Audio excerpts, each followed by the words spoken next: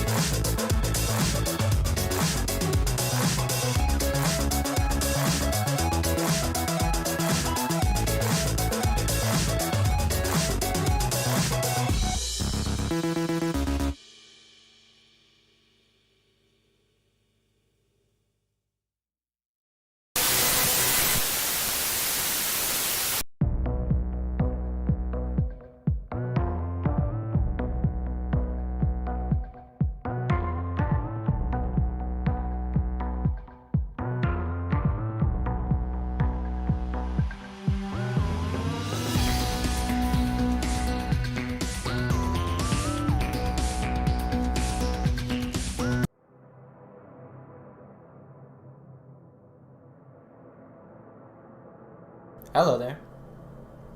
You probably have a few questions. What is this? Where are we? Did you finally finish part 2 of the carried value series you started 6 months ago? Well, not exactly. If you're new here, this is a show where I talk about things in the Proving Ground circuit that I think are interesting. We're going to take a look at some numbers, maybe make some graphs. We'll talk about some important things and some not so important things. All that matters is you have some fun along the way. Maybe learn a thing or two. Oh, and we're sponsored by Unified now. Which reminds me. Much better. Welcome back to Fruit for Thought.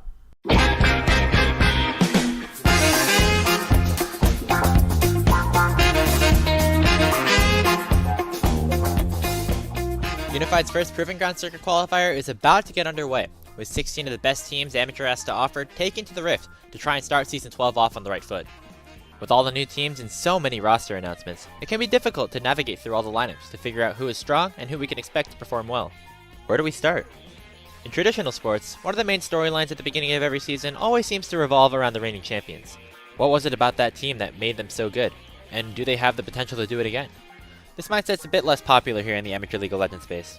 With short contracts and constant promotions to higher levels of play, roster turnover for PGC orgs is often insanely high, with very few players remaining on a team for more than a split, let alone between off-seasons. With none of the main cores of any semi-pro team from last split sticking together, it seems like there would be very little correlation between who's good now and who was good before. But let's take a look anyway. Before we go any further, we have to define who the reigning champions of semi-pro are. The most obvious answer here is Wildcard, whose main roster won all 3 Summer Tier 2 tournaments and finished the highest out of any non-academy team at Proving Grounds. However, another argument can be made for 100 Thieves next. While they didn't perform as well as Wildcard throughout any of the Tier 2 tournaments, they did have 3 of their players promoted up to 100 Thieves Academy mid-season, and with their help, literally won Proving Grounds. Technicalities aside, it's safe to say that both 100 Next and Wildcard sat at the top of the amateur space in their own way this year. Let's see how they did it. At this point, it's important to note that success in semi-pro is defined a little bit differently than at the professional level. While winning tournaments and performing well is obviously important for both the players and the teams, it's also important to develop newer, younger players into academy-level talent. While this is an overarching goal for the entirety of the amateur scene, each team has their own little incentives for developing prospects and getting people promoted. For LCS organizations like 100 Thieves and Evil Geniuses, developing young talent on your amateur team gets you early access to players who have the potential to transform into the region's next resident superstar. For independent organizations such as Wildcard, getting players into Academy is important economically. The LCS awards development fees to teams who get players promoted into Academy or LCS in the next season. This money can serve as a valuable income source for some of these organizations, who thus make it their goal to promote as many players as possible. So, those are the 2 main goals of an amateur roster. Luckily for teams, these 2 concepts seem to work hand in hand at times. If you have really good, solid players to teach your rookies, they'll get better faster. And if your young players are playing better and better, chances are, you win more. Surrounding new talent with veterans is obviously far from a foreign concept. It's commonplace in Academy, LCS, and even traditional sports. But only a few teams at the top of the amateur sphere have gone for this sort of methodology. Can you guess who they are? Here we have the experience levels of every player on Wildcard Red's 2021 summer roster at the time they were acquired. Recorded games played at the professional level are in blue, Academy or Challenger Series games are in red, and amateur and collegiate matches are in yellow. Right away, we see a pretty obvious split between young development pieces and proven experienced veterans. Bradley, Daption, and Winston to an extent were brought in as super high skill ceiling players without that much experience. In contrast, you have Brandini, Dokla, and literal LCS MVP turned player coach Arrow. While they might be more well-known quantities, these players played exceptionally well throughout the season, as well as using their experience to help some of the younger players hone their craft. 100 Thieves next is a really interesting case to look at. After some disappointing finishes with essentially a 5-rookie lineup in the spring split, 100 Thieves decided to bring in Gamsu, who has had storied careers in both League of Legends and Overwatch. Not only was Gamsu able to help 100 Next dramatically improve their standings throughout the Tier 2s, but many of the younger players also saw immense jumps in their play throughout the summer. At the end of the day, not only did Wildcard and 100 Next find success in the summer Proving Ground circuit, but 7 of their players have found themselves on Academy teams at the start of 2022. I'd call that a mission success. This leads us back to our original question. Are the reigning champs of Amateur ready to run it back in 2022? Even though none of the players on either of these teams are coming back to their respective rosters, it seems like both orgs decided to build in a similar way with the hopes of doing well and getting players promoted. On the side of Wildcard, their top side of Alorum and Griffin are 2 of the smartest, most storied players in the scene, with over a decade of experience between them at all 3 levels of play. As for young talent, all eyes will be on Minwei, who showed promise as both a weak side and strong side carry in Wildcard's developmental system in 2021. And make sure to watch out for Strampus and Rhino, 2 players who did very well in Amateur last year and are looking to take that next step to get back into Academy. Like last year, 100 Next roster has considerably less games than Wildcard's, but the strategy still remains. The big name here is Insanity, who was Immortal's LCS mid laner for the past year and a half. He'll be bringing his experience to a roster full of potential, with amateur superstars Array and Fnatic, a role-swapping sword, And of course, the 15-year-old Prodigy General Sniper. Both Wildcard and 100 Thieves Next built rosters that promoted both success and talent development last summer.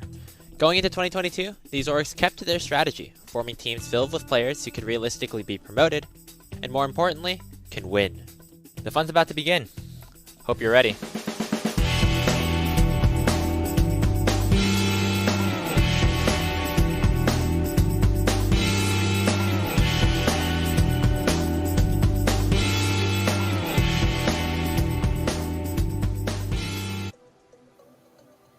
Hello and welcome everyone to the LCS Proving Ground Circuit Qualifiers. My name is Eric Desrooks Beltran. Joining me on the desk, it's an Eric Merrick cast, the no-nonsense Dean Rebel Fox Merrick. And Dean, day one already done. We're moving on to day two right now. How are you feeling about the LCS Proving Grounds?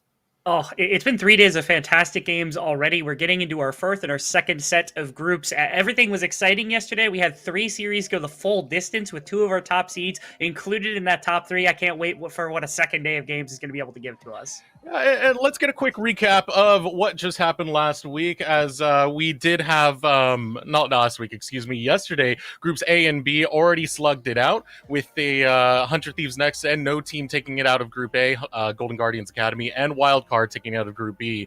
But now we got to move on to Group C and D, which is going to be played here today, and now we can get that screen up.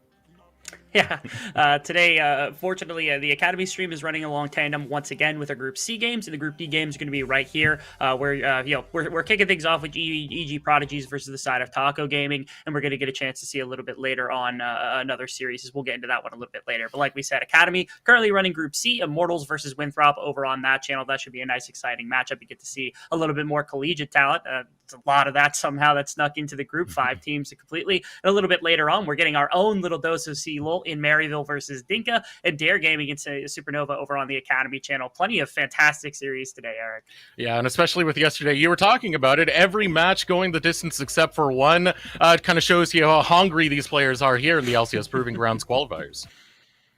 It's pretty exciting, I think. The biggest shock, of course, again, our 2 top seeds in 100 Thieves and Golden Guardians, especially Golden Guardians getting pushed by UCI the way that they did, was really astonishing. But even Team Ambition doing that kind of work against 100 Thieves was pretty nice. I think all of us expected No Team versus Radiance was the most conflicted among our entire casting department, because we were back and forth. I think it was almost a 50-50 split. No Team able to come out ahead on that one. Wildcard and Bay State, even with a 2-0, was still pretty conflicted in the earlier stages of those games. Yes, it did end up being Wildcard taking away both those games in pretty convincing fashion by the end, but actually pretty entertaining themselves. So yeah, our competition this year inside of Proving Grounds proving to be very close-knit alongside one another, even closer than maybe all of last year combined.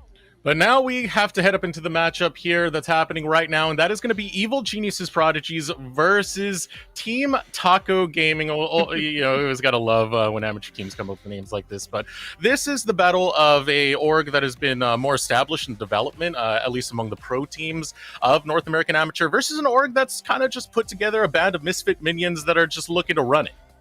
Yeah, EGP, they started off by absorbing, I think it was Zenith back in the day, and those players have pretty much all stepped onto something brand new. The majority of them stepped onto EG Academy, and anybody who hadn't, you even had like one go all the way up into LCS with Danny, who is representing all of AA. Really, really good. They've replaced all of their players since. They're rocking 5 new ones, a couple of names that you would recognize, and like Faisal and everybody else had a fantastic go of it inside of the open qualifiers, only dropping 1 series to IMT AOE, which is, again, another one of those fantastic rosters that's filling in for the LCS affiliation. Taco Gaming, on the other hand, this is a nice little scrappy bunch of youngsters that got put together by Taco himself. Hats off to him, our resident data analyst here inside of North America, or at least one of them, definitely. Pulling together collegiate talent from a lot of walks of life. You got Cozy that came out of SLU. You had Doxa, who was coming from that Winthrop championship team. You had Lynx that was coming out of Western, and all tied together, I think, with 2 pretty big pieces, especially Weiss, who stepped onto 100 Thieves just 1 year ago to be able to help them qualify for that Proving Grounds. And then biggest thing is Trickster coming back from the year hiatus and trying to show off a little bit of what we expected from him just 1 year ago. Yeah, so definitely going to be a competitive matchup here today. Taking a look at the overall shape of things, of course, a lot of AoE alumni coming over to Evil Genius's Prodigy with Faisal, Perry, Leo Sketch all coming together. Daption, someone who pretty much ran the gauntlet over last season in the summer, did extremely well with Wildcard. Now looking to continue that momentum here with the EGP banner. Is there anyone that really pops up to you when it comes to the Evil Genius's lineup and how they're looking to perform here today? I think Faisal has actually been surprised because last season he was not a bad player by any standard, but this season has stepped up immensely, being a lot of carry picks that have come out, especially inside of that open qualifier, went completely nuts. 5 different carry champions performing very admirably on 4 of them, and nobody performs well on set, so I'm going to give him a little bit of a pass on that one. So Faisal's a person I'm keeping my eye on, not to say that anybody else on this EGP roster is not good either, because they've got a ton of talent. Daption is another one that I've got the eye on. Last season made the debut inside of the Proving Ground series, or the Scouting Ground series, whatever you wanted to say beforehand, on that wildcard roster alongside Arrow, and was performing extremely well. I remember giving him the title of Action Daption in some of the first tournaments that he was playing, and lived up to that title a couple of different times when he was making it into some of the Proving Grounds type circuits. So really excited to see those two really come together for EGP. Yeah, going to be an exciting little duo to see in the bot lane as they do go against Lynx and Guise as well. Lynx, we were talking about it a little bit before the game, tends to be a little bit more of a underrated player, given the duo in the squad of Team Taco Gaming. Yeah, I think that's perfectly fair. Vice has been around for quite some time, actually. I think a lot of people recognize him even from some of the Scouting Grounds events that had come about. Stepped onto the roster last season. In fact, it's a pretty interesting little side note. We're actually getting a rehash of the support matchup from the EGL Summer Showdown in the 3rd-4th match, which was the final qualifier for Proving Grounds in the summer last season, between Weiss, who had just been the substitute for 100 Thieves, and of course, at the time, my apologies, I think I mixed that up. I mixed up because it's the EGP who's actually stepping in. It's the same matchup that he had, but it's a different support. So that's my apologies. But either way, Weiss, super talented. I've loved him for a very long time. He's stepping into a far more comfortable area of meta for himself, which is enchanters. A lot of enchanters, playing Lulu and Karma exclusively in our open qualifier. This is what he was really good at back in the day, and now that he gets to play them all the time, you're never going to see him on anything else. He doesn't have to go back to some of the engaged stuff. He gets to play the things he wants. I'm definitely excited to see what's going to happen in the mid lane a little bit more, because you were talking about it earlier, a lot of the hype that goes around Doxa. We remember the whole Winthrop war that happened with Maryville between Winthrop and how much Doxa was able to bring that, the memes of the Doxa diff. Had that standout year then, and the man has showed a lot of potential. We haven't, I feel like we haven't really seen the maximum of that potential. He has definitely shown he's very hungry and looking to show more up against Leo over on the side of EGP. Yeah, this was, I think, the first member that Taco had actually brought in for Taco Gaming that had really been kind of the glue that started bringing in the rest of the team. It's really hard to dissuade a lot of players from not coming to your team. Teams aren't going to, or players aren't going to deny an access to be able to play alongside Doxa. I will say, I think Doxa had a little bit of a rough go of it inside of our open qualifier in terms of his mid lane performance. Maybe that's just knocking off a little bit of the rust. A couple of these players seems like that might actually have to be the case. Again, we talked about Trickster, Doxa's going to have to do it, and maybe Weiss at least to some extent. But Doxa specifically, somebody that the eyes are on, because we know that the possibility is there. There's a reason he got scouted for TSM Amateur just 1 season ago, had some amazing performances, got close to getting into Proving Grounds as well with that squad.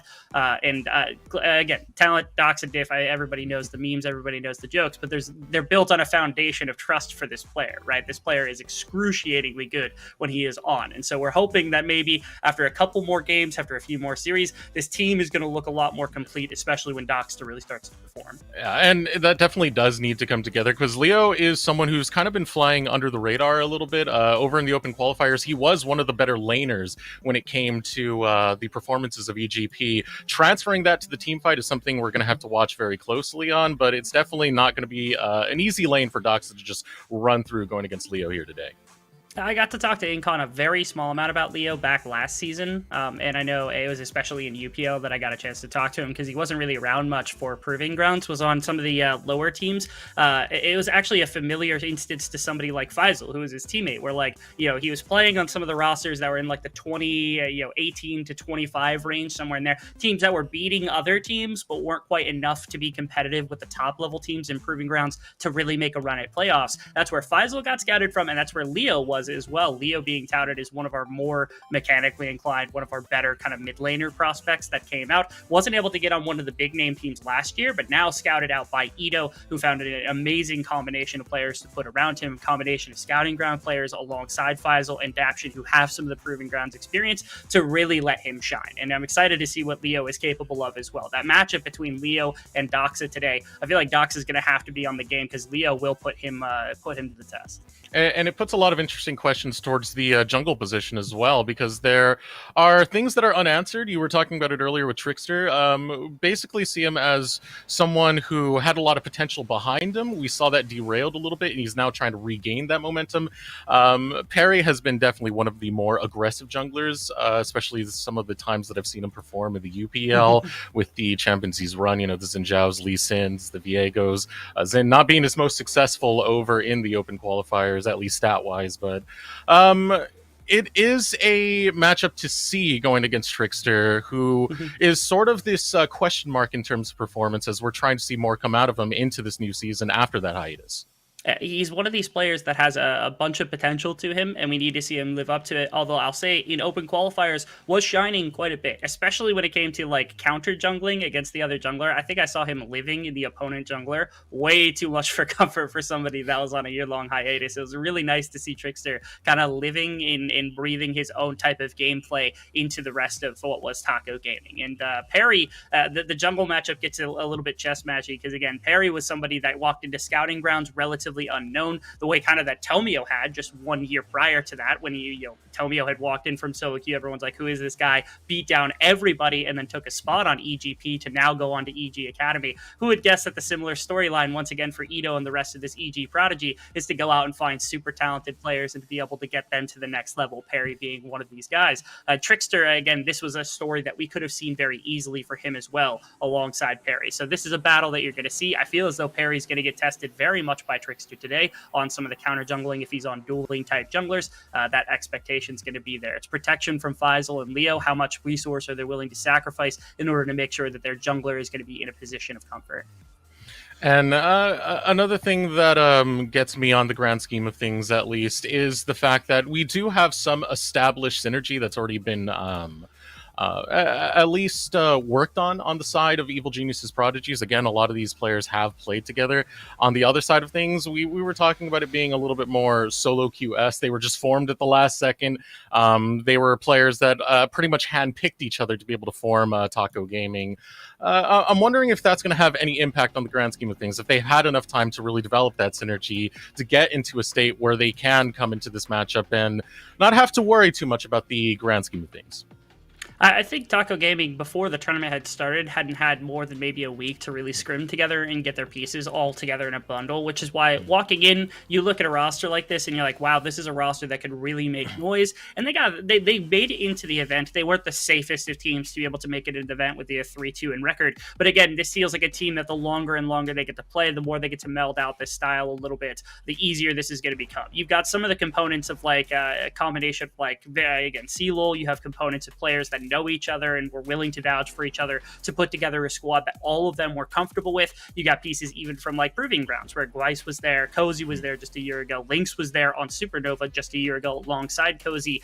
You've got relatively well-known pieces that understand what it is that they're doing. And so again, Taco Gaming at first, maybe they're not going to look as clean, they're not going to look as clear cut as maybe some of the other teams that have had a couple months to really solidify what they're going to be doing. But this is a roster that, again, I think come second qualifying really begin.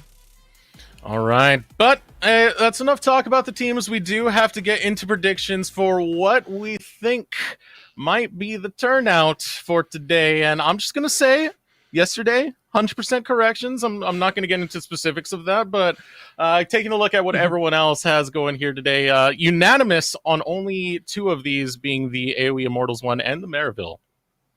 Yeah, thought process being, of course, I think Winthrop actually had a pretty rough group. They actually lost their first game coming out against Glaive Esports. I was around for that, and they looked a little disastrous. They've got two substitutes right now. They must have figured out how to play with everybody because their jungler actually ended up being a beast on the Karthus.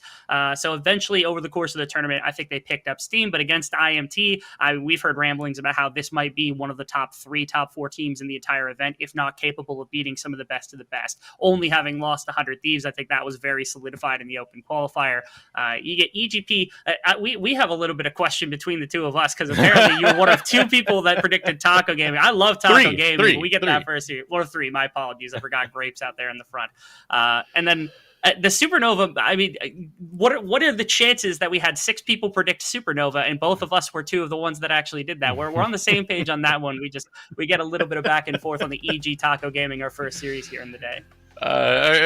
We were talking about Doxadiff and Winthrop and all of that. That's what's carrying me over right now. It's just the high from when I was rooting for Winthrop, even in the fall season Winthrop, over with my bud. So I gotta let out the fanboy in me sometimes.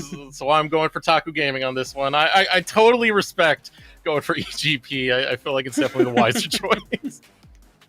I would not be upset if Taco Gaming came out and gave a challenge and even beat out EGP. Both these squads are ones that I think they've got quite a bit of talent on them. I think they're 2 rosters that even coming into the later parts of this year, into the next Proving Ground circuit, are going to have players that are excruciatingly successful in the long term, especially EGP, who have kind of built themselves on that. And Taco Gaming's players are ones that I feel like this roster might even just get picked apart because of all their players and just how well they'll end up playing by the end of this circuit. So yeah, it's a really tough one, because usually I'm like, all right, you can have some semblance of a bias, but I just can't. I love both these teams. I'm just willing and ready to see a fantastic matchup, because it's going to be an explosive one, I hope. And we're ready to get into draft. Evil Geniuses Prodigies versus Taco Gaming. EGP will be on the blue side, Taco Gaming red side. So waiting for the first set of bands to go through. Any expectations coming out of you so far, Dean? From a draft like this, I think the most interesting one that we've seen, like the ADC role has been condensed into only a handful of picks, but what we haven't seen is a bunch of supports really adapt to what has been like the Lulu Karma, which has been popping up all over the world in LPL and every other place.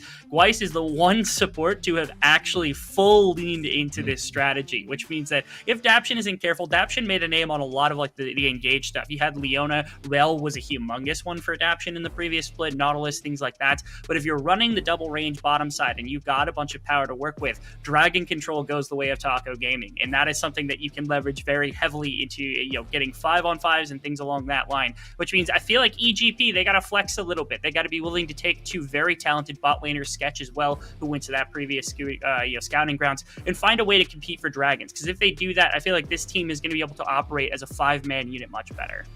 Yeah, no kidding on Gweisling into that. Every game in that open qualifiers, Lulu Karma. He's fully invested into that as the first set of bans go through. EGP going to ban away Akali TF and Caitlyn. Taco Gaming taking away the Xin Zhao Jace. One more ban left on the table. First pick will go over to EGP. And now, Lee Sin isn't taken off the board from either of these 2 junglers, but specifically Trickster is the one that I'm looking at to snag that one up. It was his most played so far, and it's the one that I saw the most inside of the open qualifier when it came to his comfort level and being able to just attack the opposing jungler. So Perry has to be ready for something like that. We did not see a bunch of champions end up getting kicked out. So Jinx, for example, is a very legitimate threat of being picked here from either team who doesn't decide, because that's probably the next up on the board after the Caitlyn comes through. So Jinx being hovered for the time being for EGP. That is going to get locked in. So Jinx coming in. You get the hyperscaling, you get the long range. Super Mega Death Rocket also does a lot of work if you can find that snipe in the distance. But Retaliation coming out of Taco Gaming, going to hover the Zed for the time being. Yeah, probably not expecting that one unless Trickster really feels confident on it. Instead, the Aphelios response or the Jhin response. The Jhin response is worse. I think it's a bad matchup into the Jinx, but we've seen some bot laners opt for it. I don't think Lynx is going to go for something like that. Lynx feels like somebody that would play the Aphelios. And then the pairing, of course, the Lee Sin in the jungle for Trickster feels like the most comfortable. My question is, if EGP decides to go for a top lane pick, that means that Taco Gaming is getting an opportunity to counterpick it with a tank, because believe it or not, Cozy Shroud outside of the Akali has actually played for like Tom Kench and Mundo and some of these other like tankier top laners, which is not what you'd expect from somebody with the mechanical chops of Cozy Shroud in the top side. So it's a little interesting to me. If you pick something that's going to be really scaly, like if you go for a Jace or something, I feel like you're willing to stoneball with Mundo, and all of a sudden top lane just becomes a black hole sink for poor Faisal. But hey, that's what we want to see, right? We want to see the wars. We want to see the fights. I don't mind. You don't want to see you want to see a Mundo in the top lane? Is that I want to see a Mundo in the top lane. Why wouldn't I want to see a Mundo? I don't think I've ever heard a play-by-play say, I want to see a Mundo in the top lane. Ever since I saw Tenacity pull it out of his back pocket randomly last year, I'm all aboard Mundo Hype Trains. As EGP looking to lock in for the support role, going to grab the Thresh as well as Viego getting locked in over on EGP's side. I know Perry has been one to not really let go of the champion so far, as many others have kind of diverted away from it. We've seen a handful of junglers kind of stick to it. It's especially good as a scaling jungler when you're able to slow down some of the very early stages of the game. Now that you're looking at Aphelios, again, you've got Jinx, Thresh into Aphelios, and what I would assume to be, again, with Lulu off the board, eventually Karma. A little shocked that they actually opt immediately for the Zoe. They must think that that's going to get banned out, so hopefully they pinch off the rest of Gweiss's pool, just making sure the Enchanters are off the board. It could leave up Nautilus as a potential counterpick to get some fight back in the bottom side, but it feels like one where EGP now against the Aphelios with a powerful level 1 can take control of the bottom half of the map and allow a little breathing space for what is Perry in the jungle. If they get two solid enough solo lanes as well, it means that they could be a little bit more supportive, prevent Trickster from really just bullying out Perry, and let him become a beast in the later stages. Even if Sketch is able to get towards that late stage dream as well, Jinx can be a menace to have to deal with. It's going to be pretty tough for Taco Gaming in this situation to actually draft, to still have some authority in their lanes, waiting for those final bans to come through. Victor and Braum taken off the map to more. Counterpick going over to TG. There's no Vex off the board yet either. This champion has been discussed. There it is. Okay, I'm happy that they didn't give that one over, because into the Zoe, if you happen to see where she jumps to, that ultimate can be in a very easy skill shot, and you can assassinate the Zoe very quickly if you're not careful. So taking the Vex off the board, making sure that two of the most powerful mid laners into this champion are going to be removed, is quite nice. That means Leo's going to have to dig a little bit lower. I always have a personal tendency to want Leo to play Lucian because he's a really gifted Lucian player, but that's not been at all anything that anyone has picked this tournament. So I wouldn't be surprised if they just went to something else, something more mage-like. I know Orianna's been a blanket pick, but I'm not an Ori fan for Leo. Leo's mechanically inclined. I want to see him on something that he can flex with. And always when you get those shockwaves, good time to see it happen. But Taco Gaming, first pick going over to them. Going to go with the Nautilus, waiting for that to be hovered or locked in. Yeah. Goes for the lock, saving the counter pick over for the top lane. Yeah, it's not shocking, but I am a little bit surprised that they didn't go for the Karma, because it's been good and it does help out with wave control against the likes of the Jinx and the Thresh. This is actually, again, this is the first time that Gweiss has played something that hasn't been an Enchanter for the tournament, which is why we're taking a bit back. But the Nautilus usually is a pick that some people are comfortable with. We've seen counter matchups where like the Thresh actually has some very good. I think it was Chime just the other night that was playing the Thresh and flexing on Nautilus with the interaction with the E, and that was enough. Leo actually ends up on his most played champion of the tournament so far in the Syndra, which is again something I completely overlooked, not thinking about it, because I was like, okay, Vex needs removed, Victor needs removed, but Syndra's been the next most popular, and Leo especially has been one that's taken this, and it's a good pick into the Zoe as well. Being able to line up the stun from where her ult position is at means it's really easy to burst out the champion. Yeah, there's a lot to threaten Doxa so far picked up by EGP, not just on the side of the Syndra, but the Thresh as well. There's a lot that can anticipate these paddle stars coming in from the odd angles. So lots of pick grabbed on the side of EGP, but one more pick to come on the side of Taco Gaming right now, hovering onto the Camille. See if they're going to go for the lock-in. I was hoping for the Akshan somewhere. I haven't gotten to see it quite yet in competitive play at all, and I know that Faisal was somebody that would play, and Cozy would have the mechanics to play it. Instead goes for the Jax. It's a brawler matchup into a Gwen that's going to be helpful. It's going to be something that can beat it down inside of the laning phase. I think it also gives a nice attacking lane for the Lee Sin, where now all of a sudden, if Trickster doesn't want to get super aggressive into parry for whatever reason, he's got a couple of lanes with decent setup. You got the bubble in mid, you got the counter strike from Cozy in the top, you got Gweiss to be able to roam around the map and help out. Trickster feels like somebody that could take over this map in the right situation with the lanes that have been set up for EGP. Yeah, so having the Jax over on the top side facing into Faisal, composition's now completely finished on both sides. I do like a lot of the pick that was coming out from EGP that I did state earlier, having both the Thresh that can roam out, try and find those cheesy Fog of War hooks coming in. Same thing for the Scatter of the Week. Lots of potential in the mid game coming out of EGP. Yeah, they've got a very well-rounded composition. My one complaint is that they don't have a bunch of engage. I'm noticing this quite a bit. Whenever you see Viego locked in, teams have a tendency to be rather lacking when it comes to the setup, and so that's going to be Leo and Daption that have to do a fair amount of the work, or Faisal on a really nice flank. I've always said that Gwen is one of, if not the best flanking champion in the entire game, at least one without CC of any kind. On the other side, though, again, I think Trickster has a way to really throw some problems into the EGP camp when they hit into the mid game. Because of their lack of real, true engagement. When you're sitting with a Nautilus, you could fish with a bubble, you could fish with Gravitum ultimate from the Aphelios. There's so many different ways that you could surprise engage on the EGP that a solid enough early game control, especially around some of the neutral objectives, could force EGP into situations that Taco Gaming can exploit.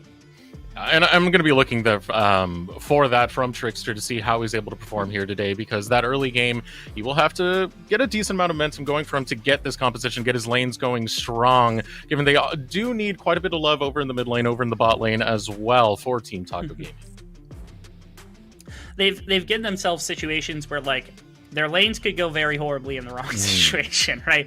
Like, your Aphelios Nautilus is a good pairing together, but at level 1, again, if the Nautilus isn't careful and you don't get a good hook with an Aftershock off your relatively squishy into a Jinx, that can just hit you from too far of a distance. It's a matchup that Daption, I'm sure, if he's well-versed in, could bully out from Gweiss. And then, of course, topside, you have a Jax. That's a great champion if you leave it alone for long enough. We've seen what it can do in that situation. But again, if Perry decides to get aggressive, or if you see Leo start roaming across the map, things along that line, all of a sudden, if Jax falls behind, if your Aphelios falls behind, you've already got this amazing team fight set up for EGP. They don't have to worry that much. I feel like they're comfortable taking either a gold, like an even gold state, or even just any sort of gold state that is around the same area. So long as EGP is competitive, they're going to be comfortable with the place they're in. It really will take Taco Gaming finding some sort of aggressive movement to really get themselves into a comfortable place in this game as well. And that's what makes me at least a little bit nervous about my bet so far, is just in order to set up the win condition for Taco Gaming, it is much rougher for them, where EGP have much more flexibility in the way they can play this out. You were mentioning earlier the only problem they are having where in their composition is the engage, but still the potential is there even without that engage. Just having those tools to find the long range pick to follow up is quite disheartening if you're looking on the side of Taco Gaming, if you're a fan of Taco Gaming, if you're breaking my heart like me right now. One of my favorite things about a composition like this from EGP is, while yes, you don't have a bunch of engagement to work with, something you can do is leverage that if Taco Gaming decides to go for dragon stacking, they have to commit to that as a win condition if they're not ahead in gold. So if you're trading Rift Herald for dragons and you get both Rift Heralds, you end up 2, 3, 4k ahead with a composition like this from EGP. And all of a sudden, Taco Gaming, they're like on 3rd dragon, even 4th dragon territory, and they're like, oh, we're going to take this. All of a sudden, EGP comes creeping in and they're like, hey, guess who's ahead in this game? Guess who's got a solid composition? Guess who doesn't even need to engage because you're boxed yourself into the river? All of a sudden, things look a little precarious. I think Taco Gaming has to be on top of that as well. Again, the control from Trickster really is something we're paying attention to. Try to deny things like that from EGP, because again, you don't want them walking into a team fight with a 4k gold advantage at like 15, 20 minutes, because that's just going to spell the end of you. I mean, you do have some decent skirmishers over on the side of Taco Gaming. That's one of the hopes, that those skirmishers are able to get online before we get towards that state where EGP are able to just bully their way into any fight whatsoever. But that is still a hope. That is still a condition that is one that's going to take some time to at least set up for Taco Gaming.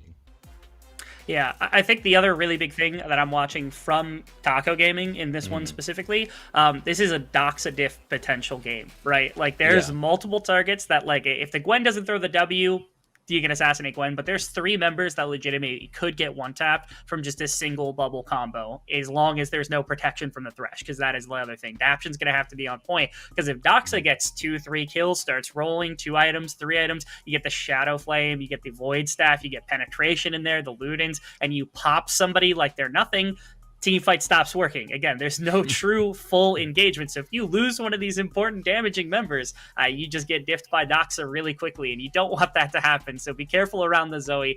Keep an eye on her. Make sure that Doxa's not pulling a bunch of ambient gold either, because that could be one really easy way for Taco Gaming to just kind of break up any semblance of a 5-on-5. And it feels like kind of a rush in that situation. You have Doxa on one side who's looking to get that snowball, who's looking to get that one pitch perfect paddle star right into the face, get someone eliminated, but also also on the other side, you still have Sketch, who, if he is able to get a kill, gets excited, gets harder to take down, gets harder to pinpoint, and will be able to just run the battlefield on this Jinx. So that's something that will have to be kept in mind for Taco Gaming. You know, you want that pinpoint target, you want to take him down, so you don't get that excited, you don't get that Jinx running the entirety of the map. Yeah, there's so much that I think is actually held very much so that the first 5 to 10 minutes of the game is going to answer for us. Just between, okay, is Trickster able to accomplish a bunch of map control stuff? Who is going to be controlling towards what area of the map? Are we going to see Taco Gaming really fight for the Dragon and give up the Rift Heralds? Are they going to go for the Rift Heralds, understanding that this isn't a composition that they want to fall behind in terms of gold? Are they going to give up those Dragons in exchange? Are they going to try to fight for Doxa to get ahead in the game to be that one really big difference maker? Are they instead going to attack for their Jax and get the Jax going in a side lane? Like, there's so many different variables for how these games can be played out. It tells me both coaches know exactly what they're doing. They should have styles that they're hoping to bring into a game like this. And I, for one, I think it's going to lead to very exciting, very variable gameplay we don't get to see too often. Well, let's see how that plays out as we are ready to hit the Rift. Evil Geniuses Prodigies versus Taco Gaming. Let us know in chat who you think is going to win. As for now, the 5-man spread as the battle lines are drawn. First match of the day here on the LCS Proving Ground Circuit Qualifiers. This is, I think, the first time we haven't seen...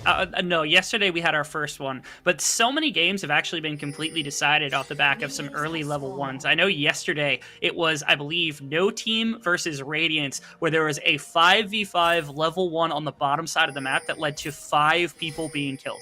I wonder if that one clip was enough to prevent teams from going to anything crazy, because it determined Game 3. Literally, Game 3, I think, was just won off the back of that 5-man fight on bottom. So. It's kind of those things they shown, like when you're a kid, drugs not even once. This is your where they smash the egg with the frying pan. They just show this over to all the teams, and nope, no more, not even once. No more of those 5v5s invades. Yeah, we've seen a couple people fall victim to, especially like the 5 people up one of the side lanes and then running down into the river. So didn't get that from either team in this particular case. I think it would have been valuable actually for Taco Gaming to maybe have it so that Daption didn't have control of the mid rush, but they know that they're going to fall behind in wave clear. The Affiliates doesn't have an ability at level 1, so they're not too concerned anyway. They're just going to back up a little bit. They're going to stay a little further back. They're going to be okay with the Jinx getting control of the lane for now. They're not going to worry too much about it. Even Trickster isn't really concerned. He started on bottom, pathing towards top. Seems like at least on the face of it right now, Trickster is going to be a bit more concerned getting the Jax and the Zoe in a decent place in this game. And Perry's actually played into that. He's going to be clearing down towards the bottom side as well. So maybe not the defense there if Trickster is able to find something. Yeah, it should be just pretty much a standard start for both these junglers ending on the bot side. We'll be able to get that. Scuttle Crab has priority on the bot side as well, but that might be completely null right now as Trickster starts heading towards the mid lane. Sleepy Trouble Bubble's going to land.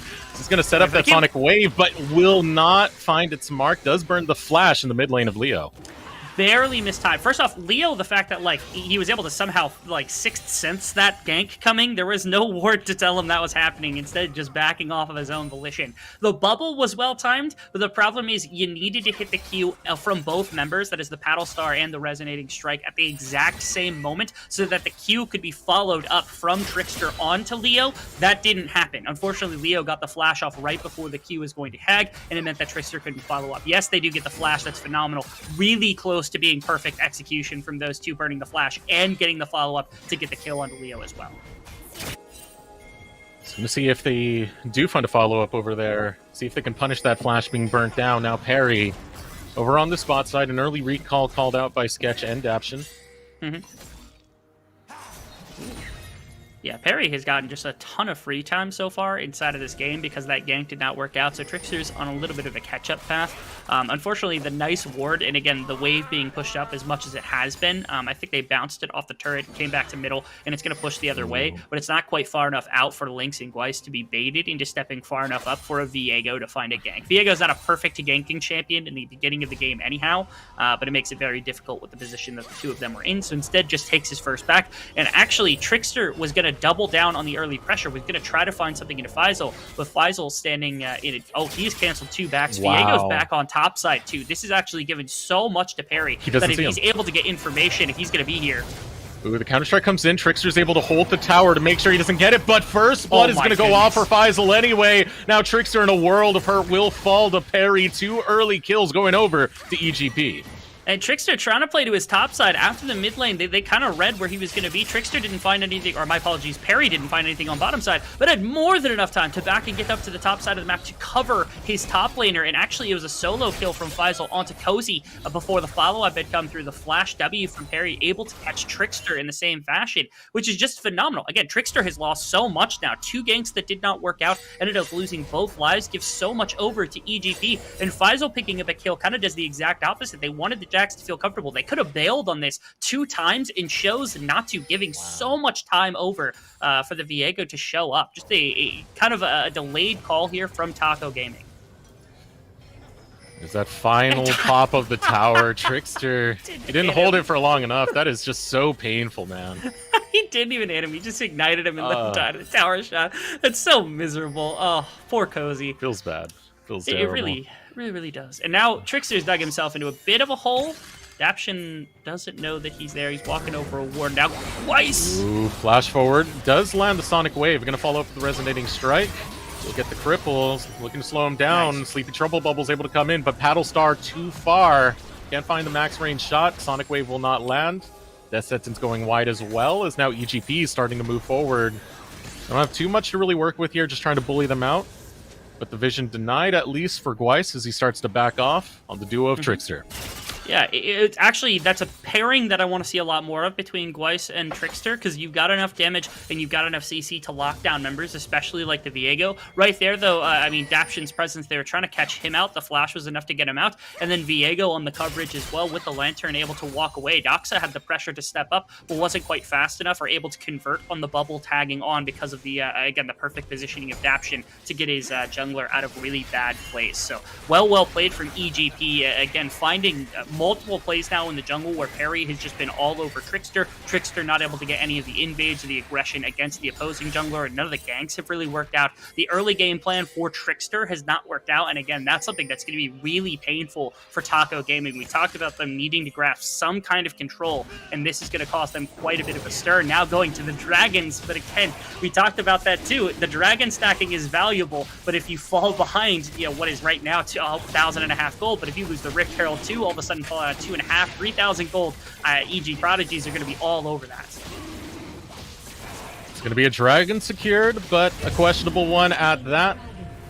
The teleport back to the mid lane coming out of Doxa. Definitely a rough place for Taco Gaming in this early game, all things considered.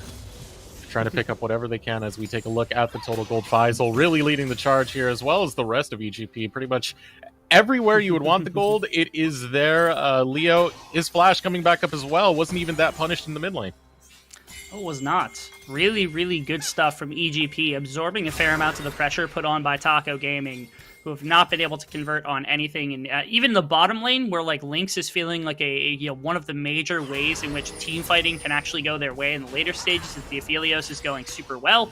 I mean, that's not even ahead of the Jinx. The Jinx is able to take over fights just as easily. It's going to be really important to hit some of these cooldowns. Like you're saying, wow, the bubble just missing outright onto Leo. The coverage is here from Daption as well. They find nothing to convert into mid lane. EGP looking around, but you can see they're also posturing to top side. Daption's going to convert up here into Rift Herald, and Taco Gaming understand they're going to fight right now. Going right on to Daption, trying to get the damage through. They're going to find it, standing as a 4-stack unit. They're going to look for more as they set their sights onto Perry, who tries to counter, but will fall to Gweiss in the process. Sonic Wave lands onto Leo, but no follow-up as he's able to get under the tower, but Taco Gaming able to return to get 2 on the board. Really important that they actually get this play to work. Not only because they've got 4 members up here, they throw a lot to sacrifice, potentially losing a bit of the top lane wave and money that could be going into the Jax, but it is imperative that they do not give up this Rift Herald, because again, that gold lead could spiral very quickly out of control, and that means that their dragon stacking is effectively wasted. Faisal's here. I don't think he actually wants the full engagement, although he could drive Trickster off. Weiss is here as well to be a bodyguard. He's going to go for it. He's trying to get the Rift Herald, will be able to pick it up. Faisal trying to get the kill off that one. Paddle Star comes in. It's not going to come fast enough to get the kill before Trickster goes down. A 1-for-1 trade.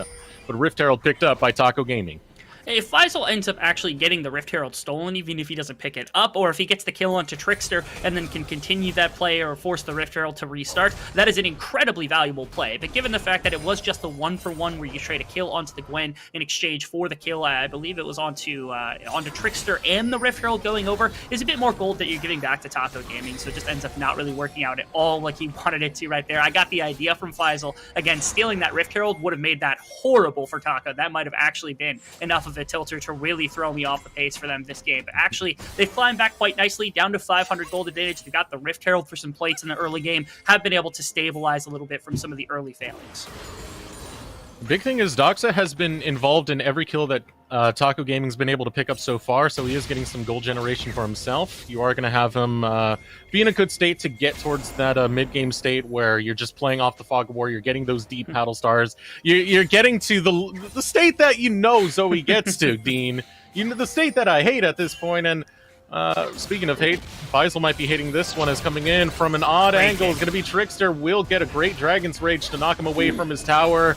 Now the gank followed up beautifully. Cozy getting a couple more whacks. Good old leap strike to finish it off, and Cozy gets a kill in the top lane. Yeah, finally being able to capitalize on a bit of the pressure towards the top side. Doxa also able to get away. To clear a bit of the wave, too. I was hoping he wasn't going to get punished for that, because Perry, if he finds a W or if Leo finds a stun, that could be problematic for Doxa. But instead, it's just topside pressure that's well converted on. What a bubble! Sleepy Trouble Bubble and Paddle Star does land, looking to find more. Throws out a Paddle Star point blank onto Leo and dances on him. The disrespect, Dean. That's the Doxa diff right there, baby. That's what we were talking about before the series started. Taking the gank coming in from Perry, attempting to help his mid laner around and get him a nice clear. And in goes Doxa. I think it was Leo maybe not respecting that Doxa could just throw the damage at him instead of at the wave, anticipating that maybe he was going to try to clear the mid. And when he hits him with the Paddle Star in the bubble, he just had no response to it. He has flashed that whole time, and Leo can't even get away fast enough to actually respond. He wasn't ready for Doxa to full engage on that. That, coupled with the topside play, where they get to kill onto Faisal, they get a full top lane tower, has actually completely flipped the gold lead on its head from just 5 minutes ago, where it was 1,500 for EG Prodigies. Taco Gaming has found the strikes to get their Jacks in the right place, and especially getting this Zoe going. This has been great from Trickster. They failed that topside gank. I thought it was disaster being spelled out, and they get back the Rift Herald. They get back a lot in their back pocket. Really, really good recovery. And right now, Perry nowhere near the bottom lane. Not much to really help out if they do go for this dive, but they are going to be able to clear the minion wave fast enough. That's one of the good things about having this Jinx with the rockets. It's going to stop that dive from happening. Trickster, Twice, now rotating around this Drake. Going to secure priority on that.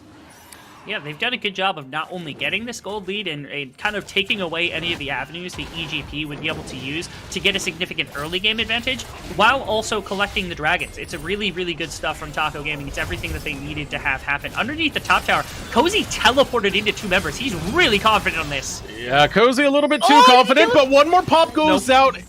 It's not enough to finish off Faisal, so Cozy sacrificing his life on that teleport there. Headed up is Doxa, who was dealing with a little bit of handings with Perry, but ultimately Taco Gaming will be able to get the Drake, but now they're looking for more as they set up this dive, going deep onto the ADC. Sketch is forfeit as Weiss is able to get him down, but it will be a trade. Trickster actually taking him down in the process. Sonic Wave goes out, looking to set it up for an angle, does not follow through. Leo too much of a threat. Bottom side, they end up getting an additional kill onto Trickster. They end up getting the Dragon, which is positive. I'm a little curious about the Cozy teleport. I was pretty sure that they were already at the tower when he pressed that teleport. I don't think they collapsed on him while he was there, so just kind of teleporting into a rough situation where maybe he was going to be able to collapse on. Ended up throwing this play a little bit more out of whack than I think Taco really wanted. But again, they're not losing too heavily here on any of the plays, even when they're trading back and forth, because they've got control of the major neutral objectives that they want to play around. They can kind of decide where their composition goes from this point, because again, it is a little bit difficult for the side of EG Prodigies to really pick and choose and enforce the willpower that they've got, even if their champions are doing pretty well in the game. They're not down too much gold, but it's more so that Taco Gaming has kind of been controlling all of the pacing so far, with a combination of the Lee Sin and the Nautilus being able to make a lot of plays. So you can look at the state of the game, relatively even in gold. A kill lead going over to Taco Gaming. First items complete for the entire top side of the map, with the Gale Force done for Lynx as well. Now Taco Gaming starting to, like sharks in the water right now, as they start encircling a lot of Evil Genius's Prodigies jungle, getting deep vision into there. You can already see Cozy being a lot of a nuisance over towards his top side as he steals away a lot of the jungle camps of Barry. Yeah, just making sure that Perry gets slowed down a little bit. Currently ahead of Trickster right now. Ooh, Doc's found himself in a pretty bad place. Ooh, nice flash there. We'll be able to get away from Perry. Still, though, the tower, not long for this world. Minions falling, one more auto able to do it. Sketch takes it down. Good coverage. It's EGP who, again, are finding responses to the right place, where, Cozy on one side of the map has a lot of, pressure, has a lot of warded to protect him. You don't want to leave him completely alone, so they've got their bottom lane in with, and that allows for the bottom side of the map to be a point of contention where Perry's able to live. He's not super afraid of Trickster in the one-on-one, and so he's there to cover for Sketch, where Sketch gets an entire tower, and Doxa can't just be there. Has to burn the flash, gets a nice bubble to be able to get out of the situation. But again, the important part was getting Sketch a bit more gold. They understand one of the win conditions for the team is making sure their team fighters are going to be on pace, and right now Sketch has pulled enough gold to be able to match what it is that Lynx has had so far inside of the game as well. Kraken Slayer's done, boots are completely done. Sketch is going to probably receive a fair amount more resource, a fair amount more attention from EGP, just to make sure that when they do get their opportunity to go for a bigger fight, they're going to have the damage necessary for it. See right there, Trickster trying to set up for the scuttle, but Perry will be there faster. A ward spots out Daption, ensure that Trickster wouldn't be in a bad spot. Backs off, concedes that scuttle. Control coming out of EGP towards this Rift Herald, but they got to keep a close eye on their mid lane as well, because setting up is going to be Taco Gaming. A safeguard away, the box going to be wasted. Daption will not get Trickster close enough. Sonic Wave does land, but will not follow through. Taco Gaming now rotating towards the Rift Herald. Nice combination of guns from lane. Ooh, okay. Misses the Moonlight Vigil. That could have been a pretty decent way to start things off. They continue to fish, but they're hitting nothing. That feels really bad for Taco Gaming. As they use a bunch of siege power with the Calibrum and the combination with Zoe to just have all this range to threaten Sketch underneath the tower. They're able to enforce their will on the mid tower and then walk directly upriver. They've got control of the top side because they brought down that top tower. Now with mid tower down, they basically control the top side. They get second Rift Herald as well. Again, kind of closing off as many ways as possible for EGP to get gold to the best of their abilities. They're still the top in the mid tower. I expect for Sketch to start heading towards those specifically to not only catch waves, but also to try to pull down those structures to get more gold into your Caitlyn to the best of your that you can.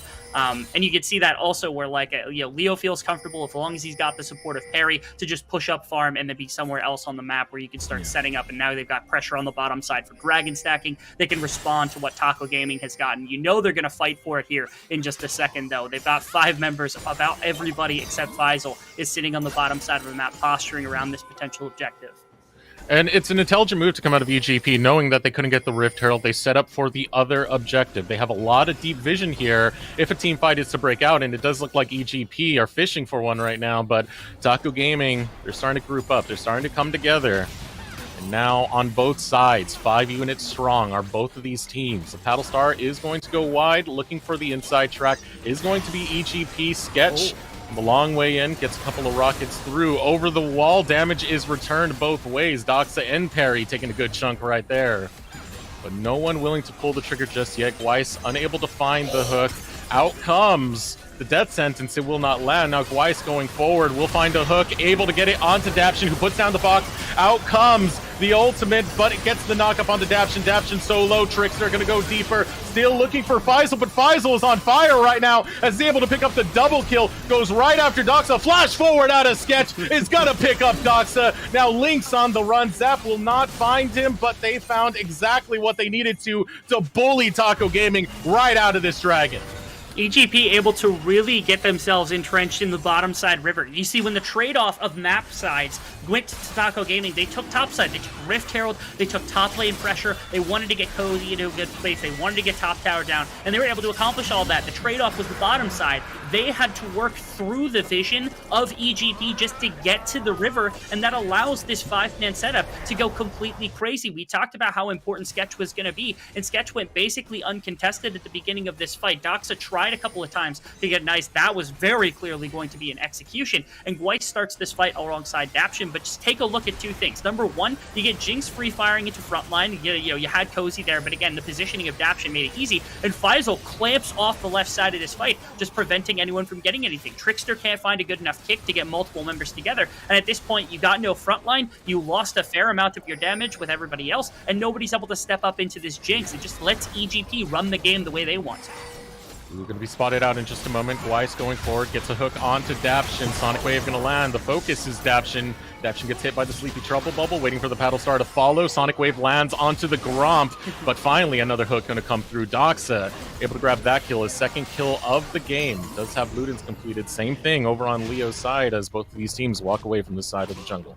Map's still just completely split, where one side is owned by Taco Gaming, which is of course this top left side of the map. The bottom right has been owned by EGP, and you can see the willpower still being enforced as much as possible, giving the safe farm to whoever you want on the top side of the map, where your control usually is going to be held. That tower being round on the bottom side, you have to play a little more respectfully. It's why you see Cozy not really going past and able to find the pick inside again, and asserting their dominance over the territory that they've claimed from the earlier portions of the game.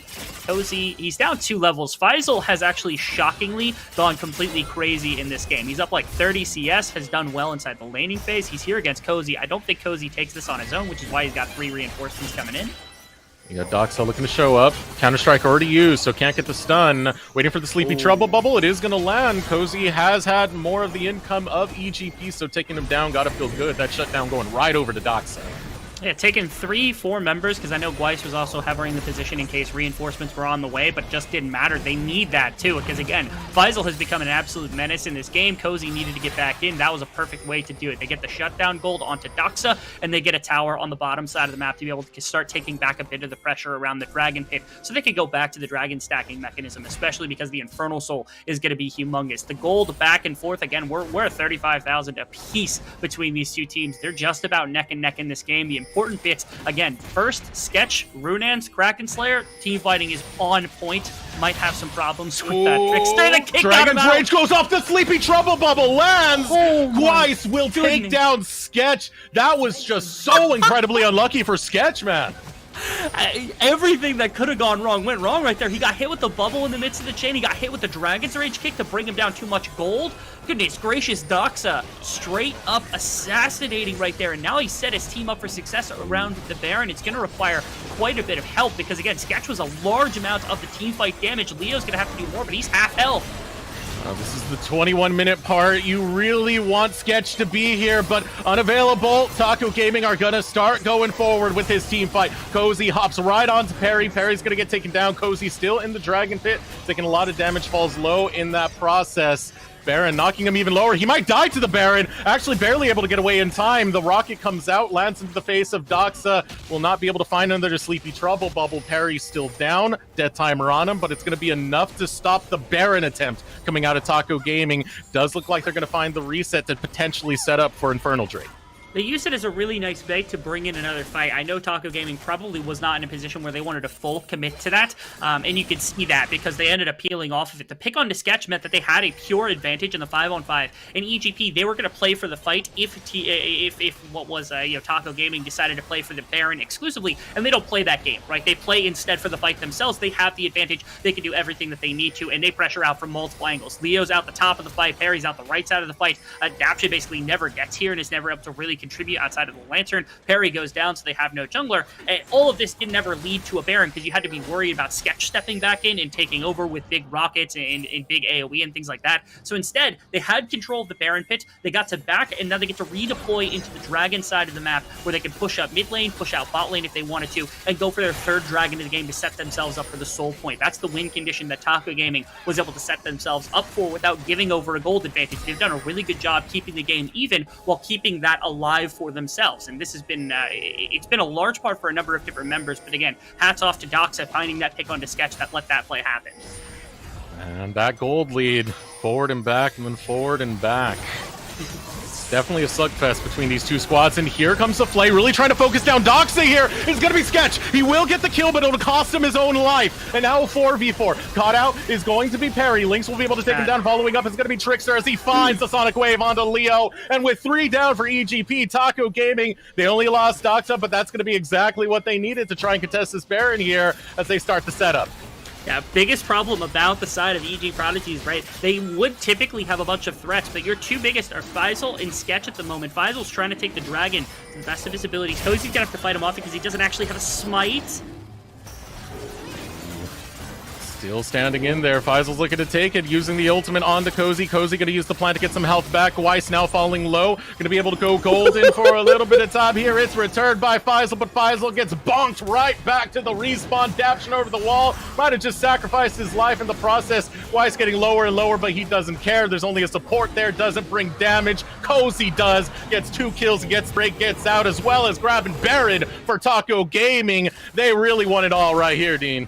They're understanding how, in every single situation, to put themselves, that EGP can't get a nice situation. At the beginning of this, we saw that Sketch kind of went down in a trade-off with Doxa, and Sketch is your biggest team fighter alongside Faisal. I want to see how it happened, because I think he stepped just too far up. Of course, Doxa is fishing to get damage onto as many members as possible. Great from Daption to find a nice pick, but you're right on top of Vision. They know you're there. Yes, you get the shutdown, but now you lose, first off, you lose out Sketch, and then you see members on the top side of the fight, but you don't have anyone to frontline, no one to CC with, and that means that you lose Perry, who was trying to do that, and Leo was half health from that trick, or from the Doxa combo, and that leads to the Baron and the Dragon going down at the same time. Faisal could never get into that situation to really help out the remainder of his team, and now you've lost, Soul Point has gone over to Taco Gaming, 4,000 gold lead, a Baron buff to bring down the rest of these structures. Everything's fallen apart. EGP was not able to hold on to this game long enough to get around one of these big objective fights where maybe they could take things at least not comfortably. Now they have to be very careful. They don't want to give up Infernal Soul. That is a death sentence.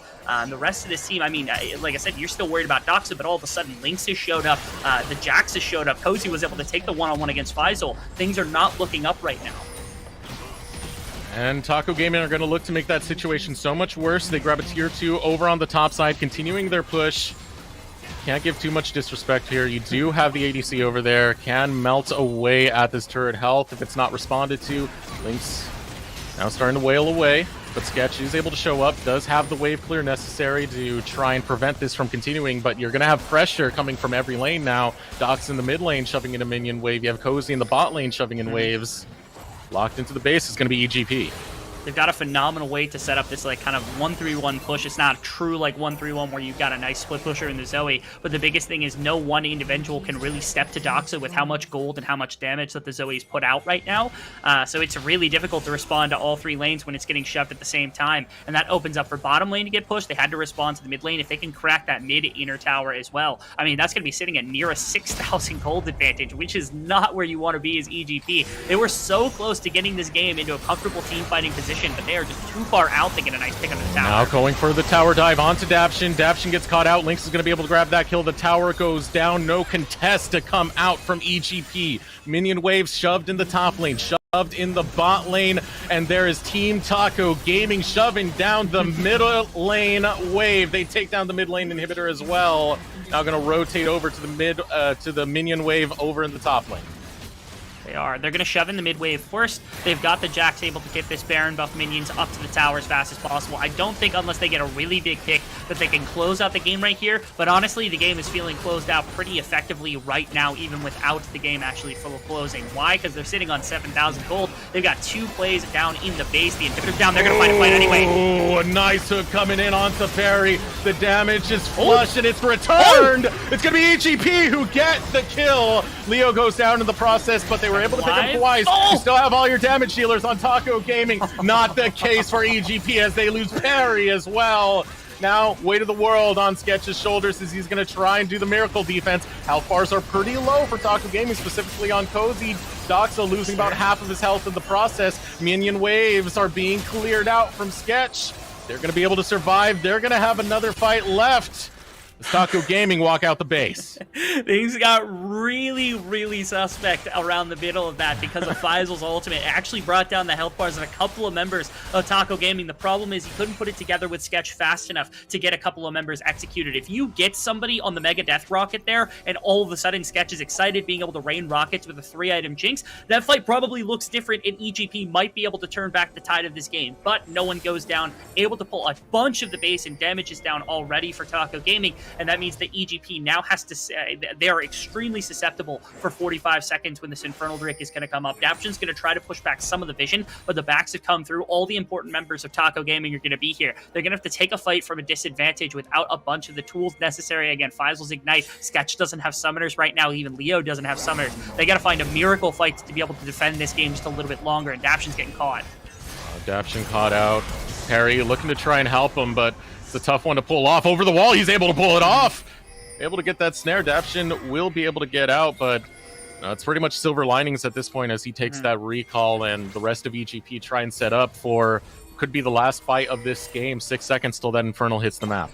And Dox is going to be a pest by getting into a very solid angle to find some plays. They're going to look for an engagement and a parry. If they kill him, game's over. A lot of damage onto Lynx, able to take him down. Now Trickster trying to walk away. Runs critically low, barely gets away from the back end of that ultimate. But Doxa still moving forward, still getting the paddle stars, making his presence felt. Low health bars are starting to come in for EGP. Daption, Perry have to be very careful because Doxa, he just needs one paddle star and he can ruin your day. Over the wall, shoots another one, almost finds Daption. Daption by the skin of his teeth, able to walk out and walk back towards this blue side jungle as another paddle star lands. Faisal low, Daption low, Perry half health, and little bits of damage on both Sketch and Leo. But here comes the attempt coming out from Evil Genius Prodigy. He's trying to find it. It is going to be picked up. Here comes the teleport. Looking at Joyd. It is going to be Cozy going for the back door. He doesn't give a damn about that team fight. He doesn't care about anything else but taking the dub in this game. So go take that team fight, EGP. Team Taco Gaming are going to take the win. EGP, they try to mount some semblance of defense. They get an execute onto the Aphelios at the end of the game, and things started to maybe look up, but they forget the top lane, the mid lane. They were already crippled from that previous push, and a teleport ends things for Taco Gaming. Decisive teleport to end things out. Stalled around that dragon play as well. They were able to hold out enough time for the wave to get on the tower. A lot off of Doxa, a lot off of some of the pick potential coming out of him and Gweiss. What a game from Taco Gaming. They got off on a stumble and ended up in great fashion taking a game over EGP. What can you really say about that one? We kind of like worded this team to be the Misfit Minions. They're just thrown together. Well, they played like it as well. This was a very chaotic game. There was just there was fights going on left and right, front and center, constantly trying to fight back and forth. You saw the gold lead sway to Evil Genius's side, then Taco Gaming, then Evil Genius's, then Taco Gaming, but that final sway, able to hold it down. Team Taco Gaming, that was some good stuff right there.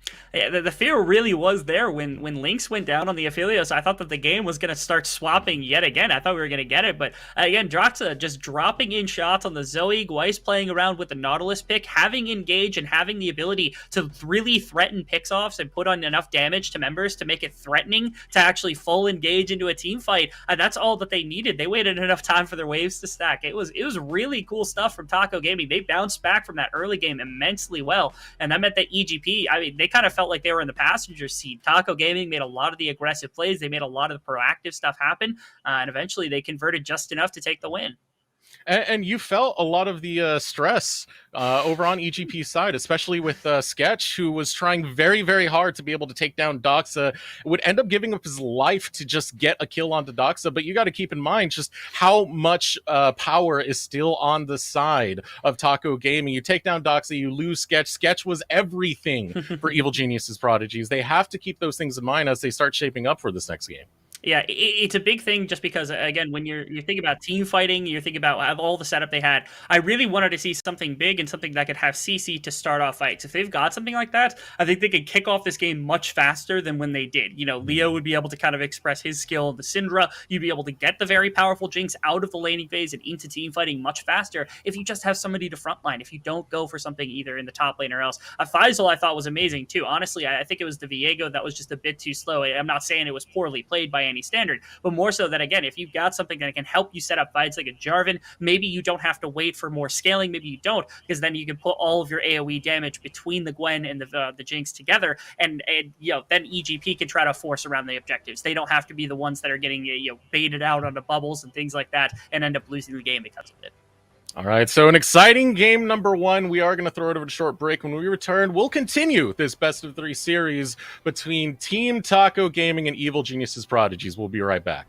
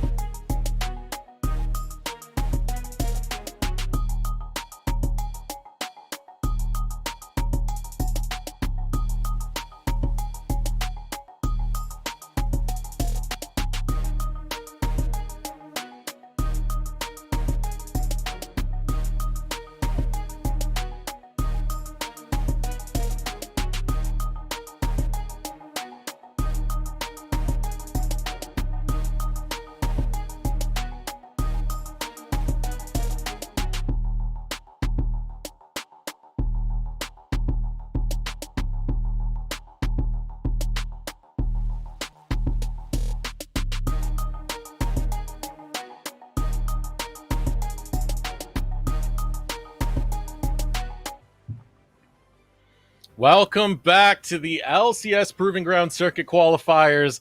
After that matchup, Dean, I'm not sure what to say. Taco Gaming coming out ahead, thwarting the expectations. So yesterday, this also happened because yesterday we had both Golden Guardians and 100 Thieves lose in their first games. And today we have not only Taco Gaming, which is a little bit less of an upset over EGP because there is some competition here, right? But the expectation is EGP. Winthrop also beating Immortals on the other stream. They are not letting anyone have a nice short day, not living up to expectations. There is a unreal amount of competition between our first and our 16th rated teams, obviously, within this tournament, because we have time and time again been tested with some of our top seeds so far. It's the Winthrop underdog buff. That's really what it is. Like Doxa, you might have left the team, but it's still there. It's still netting within him. And Team Taco Gaming, it looked great, man. What more could you ask for them? Soft tacos, crunchy tacos, por qué no los dos? They got it all. Shrimp tacos. You could add Captain Shrimps on the team. It's the only thing they're really missing in the grand scheme. But hey, you got Doxa in it all. I am satisfied with the way they were able to perform that one because it seemed like a team that knew what the win conditions of EGP was and played to beat it before that timer came through. Yeah, it felt really nice because they have their own composition set up. They've got their own win conditions that they're trying to set up. But the biggest thing is that they're preventing EGP from living to their own expectations by any standard. And EGP, once they kind of lost those first couple, they started to flounder a little bit because it was like, okay, what do we do from here? How do we get back into the control of this game? And never really found an answer to that. And again, that's kind of what Engage is for. That's what like big team fight setups are really for, is being able to throw everything into disarray if you can find one big pick or one big ultimate and like it's some sort of Engage to get all your damage in at once, because it completely turns the fate of a game. It's a lot harder to do that when you don't have that big kind of forcing move to work with. So I think it was really nice from Taco Gaming to be able to understand that and to go, okay, if we just control it sounds really weird to say this, but it's like if we control everything, they have no moves, and we just win automatically, which is kind of what happened in the end. A couple of really nice mid-game team fights too also put them in a very solid gold lead, which is what they were able to exploit to do all the damage that they needed, especially around that Baron. The big pick from Doxa, as well as the pick off immediately onto the Viego, kind of led to this domino effect that got them into a position to take Baron and crack the entire base. But they had to get themselves into that position more than once at least, because EGP were able to bring it back. We saw some good performances coming out of Sketch when it came to the early game and being able to get the assassinations onto Doxa. Just those long-range rockets, they do damage. Faisal as well had a pretty good performance that game. So EGP, they're very much still in the runnings for this one. It's definitely a game where you can't count them out as a whole with how back and forth that game was. But you definitely know something has to shape up. EGP now selecting blue side, gonna stick with the same side that we have right now. I really do think that there's a number of teams that I've seen at this tournament that I would like to see running slightly easier compositions, or something that has a lot more of a definitive arc to it. What are we deciding to do? Because playing for Rift Herald and then immediately losing out on the first Rift Herald and not finding a way back into the game from that point is a little bit difficult. So again, for EGP, it's a question of what do we do right? Like what is it that our players are good at doing? I feel like Daption being on something very hard engaged. The Thresh was great. It had some nice protective moves, but again, something like the Rel, something like the Nautilus itself that allows you to make a more forcing move or make a bigger team fight kind of impact would actually also make a big difference inside of a game like this. And I think EGP should be a little bit more open to something like that. So the first difference in bans so far, first one that's going to pop out is going to be the Lee Sin Trickster. Not going to be able to play that again, which he did have a good performance on it, ending up 3-2 and 11. Definitely had a lot of agency when it came to bringing back those gold leads, swinging them back into Taco Gaming's way. Yeah, it was, I wouldn't say that it was like an ultimate Lee Sin performance, and after that like initial gank, I had my questions on it, but there were good kicks from Trickster. There was nice decision-making from Trickster. I don't think there was anything inherently necessarily about the Lee Sin that game that really would have forced me to necessarily take it away outside of the control that I had in the early game, but there's other champions that can accomplish the same thing. Sin Zhao's got to be one of those that you can consider as well as being on that kind of idea. So here, if they decide to go back to the same thing where they go to the Viego very quickly, and give Trickster something that commands, I feel like that you're not going to lose too much, even though the Lee Sin's off the board. So for EGP, at least, I feel like it's more of a systematic change that needs to happen in the jungle than it is just the Lee Sin being the big overarching problem here. So another ban change that's going to come out. Not going to ban away the Xin Zhao this time, so it will be left on the table. And EGP, notice that right away. They're going to first pick that Xin Zhao and log it in. That's what we're looking for. That's what EGP needed. I like that. It gives Barry a lot more agency in the earlier stages, especially with no Lee Sin. I wonder if Trickster is able to take Trundle. I've seen Trundle absolutely bully this pick in previous games, even inside of the group stage here. So I'd be excited to see that one, especially because, again, the pillar is so valuable, being able to take away any front line. And again, the control that you've got still is in the favor of Trundle, even if it's not like completely absolute. It's still 100% there if they want to. Blyce actually, again, going away from these Enchanter type supports. No Karma, no Lulu, goes immediately for the Aphelios Thresh alongside Lynx. And Trickster has had a bit more of a diverse champion pool in the open qualifiers, at least so far. So there's might be a few things you can pull out of that hat, as the next lock-ins is going to be the Thresh as well as the Aphelios locked in for the bot lane duo of Taco Gaming. The response right away, Sketch going back to that Jinx. It did work out all right when he was able to pick up those kills, when he was able to get excited. Big thing here is going to be that positioning. And now we get the reverse matchup where Daption's going to be the one on the Nautilus, potentially, and it's going to be Gweiss who's on the Thresh. A couple of times we saw Daption able to disengage from the Nautilus pretty well, but oftentimes wasn't in a perfect position to full disengage. Oh, wow, Trickster. Okay, see, I haven't seen too much Olaf yet myself, but I know it's popped up at this tournament and some of the other ones, and it is something that just never wants to stop fighting. So if you want to enforce your willpower, if you want to walk into the enemy jungle the way that the way that Trickster has been doing for the majority of this event, this is definitely a champion to keep your eyes on. Yeah, a champion that's able to hold you down, get the slows, keep throwing in the axes. The lower he gets, the more DPS he's able to do. That lock-in going over to Taco Gaming as the second phase of the draft comes in. Vex going to be the first ban for Taco Gaming thus far. And making sure mid lane pools are both going to get pinched off as well, because of course Doxa and Leo both have the champions of choice. I doubt we get the Zoe through. Yeah, you definitely don't want the Zoe to come through. That was one of Doxa's bread and butter champions. And again, Lucian was on both of their kind of dockets as well, but we only get a nod to that. We won't ever actually really get to see that most likely in this. So just taking out power, I think Syndra should probably be a ban to consider from Team B, unless Doxa really has something beyond that to take away from it. I like that ban too, because Faisal kind of was crazy on the Gwen in the previous games and not wanting him to be able to fall back on that pick a second time. Yeah, that first team fight that they were able to get their lead, at least one of the first leads that EGP were able to pick up, Faisal was able to get a double kill at the start of that on that Gwen, so had a big impact when he was able to grab that champion. Now not going to be able to go into his pocket as the final ban comes through. As you said, Syndra taken off the map, pick goes over to Taco.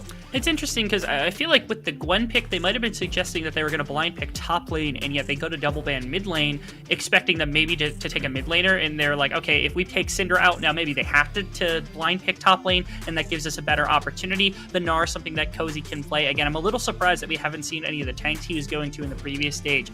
That's a pick that I actually am in love with in the top lane right now. I think it's super undervalued by a lot of people, but its ability to take Fimbulwinter if you want, to go into more AP if you want, the lane control, lack of ability to really like put a bunch of pressure into it, is like a perfect sandbag pick that also team fights really well. It's an amazing pick right now on the top side.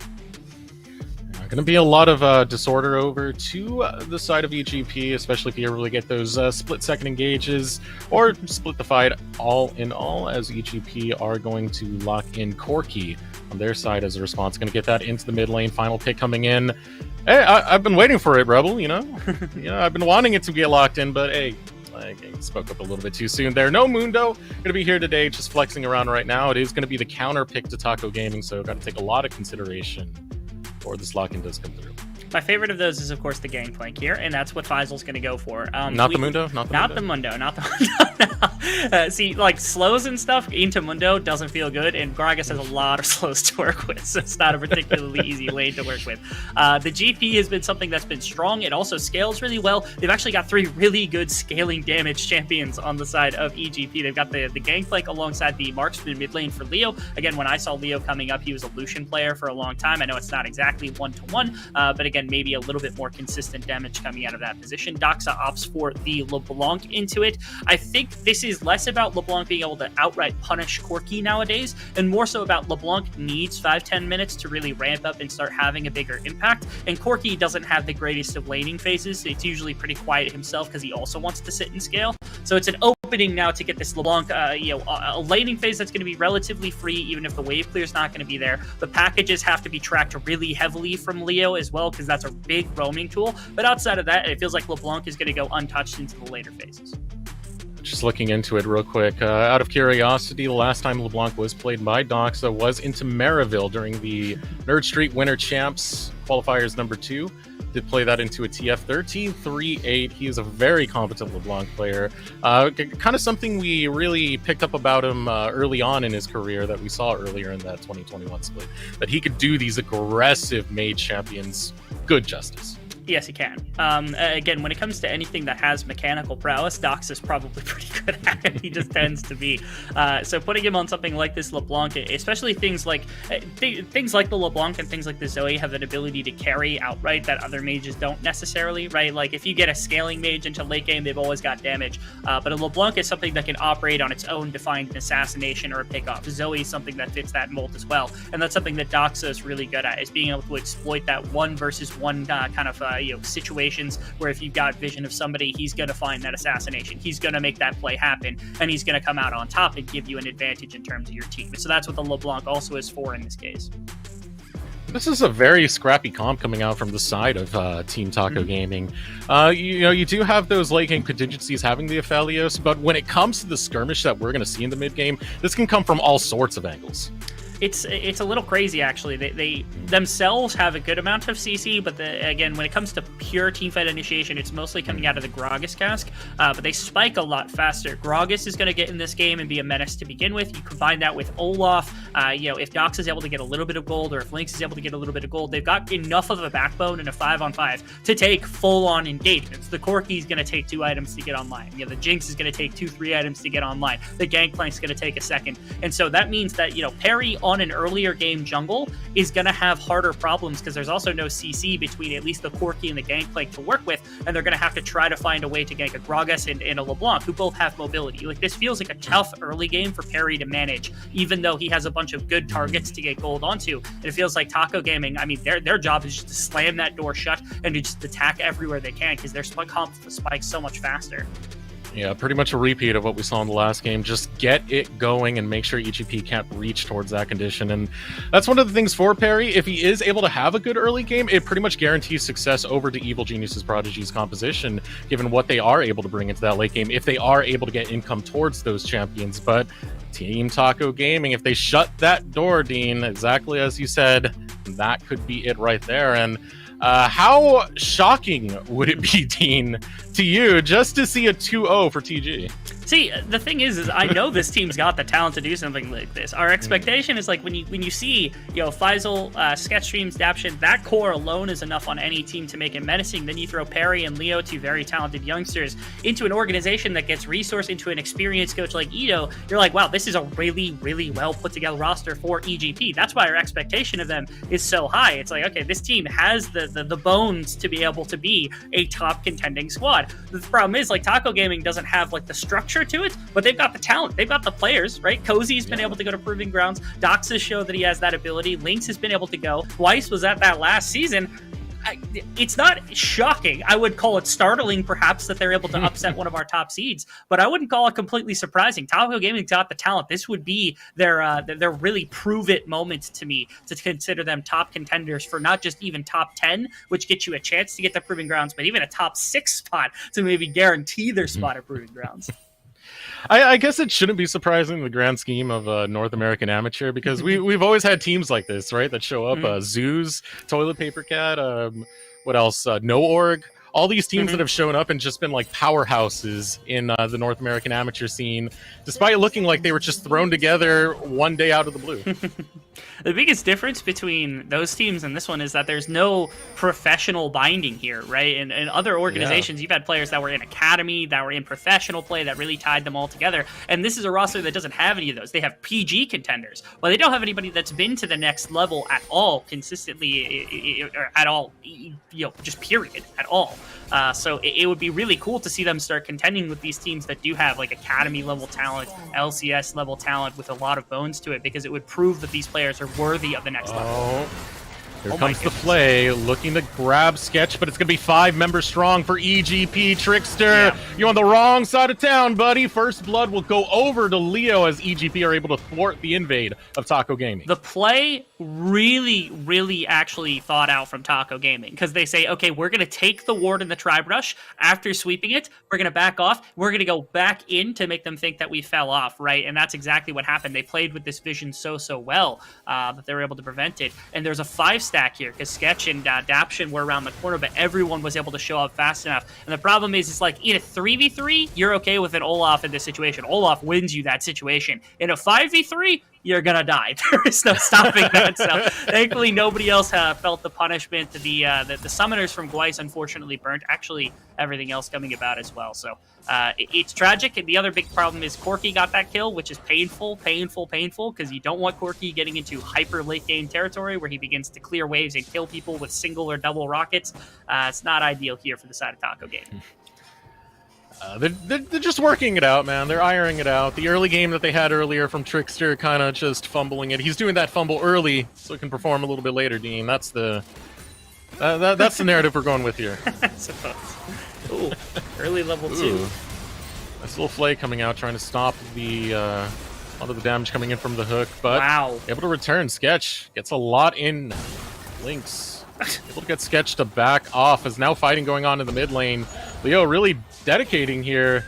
Doxa, Ooh. easy pick right there. Gets a kill right back to Taco Gaming, almost dying to the minions in the process, but we'll have enough health to walk away. A little Doxa diff solo bolo in the mid lane. Gee, mini Christmas. Leo didn't have the flash. All I right. think he burnt it bottom lane, just trying to get the kill. And so Doxa punishing that to the best of his abilities. Not even an ignite on the LeBlanc, going for the really crazy kill pressure instead. Just an outright outplay over top of Leo. Doxa flexing a little bit again against one of these prospects that we had a very high opinion of coming in. But Doxa showing why last season he was the big hotness, I suppose. Yeah. So good start from Doxa, able to take that recall afterwards. Returns right back to lane with the TP. Same thing over on Leo. Now the junglers drawn battle lines. Trickster a little bit lower here. Got to be careful. Parry will be able to secure the Scuttle Crab. Now Trickster trying to walk over towards that top inside. Might be a little bit too late. The Scuttle Crab's still available over there if he does choose. Yeah, Doxa also lost control of the wave because he backed after pushing it, so that means that when Leo showed back up, even through the teleport, the minions were shoved in, but it didn't matter. It does mean that eventually Trickster's going to get up to the top side. And again, being above half health, but still having a fair amount of health loss, it just means that Trickster's attack speed is high enough that I think even if Parry lands a full combo, as long as Trickster gets a little bit of health off the front end, he wins the pure one-on-one against the Xin Zhao, something that is a consistent trait of champions that are good into this Xin Zhao pick, is just anything that can kind of potentially take a duel in the earlier stages of the game to just remove him from the map. That's the case. Looking to set up for a gank over here. The hook is able to land onto Sketch, but not realizing the bait was taken. Sketch will be able to grab that kill onto Gweiss. Tragic. I'm really curious what the thought process was there, because I think there's a breakdown of communication somewhere, because Trickster saw that Parry had taken the bot side scuttle, so they knew either A, he was going to go up to contest the Scuttle Crab, there was going to be a back, or he was going to still be on bottom side. I think they hadn't quite taken Krugs yet either, so they might have been able to see that. I might be wrong about that. What's grinding right while you're grinding solo queue? I don't listen to music. Some of the players gave the best responses to that Q&A. I swear. I think who was it that gave? I think Alorum gave one of my favorites, because it was like a kiss, marry, kill thing, and he said he would kiss Urgot. That was his selection for who he would kiss. I can't remember who it was. Whatever.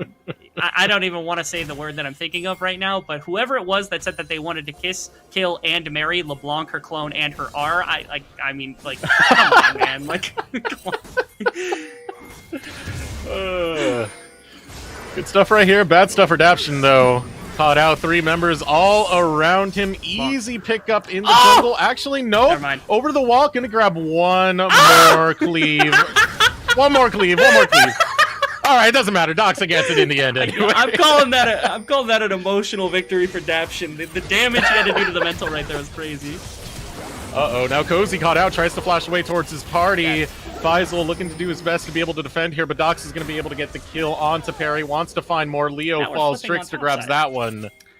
This was... And Fights. This is League of Legends. This was funny at first because it was like, okay, Daption's just fooling with them, right? He's playing with their food. He came up to cover on top side, reading that there was going to be a play, and Trickster, with the support of his support, ended up actually getting him on a hook, and it took way too long to kill him, right? You could play a little bit of yakety sax, unfortunately, for the side of Taco Gaming, given how long. If that hatchet doesn't land, I don't even know that they get him either. The auto attack also, because of the healing from the pot, was just enough, and that'd be so frustrating. The hook also at the very last moment would have made me break my keyboard. But Perry came in for the support, got flanked by the Gruggus, and everyone from AoE. What are you doing fighting with a Gangplank and a Corki this early in the game? Yeah, you get a kill, but you're losing everyone else in the process. I'm not sure what they're thinking right there, because you do not want to give gold over to this Taco Gaming squad. Yes, you get a little bit back, but if you give a mid-game squad gold this early into the game, especially Doxa, who picked up a couple of those kills, there's real problems that might come about. No. Some power.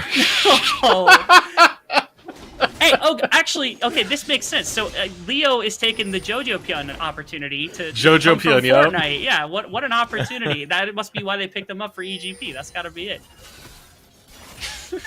I love these. I love these so much, Dean. Like, I just want a constant feed going on whenever there's not a team fight at this point. Unfortunately, not going to be the case, though. 500 gold separating these teams. Team Taco having a good start, but the big thing about the gold right here, even though it's relatively even on Taco Gaming's side, a lot of that is funneled onto Doxa. That it is. 3 kills in LeBlanc this early into the game. The penetration boots are already completed, and that means that Doxa is going to be in a phenomenal position now. Soon enough to start roaming, start putting an impact on everything. Wow, Weiss trying for the max range hook, can't quite snag it. This is a Hex Flash. It's going to lead to a lot of death, though. Yeah, I've seen this one before. Another kill, you know, rinse and repeat coming out for Perry as he's able to take down Lynx. The isolation coming in, just using the zoning of the cannon barrage will result in a double kill going over Sketch. And talking about the gold being funneled correctly for Taco Gaming, it's getting funneled correctly for EGP now. Very, very much so. Yeah, 3 kills onto the Jinx as opposed to 3 kills onto the LeBlanc. You're feeling good about that because you've got one of your late game carries into correct position. Now, your problem with this is that Doxa likely has the ability to just outright assassinate the Jinx in the right situation, so you still have to be cautious about your usage of this champion. I like the idea of just keeping this map split to the best of their abilities, continuing to collect gold little by little over the course of this earlier stage of the game, and making sure that EG isn't giving too much. Now, not like, you know, a bend don't break type strategy, just to make sure that the LeBlanc doesn't tear you to pieces, or that the Olaf's power in the early game doesn't shock you, and you fall by the wayside even further than you did in some of the earlier plays. They have the gold advantage right now. The Rift Herald's going to change that a little bit. If they can grab a dragon or two and just stall this game's timer, things are going to get a lot better. So Rift Herald picked up by Trickster, who is going to take that recall, find the reset. See if they can find that stall you were talking about, because Dragon is still available, still on the map. The recalls did come out over for the bot lane of EGP, and you do have Perry towards that side of the map as well. Some good vision established for EGP if they do look for a contest. It's going to be quite tough, though, because Leo, low on mana, won't be able to really do too much unless he takes a recall, take that teleport right after. Will be able to show up in a timely manner if a dragon fight does break out. And TPs from both mid laners if they want to show up into the jungle. Not unleashed yet, though, so they'd have to go to towers, so not likely that either of them are going to be able to go too quickly. In fact, it is just Leo who gets back to the lane in a good fashion. Blue buff's there for LeBlanc, but a back not there from Doxa quite yet to be able to spend all of the gold he has means that Leo's on a slightly more modern timer for what could be a jungle take, which is what EGP is after right now, especially with the package. They could force a play into the bottom side if they really needed to. It looks like they're going to try for it, although look at the positioning of Weiss. He kind of knows that something is afoot and he's not going to allow it. So I think this is the position where EGP, they just turn for the dragon, snag that one away, move Leo back into mid lane, push that back out, and you can look for a package play slightly afterwards, but this one might just go to waste, might just be a zoning package, if you will. There is the leash, and Perry having some protection there as Daption watching over towards the bot lane, trying to make sure that no priority comes out of Taco Gaming's bot lane to get into a position to try and contest this Drake. Leo holding priority in the mid lane. Easy Drake picked up for Evil Genius's Prodigies. We'll grab that one, and now putting their attention towards the mid lane. Out comes the package. Just a little bit of a bullying package there to give some disrespect back to Doxa after that level 1 kill going on. But now a fight breaking on in the bot lane. A shutdown comes in. Trickster able to grab that. Daption flashes over the wall using the hook to get closer towards his tower. But Trickster is not done. It was all a ruse. Backup has arrived. Perry shows up, but here comes backup for Trickster as well, who tries to get away, tries to get closer. towards his own tower. That's not going to be the case, though, but Perry is going to fall as well. Jungler for jungler. Still looking to follow through as Doxa begins to roam towards this bot lane, but not going to commit to the dive. Instead, going to head back towards his tower as the Super Mega Death Rocket heads over to Santa Monica. Going to go give production crew in, LCS Studios a hi, as taking the back recall coming out of Gweiss, bot lane of Taco Gaming. Back and forth a little bit, finding 2 kills for just the 1 for Taco Gaming. Getting a bit of gold back, trying to exploit the Olaf's early game as much as they can. But so far, I've actually really enjoyed how Faisal's been able to use the Gangplank ultimate to shut down any kind of response plays that could be held in terms of like plays to the bottom side of the map or any reinforcements that could show up right there. Did a really good job making sure that Lynx and Gweiss couldn't go anywhere further, and even cut off the escape angle through the lantern from Trickster. It was really well placed from him. Again, I can't speak enough about how well Faisal's been playing inside of this event. Even after last year, we had good performances on AoE. I feel like he's really coming into his own right now for EG Prodigies. And this game, it's slowed down enough for EGP to feel fine about it. They're up 1,000 gold. They got the first dragon. Rift Herald has yet to be dropped. Right now, Trickster's still looking to try to exploit this Olaf, and they're trying to exploit this LeBlanc to the best of their abilities, try to get this Helios into a position to match even a little bit of what Sketch can do right now. And here comes the charge. Gonna get closer. Doxa and Lynx gonna be able to grab those plates, get some gold for themselves. 2 plates dropping. As Evil Genius's Prodigies posture up to defend. Taco Gaming unable to find too much else. Trickster very deep into the jungle. Has some backups. Gweiss and Lynx start walking through, trying to make sure EGP can't establish vision in this area. Nice Sketch. We'll walk away perfectly fine. Meanwhile, Sketch. Yeah. Good execution, is able to get away from Doxa.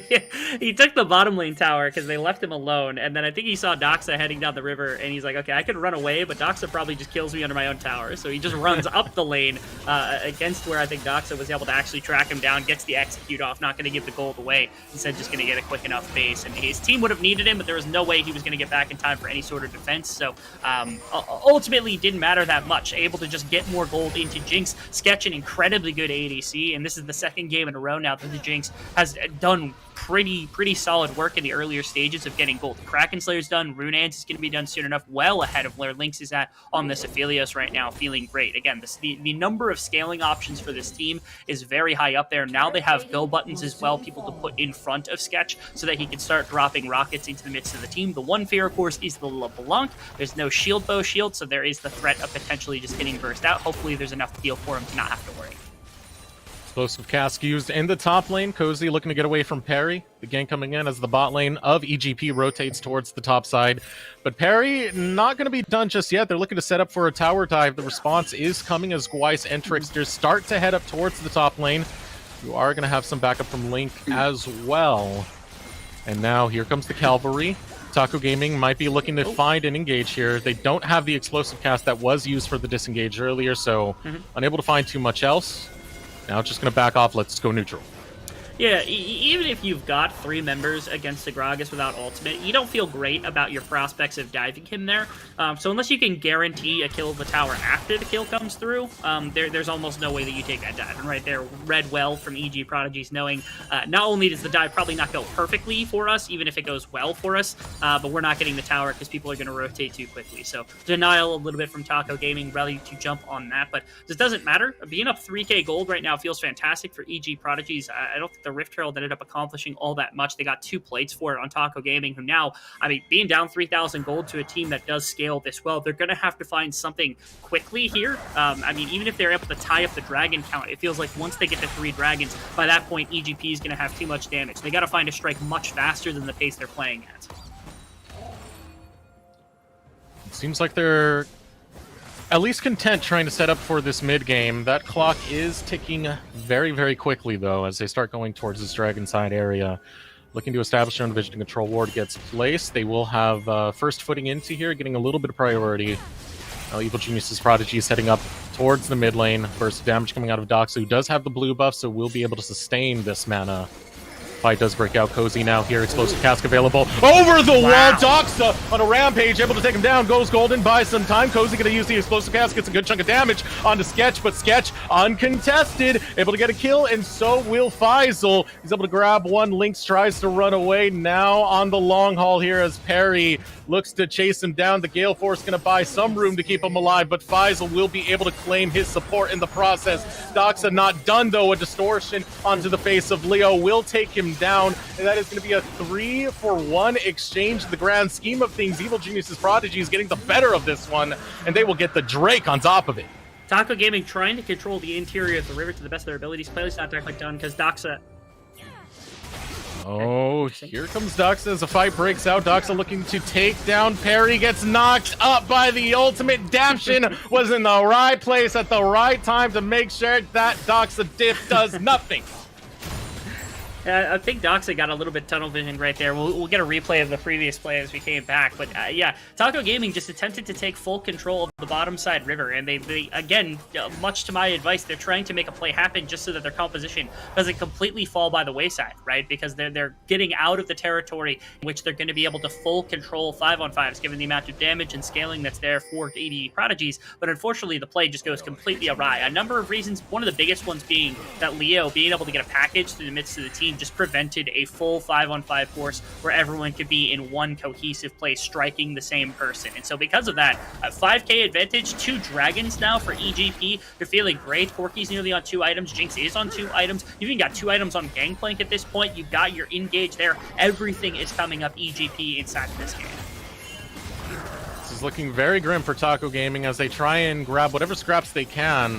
Looking to get the Rift Herald at this point. Do have some circling coming out of EGP, but they're not going to look to contest. Done too many members strong. They're going to focus over on the mid lane instead, trying to get some damage on the Cozy. Will be able to back off. It's still going to be a while before the next Drake spawns. 3 minutes, 20 seconds, doing a split push in the bot lane. It's going to be Faisal. Already has that wave crashing into the tower as Doxa heads up top. And you've got basically 2 options now for Taco Gaming. First off, they're playing to it, one of them, which is that Doxa being 5-1-1 and currently getting a bunch of gold across the map. They're trying to get as much into his pocket so that he can be a legitimate assassination threat, right? Like, if Corky doesn't have the Immortal Shield, though, you got the Merc Treads, I guess, for a little bit, but it's not going to be enough to stop a full combo from just killing you as the Corky. The same thing occurs for, like, GP, who doesn't have a big shield anyway. Oh, actually, Leo might have stepped a little bit too far. Nope, all good. Trickster trying to jump in on that one, but Perry buys some time for Leo. Will be able to escape. Yeah, it's nice coverage because, again, they're trying to get Doxa some gold so that he can become the full-on assassin and potentially, cause a real ruckus inside of EG Prodigies, or my apologies, against Taco Game, or against EG Prodigies, that's right. And the other win condition is Lynx, who is, he's down way too much gold right now. It's a horrible place to be because he's down basically a whole item. You can see Doxa able to just outright assassinate Leo, which is phenomenal. But again, when it comes to the bones of your team fight, that's all Lynx, and Lynx is not powerful enough yet. They got to find a way to get him gold too. Oh, now Doxa trying to outplay this one, but the depth charge is there, and Perry will be able to take him down.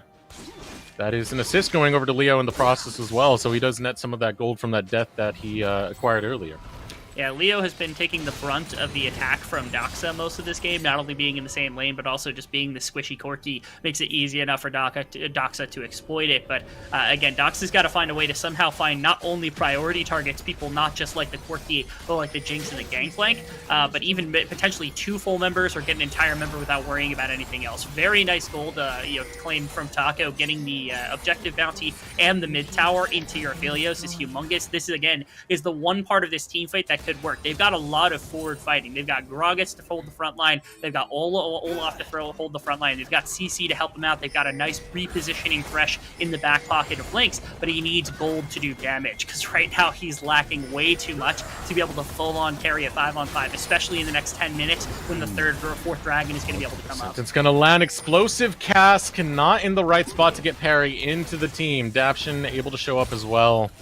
3-man strong will be EGP. Not going to go well. Is that tower die for Taco Gaming instead? Going to back off. Minute left before that Drake does come up, so reset is needed.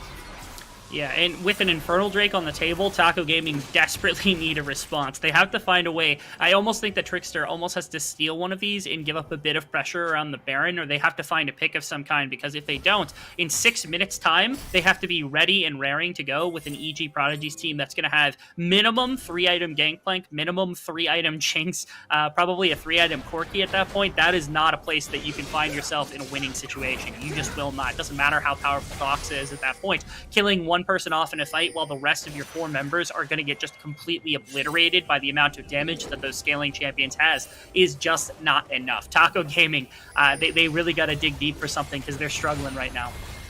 Struggling indeed. 5K deficit for Taco Gaming 20 minutes into this game. Lots of priority going over to Evil Genius's Prodigies as they set up towards the mid lane. Perry going to be the first one to engage here. Going to back off as Doxa gets the Ethereal Chains. Gets a good chunk of his health, about a third of his health now missing on the side of Perry. The Reckless Swing goes out. Rotating is going to be EGP towards the Dragon side, but Taco Gaming able to cut them off, make sure they don't get the inside track as Daption comes in with the hook, able to land it, will fall. Cozy grabs 1 kill, but going deep is going to be Leo. He's able to take down the ADC as he flashes away from Trickster. So far, able to survive, trying to challenge Trickster. Trickster gets a good amount of damage and will finish off Leo, but there is Sketch with a flash forward. Will be able to clean up the rest. The Rocket's so close to hitting Weiss there.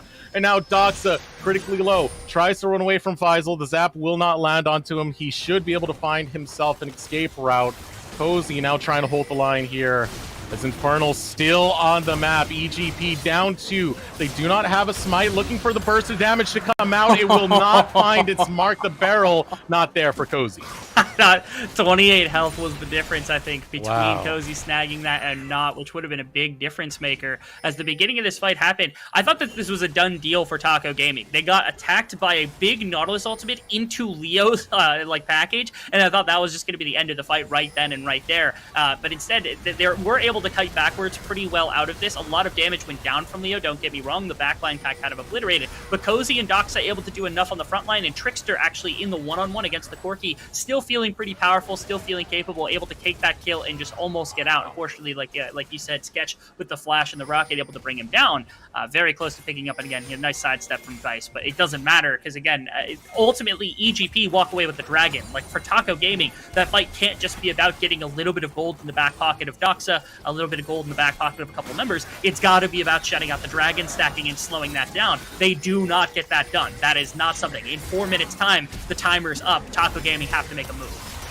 They're making a move right now as they try and catch out Daption, make this a 4v5 early before EGP can get there, but here comes the response from EGP. Throwing down the cannon barrage, out comes the explosive cast, a lot of damage onto Twice. Perry falls critically low, the rocket weaves in. Sketch able to grab 1, looking to find more. The flash is over the wall as well as the body slam from Cozy, able to stay alive as Doxa goes forward, but goes straight to the respawn right after as Leo's able to take him down. 4 members strong stands EGP as they're able to take down 2 of Taco Gaming. They got Daption, and they go in for an invade to take control of the Baron buff. They're thinking, okay, if we get off one of the main engaged members, then we don't have to worry about all this damage. We can just kind of counter-engage with Trickster and Cozy and everybody else, but unfortunately, they can't quite get there. The biggest thing, Perry played immaculately in that fight, being able to dance around, make sure that Lynx wasn't able to get him, and then popping that ultimate to deny the Moonlight Vigil from destroying Xin Zhao. And now, I mean, they're even finding out into, Trickster in the jungle. That's going to be probably a nod to maybe back and immediately go to Baron, because they've got 35 seconds. They've got an unreal amount of DPS between basically 2 crit members as well as the Corki in their back pocket. It should be easy enough for them to walk into the pit and just take that one away, given their gold advantage and everything. I think EG Prodigies right on the brink of taking the game. And a little bit of a rough situation right there. Watching Trickster in that last bit, had no armor to really fight a lot of this. He's been quite squishy for the initials of these fights. Now able to grab those 2 cloth armors, now being able to get some defensive stats to try and keep him alive in this one, but Lynx is going to be the one caught out. Mega Death Rocket lands onto Gweiss. Lynx looking to get the lantern over the wall, able to find it. Blast Plant as well to keep him alive. Not going to find much else with the rockets for Leo as another cast comes out. Cozy trying to defend his ADC. A hook, long range maximum out of Daption, and that will guarantee the end for Lynx and Gweiss and more for Taco Gaming as they get dismantled. A triple kill, a quadra kill picked up by Faisal as they sweep the floor with Taco Gaming. Props to Faisal, man. Went crazy in this game on the GEP. Has been a massive carry for the team again and time again over the course of the open qualifiers, and has been amazing. Look at him, 10-0-8 on 21 kills. Has gone crazy. It's just EGP able to command everything. I got to give props to Perry yet again. Finding a pick onto Lynx is huge because he's, again, one of the main team fighters, even though he doesn't have gold, able to put this kind of pressure, force out Weiss and Lynx away from everything, and pushing them into Faisal's ultimate. It just kind of pushes this whole team together to defend. And this is a situation you want, right? Because EGP's got the gold. They're able to find a cutoff angle, and everything falls to complete pieces. Lynx goes down before the fight really starts. Weiss goes down before the fight really starts. I mean, only just now is Trickster and Doxa arriving to the fight before anything else. Props all around, basically. EGP have completely turned around from what happened in game number 1 and look so much better. The scaling is there. The team fighting is cleaner. The engaged draft is just so much better. I think Ito walked out of that first game and went, okay, we can make improvements, and they made improvements across the board. They're doing great right now. That damage out of Faisal, 20k thus far. That is some brutal stuff right there, but it shows you the power if you are able to scale up on this Gangplank. 1008, that is some hard scaling coming out so far from Faisal. Yeah, you came into this game with basically 3 members that could hard scale and carry the team in the late game. You got 2 of them into hard late game territory. The Gangplank on 4 items now. I mean, those barrels probably hit for way too much. Sketch!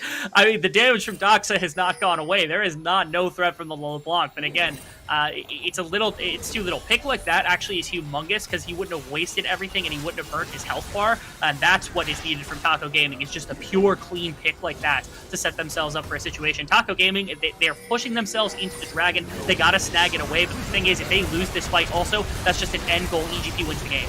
Oh, there is going to be no sketch, but Leo can still bring that DPS as trying to flash over the wall. Weiss tries to get there. It's not going to be enough. He will fall. Flashing over the wall will be Leo. Now trying to get the damage on the Cozy. Lynx low as well. Lynx will fall before Cozy does one more. Rocket goes out. It finds its mark. Legendary is Faisal. And that is 4 down. All down, but Doxa, there is no team for you to defend against this final push coming through from EGP. Doxa is the only one remaining. He is the most fed member. He has maybe some chance if he can find an assassination on Adaption and enough damage into one of these other members. It's possible that he could keep the defense of the base up long enough for one more chance from Taco Gaming, but I think it's too late for them to win this game. Yeah, they're not even going to take that chance. Leo went to top side. They're going to push in the tower. They're just going to push in top, and mid wave has already been destroyed, so they've got the mid inhibitor. It's way too easy for them. They're just going to walk it in. They're not going to go for anything crazy. They're not going to go for a game-ending move right now. They're going to take their 13,000 gold lead, all of their scaling, and they're just going to close their game out when they feel like it because they don't need to do anything else.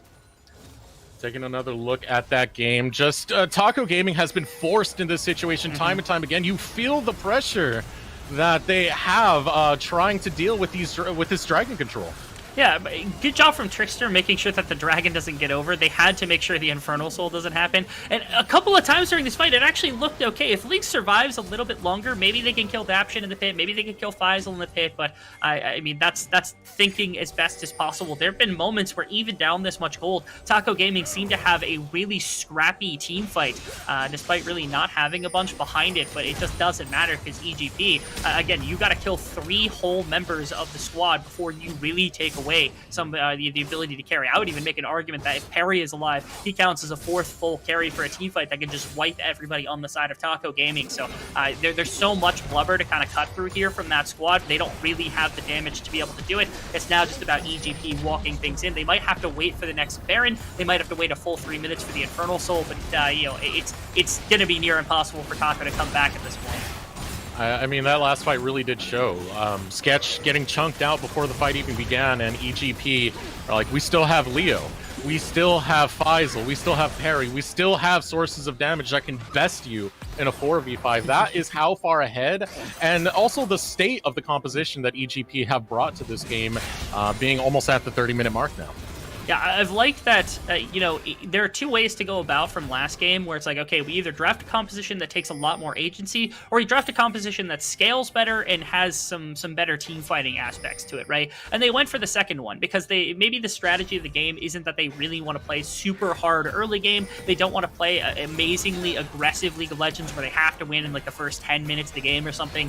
They challenged Taco Gaming to do a bunch of damage. They said, okay, Trickster, you're going to pull out the Olaf, you're going to pull out the LeBlanc, you got to get things done very quickly, or we're going to be a team that's going to be menacing to try to deal with in a 5-on-5, and they just couldn't do it. Taco Gaming weren't able, up to the task to be able to work through a bunch of what EG Prodigies had, let alone the fact that EGP actually had a bunch of their own early plays that set themselves up for a bunch of gold leads. So, coming into game 3, again, assumingly that we go to a game 3, I don't even know that it's an assumption. I'm pretty sure it's a fact at this point.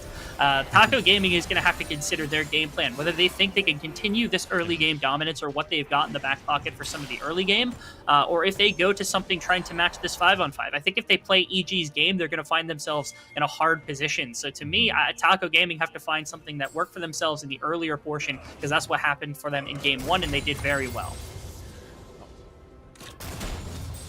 I don't know. Even with game 1, it does feel like a situation where EGP were able to get a lead. It feels like the early game has been floundered by Taco Gaming, at least in the opening minutes, before they are able to find that big recovery moment. There's a lot that definitely needs to be adjusted for the early game as a whole, not just finding some success after EGP have already made their move. And that is definitely the hope going into game number 3 for Taco Gaming, because, as you said, at this point, it's pretty much fact. We're waiting for those closing moments. We pretty much have a timer on it, 35 seconds till the Infernal does spawn. That should almost guarantee another team fight. Now Doxa cut out here, able to get over the wall, gets very, very low in the process. Super Mega Death Rocket going to go out, looking to find Doxa. Will not be able to get onto him. The package is available for Leo. He's looking to go deep. He's looking for Doxa, but Doxa is able to hop away almost in time, but the use of the package is too pristine. A double kill coming out for Leo and just cleaning the floor. Dox is down, Trix is down, Leaks is down, Twice is down. All they need is Cozy at this point, and they don't even really need to finish off the job, but a triple kill over to Faisal. 14-0-11. EGP embarrassed about that last defeat. They're embarrassed about the back and forth that game number 1 was. They bring it back with authority in game number 2. Looking like the EG Prodigies, we expected them to be 32 minutes, but basically never lost control of this game. I could give congrats out to a bunch of players. I think the one thing I didn't mention that game was Leo. After the opening minutes of that game, some of those packages, some of those W's were very, very ballsy, and you got to respect that. That last one also going in the middle of the team to hunt down the LeBlanc, getting a kill in the meantime as well. The Corki worked out in the end goal. Yes, it did take the entire game of scaling, but I can appreciate that they are willing to play aggressive, willing to attack with the Corki pick alongside everything else. So coming into game 3, again, I think there's a lot on Taco Gaming's plate to try to consider about what they're going to do. I also wonder if we get our first side swap, because last series, or I think the 2 series that we played with yesterday went on this channel as well. Neither time, not even the best of 3, did they swap sides. This is the first opportunity Taco Gaming will have to pick their own side. Do they go to blue? Because that's been the preference for a lot of teams. Yeah, Evil Geniuses having the side selection last time, already clarified there, but I do look at the grand state of this game and how everything played out, and I don't want to leave it too fast, because Faisal just stole my mind, stole my heart, stole that entire game with how well he was able to play that. Once he got scaling, once he was able to get to those conditions he needed to, he arrived to those team fights. The cannon barrages were perfect. He was able to create a lot of disorder, create a lot of zoning with both the barrels and the cannon barrage. Faisal played out of his mind this game. Faisal's been a stud. I said it in the open qualifiers. He was playing like a carry, and now he's doing it even harder inside of the qualification tournament here in the first qualifier. I really love to see the development that he's gone through. Faisal's been incredible through the first 2 games. That performance on Gangplank was one of the best ones we've seen throughout the entirety of the event thus far, and I'd like to see them continue. They've got a lot of very talented carry players between Faisal, Sketch. Leo's still developing. Perry's a very good player. Daption has been insane as well. The roster is a very well put together one that's been exciting, and I'm glad to see they're able to turn around from that first game, make an adaptation, and that they aren't just a team also that is very momentum based. All right, well, we have a series, Dean, and we're going to throw it over to break because we want to see what the conclusion of that is going to be. Evil Genius Prodigies versus Team Taco Gaming. Be sure to stay tuned right here, because we're going to get to the thrilling conclusion of that series in just a moment.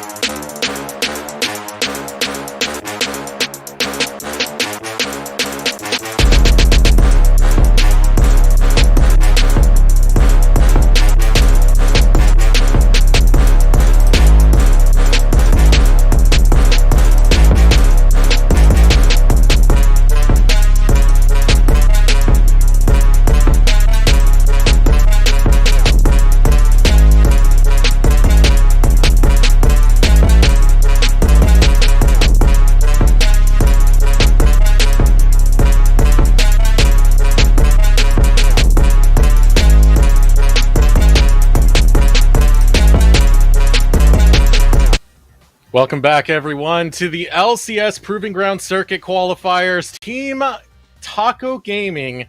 I always have to take a moment to think about it because there was a team called Team Fish Taco, and I have to get that out of my mind, versus Evil Geniuses Prodigies. And Yeah. we have a series, Dean.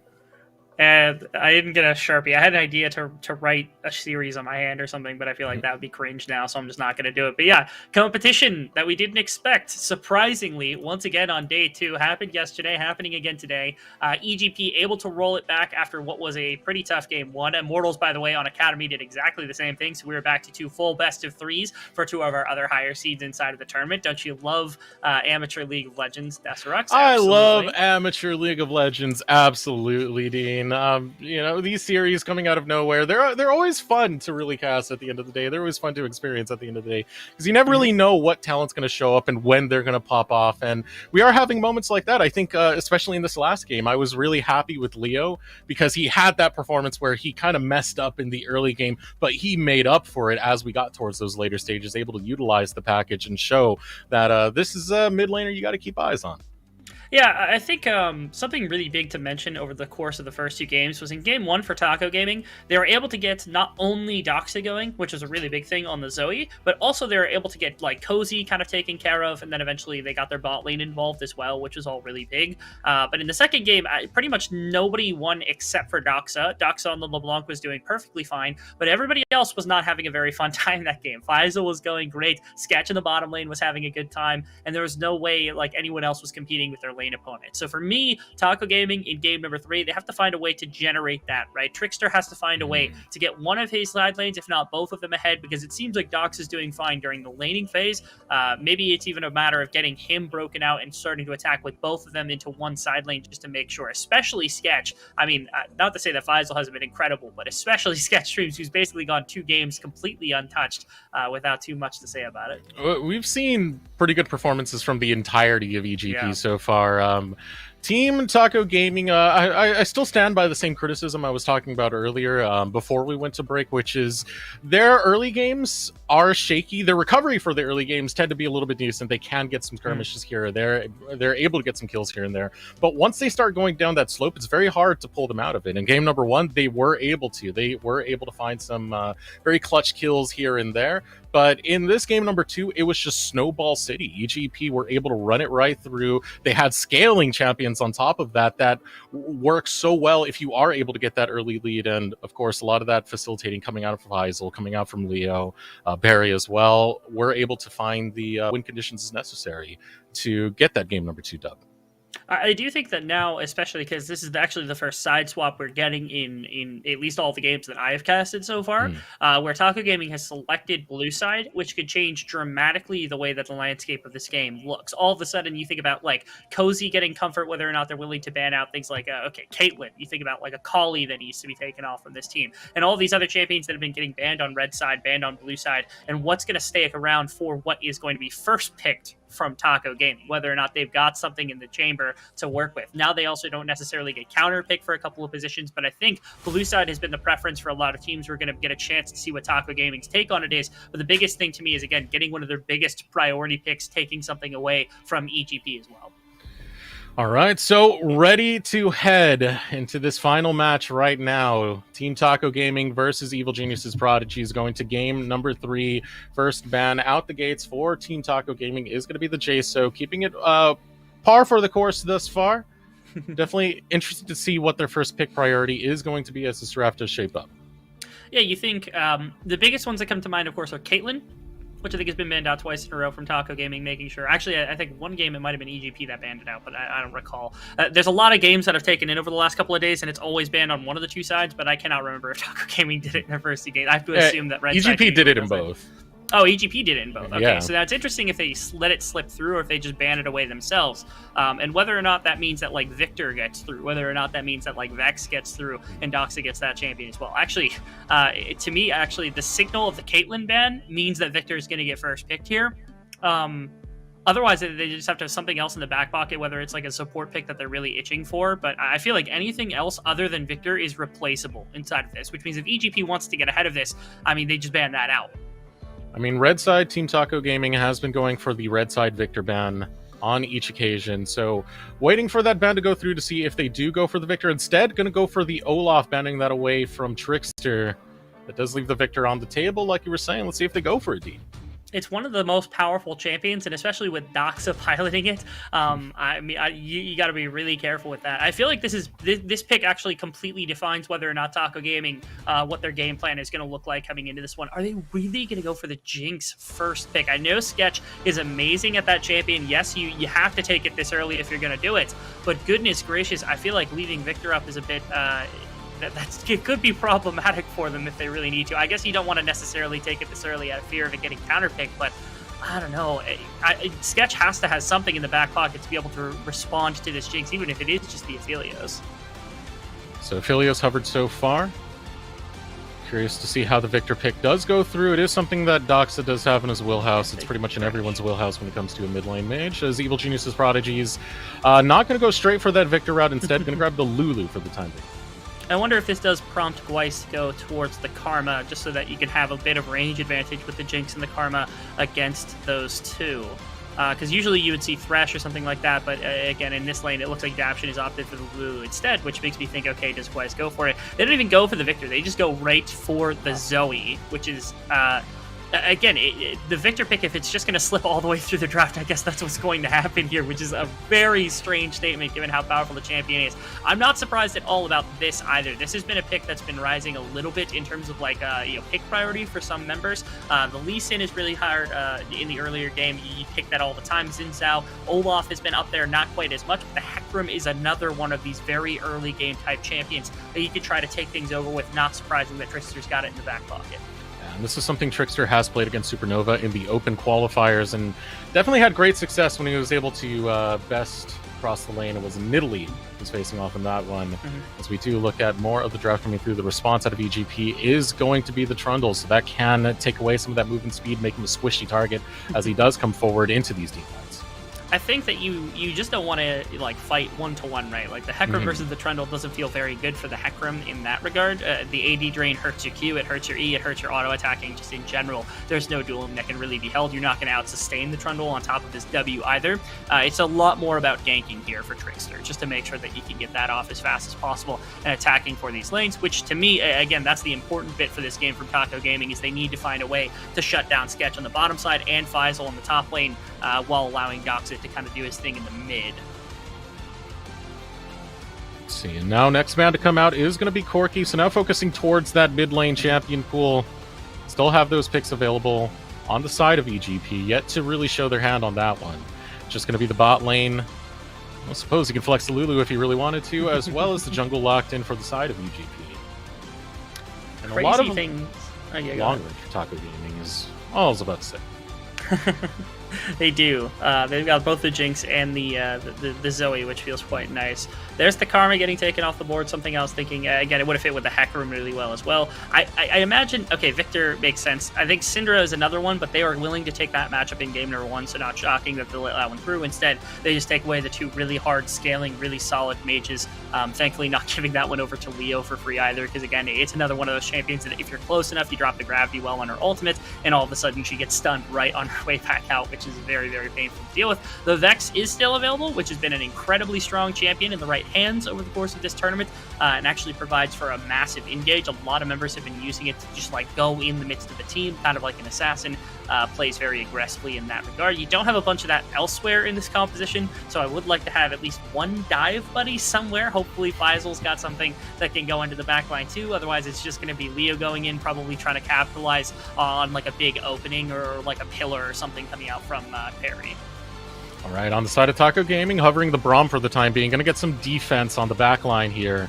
As well as does net you some form of engage with the Glacial Fissure. It's going to be a lot of disruption.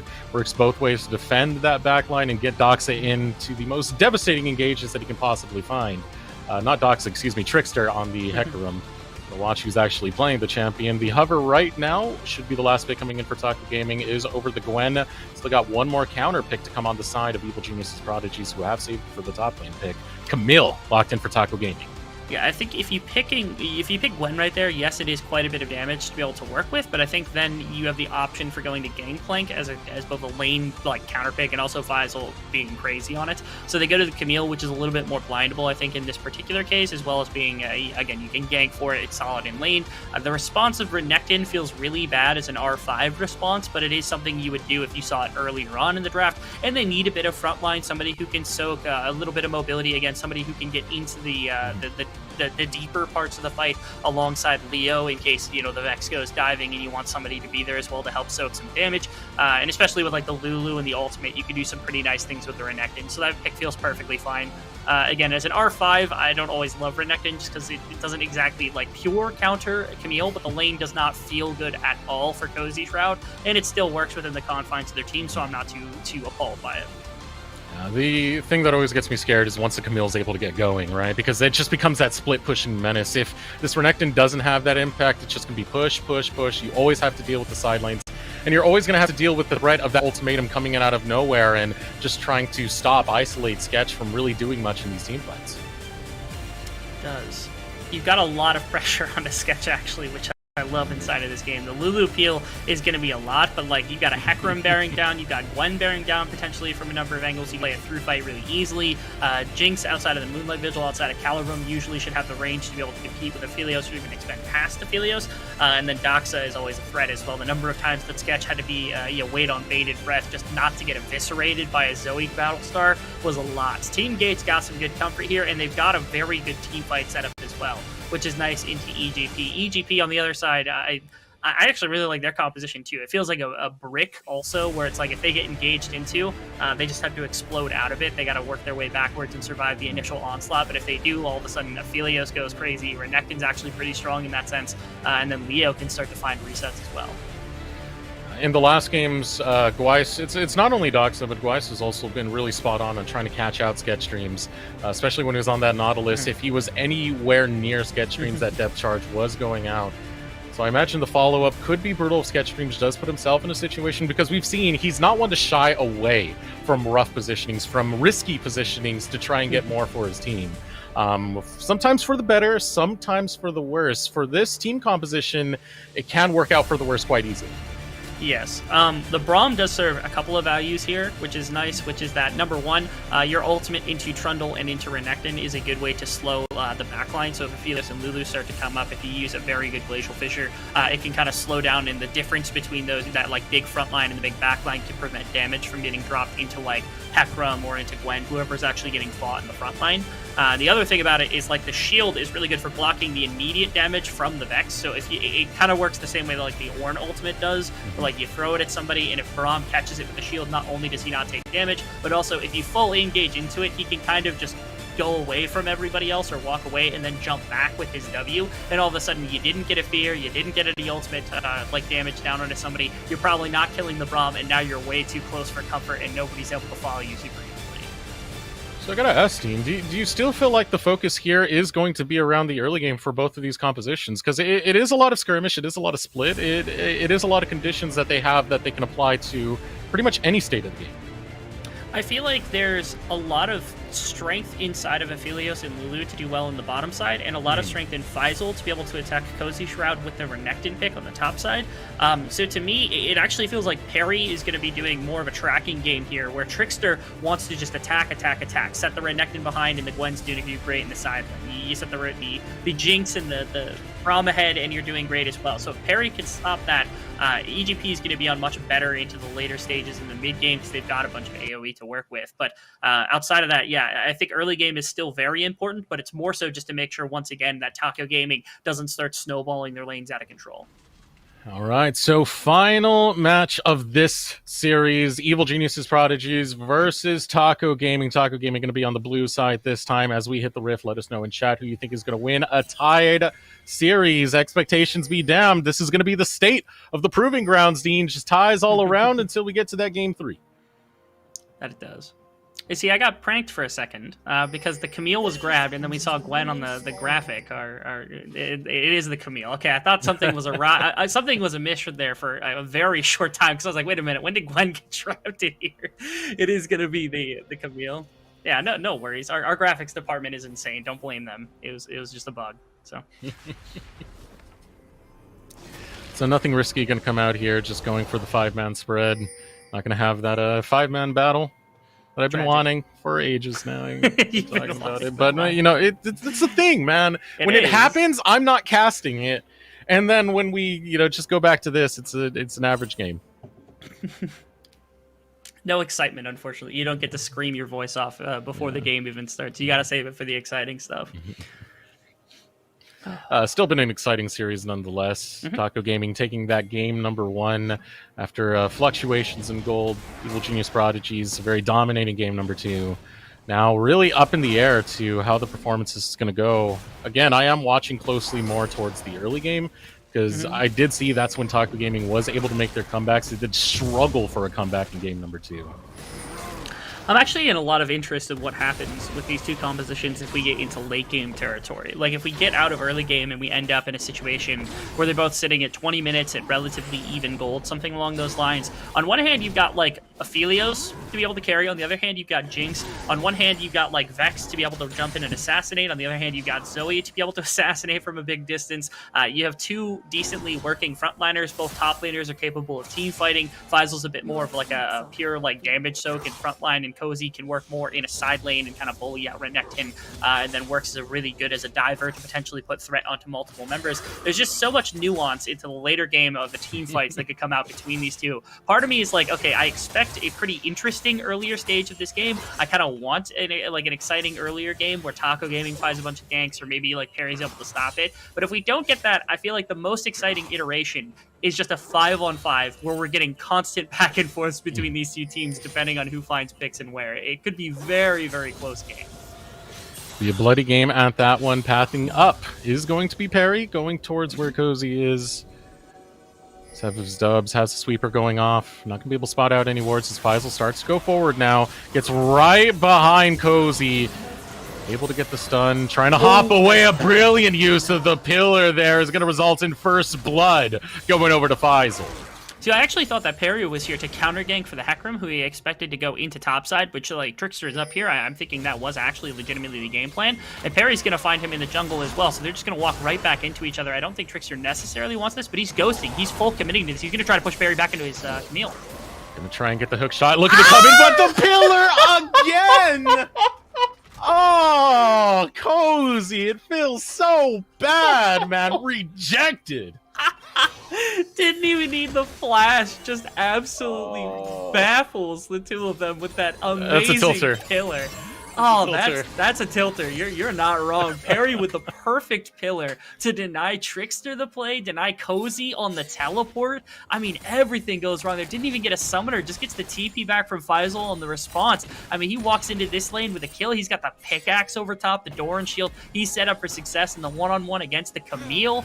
Trickster has gotten a little bit more farm because Perry spent so much time in the top lane, but you don't care that much. Trundle is a little bit more economy than what a Hecarim needs to be in the earlier stages. You gotta love that play from Perry. A great start, especially doing it to Cozy on this Camille. We talked about how much of a split push menace it can be in the later game. Just get that advantage going, get the old OG lane bully going. Good start for EGP. Let's see how they're able to follow through with it. More action from Perry.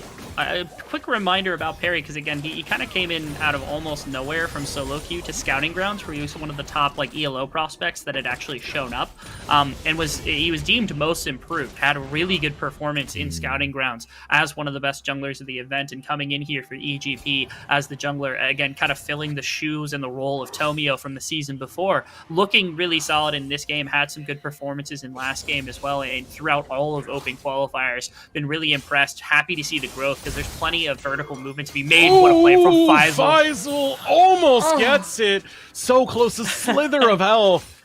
Ghost is able to stay alive, but Faisal is showing he's got fangs. Yes, he does. Faisal, again, I can't speak enough about this. Faisal has been incredible. The difference between what he looked like back when he was on AoE and what he looks like today, especially on EGP, but all throughout the qualifiers, has been incredible. He's going to run face first into Trickster. I don't think Trickster actually wants this one either.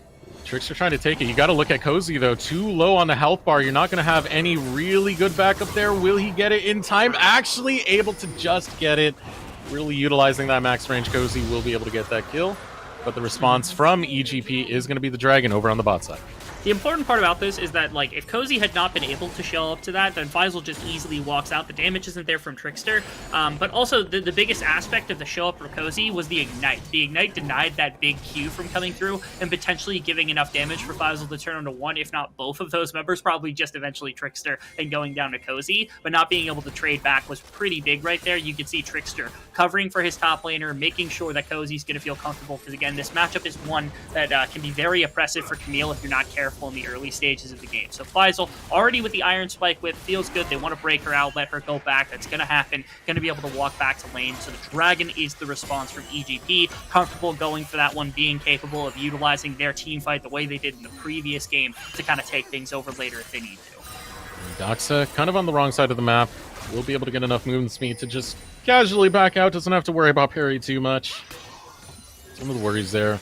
Always, when you get caught by a Trundle Pillar, it's one of the, like, feels worst moments, especially if it's perfectly in the path you're going. Yeah, pretty much right there as Perry looks to set up a gank onto Doxa. But backup is here. Here comes the Onslaught of Shadows. Going to push Perry right towards the tower. Nowhere for Perry to go. Trickster able to grab that kill. Second kill of the game.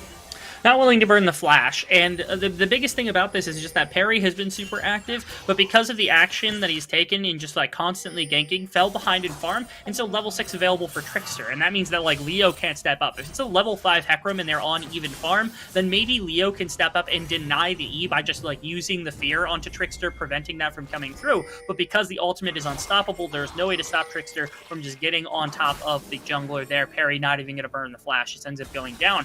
As again, my prognosis for this game was like, okay, Perry needs to slow down Trickster, right? Perry's been doing some good work. The top side plays were great, but has not done anything to slow down Trickster, who's on 55 farm already in this game and 2 kills. The Hecarim is going way too well right now. Plays going on bot side, plays going on top side. Here comes the gank onto Faisal. Faisal getting lower and lower. Trickster trying to get that damage in, but there is the Q. So much regeneration coming out of Faisal. Trickster's going to have to sacrifice his life to be able to get that, and that gives up a shutdown to Faisal, Dean. That it does. It's a good amount of gold into the pockets to Renekton. I think Trickster considers this worth mostly because he's the Hecarim, and so having a lot more economy on this Hecarim, being able to burst people out with the Sunderer when the time comes, is going to be more valuable than the Hecarim or the Renekton getting an additional kill. Doxa's here to be a menace and try to prevent the red buff steal. Perry's still level 5 right now as well, and goes over the pit with Doxa. Support is here for him, but I don't know if it's going to be enough. Ooh, Glacial Fissure does not find its mark. Now Doc's in a bad spot. He does have flash available, able to hop over the wall. Will flash over the wall as well. Flashing over will be Sketch. Uses the cleanse, but no! Trickster comes just in time. Doxa survives and gets the kill. Reinforcements on both sides and disaster coming through for Sketch, not able to walk out of that situation. Both of them trying to trade kills constantly. First it was Perry getting aggressed onto, then it was Doxa by Sketch, and finally it is Trickster who died on the top side and got a reset into bottom side to find the kill as Sketch had flashed over the wall just to try to get that elimination. Both teams going too far for kills, and eventually it is only EGP that is punished, and now even Leo. Able to get the hook shot and stop the recall from Leo. Just every little thing going right for Taco Gaming at this stage. These last couple of minutes have been going pretty well, and Leo forced to take another recall, extended by so much, Dean. Uncontested Doxa just going to be farming, chilling out in his mid lane. It buys time here for Doxa to really like decide what he wants to do with his next move. Whether he wants to keep the wave where it's at right now, or whether he wants to shove things out and just like move into topside river. It looks like they're going for the Rift Herald, but it's free for Trickster. At the moment, they do spot it out, but again, the back had come through. Perry's just now getting to the top side, and Leo had to back right there, so he's going to lose a lot of the wave if he decides to move quickly.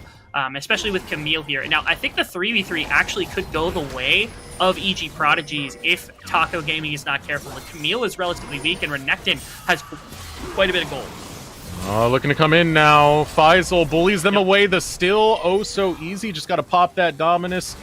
Presence of the troll is enough to compel Taco to leave the area. Rift Herald going over to Perry. Yeah, the fear here is if they stay too long and they finish out that Rift Herald, Renekton gets on top of them, and Faisal on almost the first completed item with this Renekton pick in the early game alongside Trundle, that's just way too much damage. And you do not want to give 2 kills over. You don't want this lane to continue to get worse for Cozy.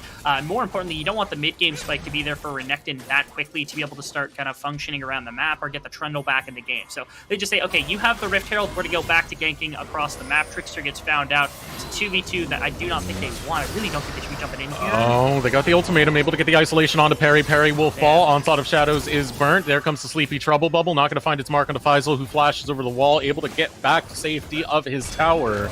It's going to be another kill picked up, and the fight continues over in the bot lane. Glacial Fish are going to go wide. Sketch able to sidestep it, but it's still going to be against Lynx. It's still going to be against this Jinx. The Super Mega Death Rocket comes out. Lynx now running low on mana, can no longer use that rocket stance.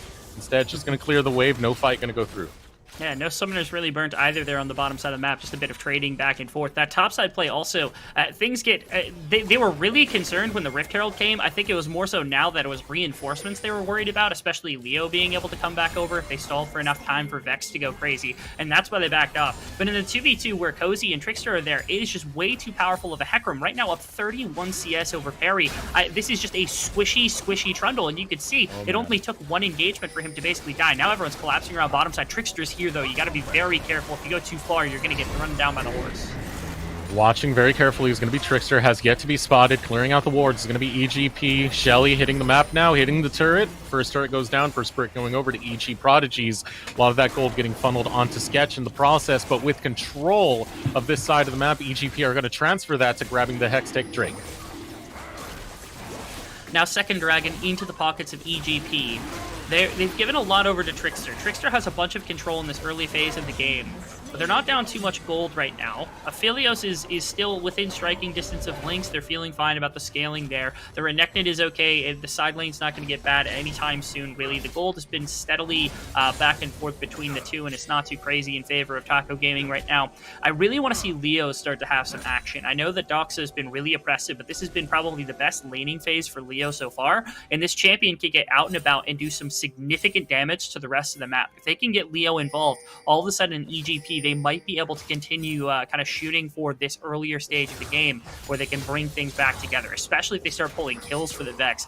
The real threat of being able to attack into the side lanes is massive. With this 2-dragon advantage they've got, they would love to have a team fight capable of taking against the side of Taco Gaming before they really come into their own, starting it on the second item with some of their team fighters. And you could tell that's definitely the game plan, trying to get Leo involved. You've seen Leo going for the roams from lane to lane, trying to get there in time. Just Taco Gaming are able to read the play fast enough and respond to it before anything too devastating goes off. And that's what we're seeing right here. Taco Gaming reading another play, now going for the gank, looking to find Daption as well as Sketch. Sketch getting torn apart, trying to get whatever damage he can on the back end of that, but the winner's bite going to be too strong. Perry gets stunned up and taken down. Now Daption locked up by the zap as another kick coming out of Cozy will take him down. 3 kills picked up for Taco Gaming. Able to lean into whatever side of the map that they want. Again, having Trickster anywhere on the map is basically a death sentence for whoever's there. And Sketch steps up right here looking for this, but they've got the response on pretty much every single person. Look at this. They find even Perry out, but he's made of paper. They just need to run past. The Hecarim gets into and make sure that the red-white Sketch is not going to get anything. Was a little touch and go with Blythe there for a minute. After the heal went down, it didn't matter. And again, Trundle has absolutely no tank stats and able to take any damage. Daption is not going to have anything. It's leaning into whatever strong part of the map that they want to. At this point, Trickster can continue to put gold where he needs it, and right there, got enough of it into Lynx to start putting on additional kind of attacking moves with some of the team fighting. Again, this is the gold where they need it to be. You see EGP now trying to respond over on the top side. Lots of presence over there, lots of presence in the mid lane as well. Establishing some control on the map. It's still going to be a while before the Mountain Drake does spawn. 2 minutes, 40 seconds until that point, but no one really here to contest on the side of Taco Gaming. It should be a free tower going over to EGP. Taco said putting their attention towards the bot side of the map.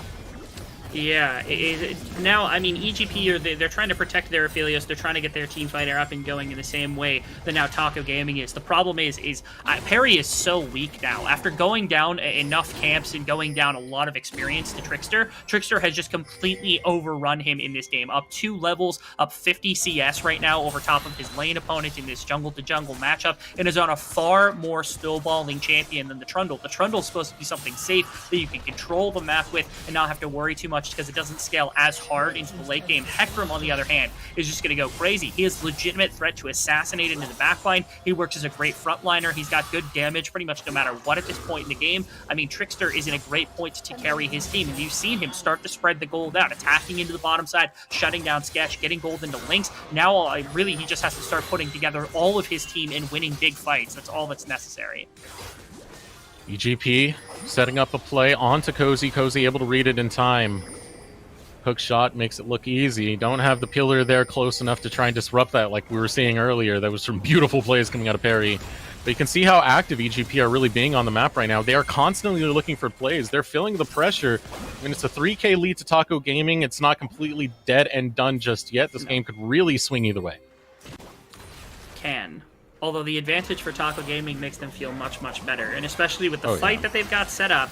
I mean, we haven't even touched on the fact that Doxa exists in this game on a Zoe yet. We saw the damage that he could do when he was in the previous game, let alone what he's going to be able to do in this one. He isn't super accelerated the way he was in game number 1, unfortunately, but the threat is still there that if you don't get Vector, if you don't keep Aphelios in a very safe position, they can get removed from the team very, very quickly. We go. Potential 5-man stack towards the mid lane, able to rotate it out towards Mountain Drake. They do have the Rift Herald, so they can get some extra priority here if they do need it. Can be dropped for that mid lane tower. But standing 5 strong is going to be both teams. Cozy waiting in the bushes. Still 22 seconds before Mountain Drake hits the map. Some good vision coming out of Taco Gaming. Will get sight on that inside track if EGP work around it, so it's a tough position for them to get into. Leo there looking to fight it out with Cozy as the team fight breaks out. Glacial Fisher going to the middle, going to land on the Daption, and Faisal tries to be that front line, gets chunked out, will be able to back out in time though. Daption able to get the retreat as well, but health bar's too low for EGP. The control going over to Taco Gaming as they're going to get their 6th member on the board. Shelly's going to hit the rift, looking to focus down into this mid lane tower and then rotate that presence straight to Drake. They will, and it's going to be successful for them as well. They are half health, so they have to be careful about Leo getting a full engage or Faisal finding a flank here, which is exactly what happened. The pillar could be detrimental here. Able to jump in. Leo will get the pick onto Lynx, and now here comes the engage from EGP. Not looking completely successful though far, because Trickster is able to pick off 2 on the back end of that. A double kill goes in. Faisal running lower and lower. It's going to be a triple kill coming out of Trickster as able to get the quadra to clean it up. Doxa picking up 1 on the back end of that, and Taco Gaming will be rewarded with a Team 5 victory and the Drake. They had no way to bring down Trickster over the course of that entire play. This started off with a bunch of resources being burnt in the initial fight. You could see the half health bars. This was a legitimate threat of a fight that could have gone very heavily in the way of EGP. Faisal was looking for a good flank. Problem is, they couldn't get the damage there. Jinx wasn't in position to do anything, and so Leo gets an assassination, yes, gets brought down immediately. The backline didn't even have to burn the Hecarim ultimate until right now. That means that Perry, again, basically made a paper still to this point, gets pushed out immediately, and what a great Glacial from Doxa right there to set up a position where both of the frontliners got rooted in place, allowed for his team to recollect and get into the play and win that one. That is a definitive advantage now for Taco Gaming. Trickster, we talked about how this guy was gone for an entire year. We were waiting to see him step back into form where we thought he was going to be one of the most exciting prospects. If this game does not prove to you that he is of the kind and quality that could be at the next level, at least in Proving Grounds, I don't know what you're watching because he is going crazy right now. He is stepping up nonetheless. 9-1-4 so far on Trickster. Has been a dominating force very early in this game, already having, a 60 CS lead onto his lane opponent. You can see right there a 2-level lead onto Perry. Just look at the damage. It tells the story right there. This Hecarim has been popping off, and now the rest of Taco Gaming going deep into the jungle of EGP. They're setting up around Baron, getting those deep wards, getting that vision control. That's going to be the next area of contention. Oh, it's going to be so hard right here for EG Prodigies to find any kind of aggressive move at all. They're hoping that Aphelios can get to a point where he's strong, but he is not going to be strong for a long time. The one thing they've got, maybe Leo. Leo does have like the Everfrost done, which means the full combo is quite a bit to be able to attack someone with, but he's getting hunted by Cozy. That could be bad. Ooh, Cozy looking to jump in. Able to block it with the CC right there. Cozy cannot get close enough to stop that, so just a little bit of play between the two top laners. Now going to control the lane is going to be Cozy as he starts to shove that back into the direction of EGP, making sure to pressure for this Baron that's coming up very soon. Teleport is available for Cozy, so he can get there in a timely fashion. If the engage does come through, Sleepy Trouble Bubble not going to land on the parry. EGP trying to get some forward vision into this area to prevent this Baron from going off. The best they're going to get is kind of shallow vision around the Baron pit where they can walk up to look to contest. The problem is, I actually saw this the other day, which is that Hecarims can engage over top of the wall, and if the rest of the team is there for follow-up, especially Jinx, who can position in the pit and really tear through a team with the range. If you get like a Braum over the wall with a W, Camille can join as well, and over top of the wall, I mean, Zoe can continue to just barrage with paddle stars and things. They can just turn off the Baron over top of the wall and for a full engagement into a team fight. It's very rare for that. Usually you have to, like, things get really wonky and you're looking for engage and kick people in and out of the pit, things like that. But in this case, it could just be a full team fight engagement. And so that's the best you can hope for from the side of EGP, is just to make sure that you got vision in that area so that if a team fight does break out behind the pit, then you're going to be ready for it. But the other thing they've got going for them, I guess, 2 dragons means that they are going to stall out the soul point. It's also a mountain soul, which isn't the craziest thing to try to overcome. But again, you do not have damage. You don't have gold in your main carries right now. So it's going to be really tough to overcome if you can even get to that point. Yeah, Sketch looking a lot like Lynx was in that last game. Wasn't able to get that Aphelios online and have an impact. It's been just high tempo coming out from Taco Gaming. High momentum coming out of Trickster. Was dominate a lot of this early game, a lot of this mid game. Now the rest of Taco Gaming surrounding this Baron pit. Cozy playing defense here, so far off his parry, he will not be able to get close in time. Battlestar over the wall, Daption doing what he can, but this is forfeit. Taco Gaming, they're looking to make this textbook. They grabbed the Baron and now looking at the closing stages of this game.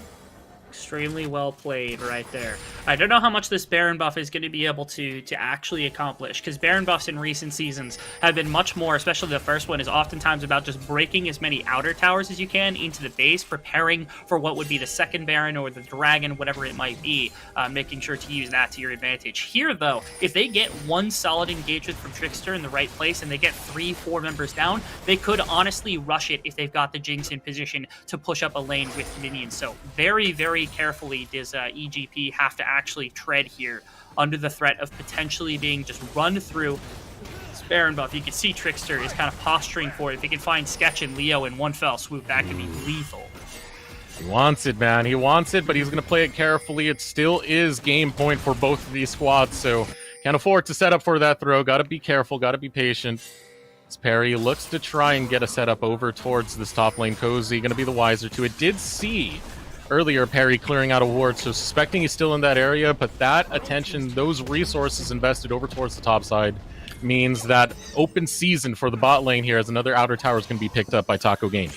Doing a good job making sure mid and bot are pushed, because they need to, they're working towards dragon control. Again, they're still, I mean, at this point, they're like 12 minutes out now. Actually, the dragon is live, so they could go get that one anytime they want. So it's 10 plus however long it takes them to take that dragon. But in an ideal world, you know, Taco Gaming isn't anywhere near taking the soul point, nor do I think they could really force EGP to fight at that soul point in all respects. So right now, we're about 10 minutes out from a soul being taken from either one of these teams, maximum, 20 minutes before somebody is guaranteed to have to take one of these dragons, which is miserable if we have to wait that long for a conclusion to this game, given the advantage that Taco Gaming has. But again, EG Prodigies doesn't have to take the game that Taco Gaming's offering them. Oh, here we go. The knockup. They're looking for Sketch, and they were able to isolate him, but can they get the damage? Nope. They turned their attention on to Daption, and now they'll take down Sketch. They just run it right through Evil Genius's Prodigies, who are flashing away on full retreat from this fight.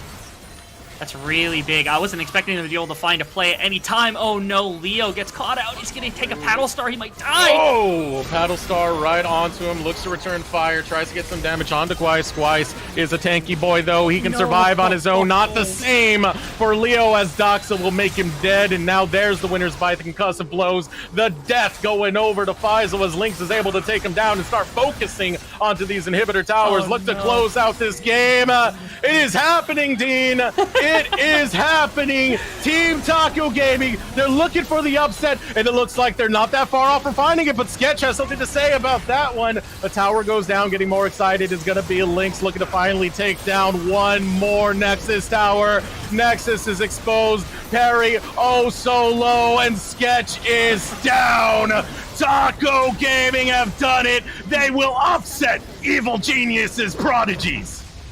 They got caught up so far in the mid lane. I was trying to hype it up like the only chance they've got is to try to stretch this game another 10-15 minutes in an attempt to get Aphelios and Vex into a position where maybe a team fight can come through. But again, they just get forced on so quickly. Trickster's able to make it happen. Gwice in tandem is able to make it happen onto Sketch, and they just don't have the ability to fight back. They're down too much gold, and that is that's Team Taco just walking it right up mid lane, taking the victory. Incredible stuff. EG Prodigies, one of our higher seeded teams of the tournament, and Taco Gaming, they're showing their talent on display. What a game. What a series. I love it. I love it. I love it. Big brain analysis coming through. No. Taco Gaming, they very much deserve that win. They were able to play through and through knowing what their win conditions were. They played a lot more towards that early game that you were talking about. And this time they were able to just push it right on through. A lot off the back of Trickster and this Hecarim, and just how much momentum he was able to generate and continue through pretty much the entirety of the team of EGP. Yeah, really, really insane stuff from him. This game specifically was a bit of a diffie in the jiffy, unfortunately.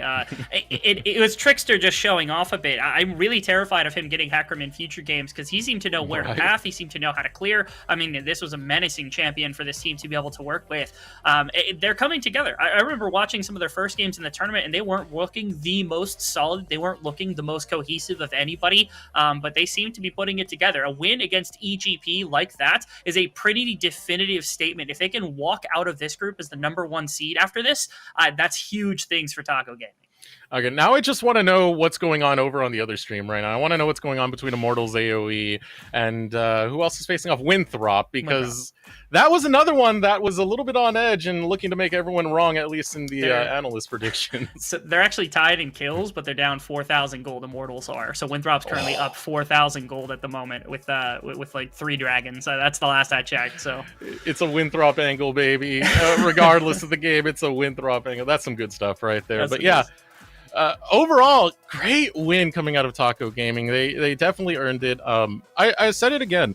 They don't seem like the most multi-dimensional team. It doesn't look like they have too many angles of attack, but the areas they excel, they do really well at, and that was that a lot of the early game to mid-game skirmishes.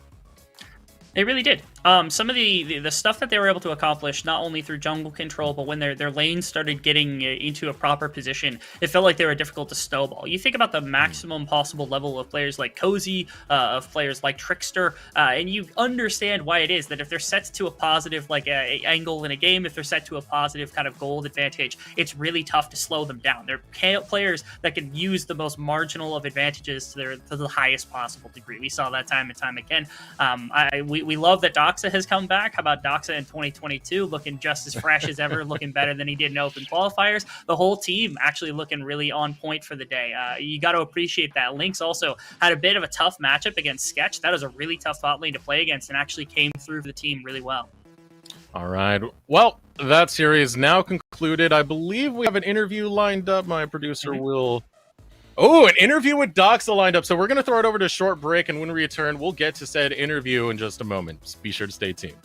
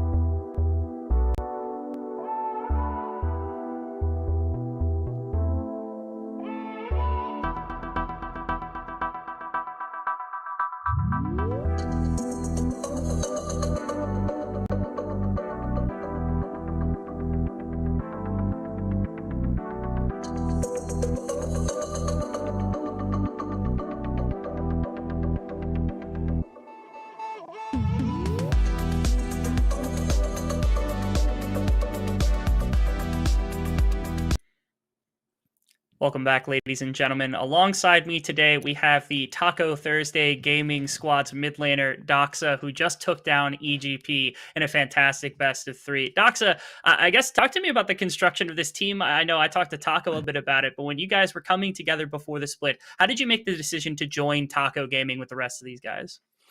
My initial decision was to take the split off. I was just gonna spend time with myself, play solo queue, try to climb the ladder.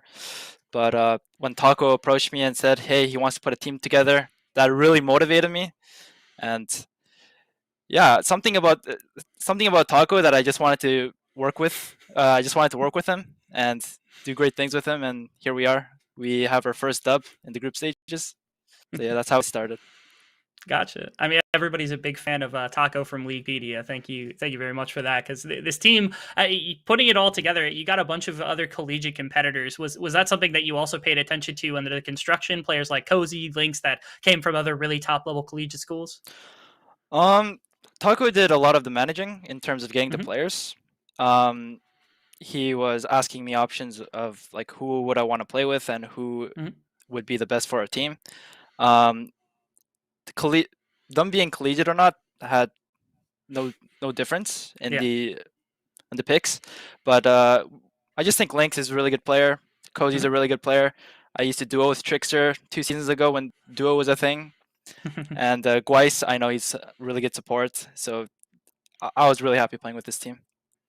Gotcha. I know there wasn't a ton of time for you guys to work through a lot of scrims and stuff before open qualifiers, and I know, you guys ended up, I think, 3-2 in open qualifiers as well. Were you like up to expectations, up to snuff at that point, or has it taken a minute to really get into the groove of what you guys expected to be?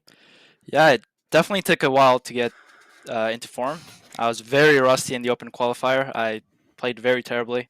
My team carried me through it, and Shia, our coach, he's a big part of why we are improving so fast. He joined us.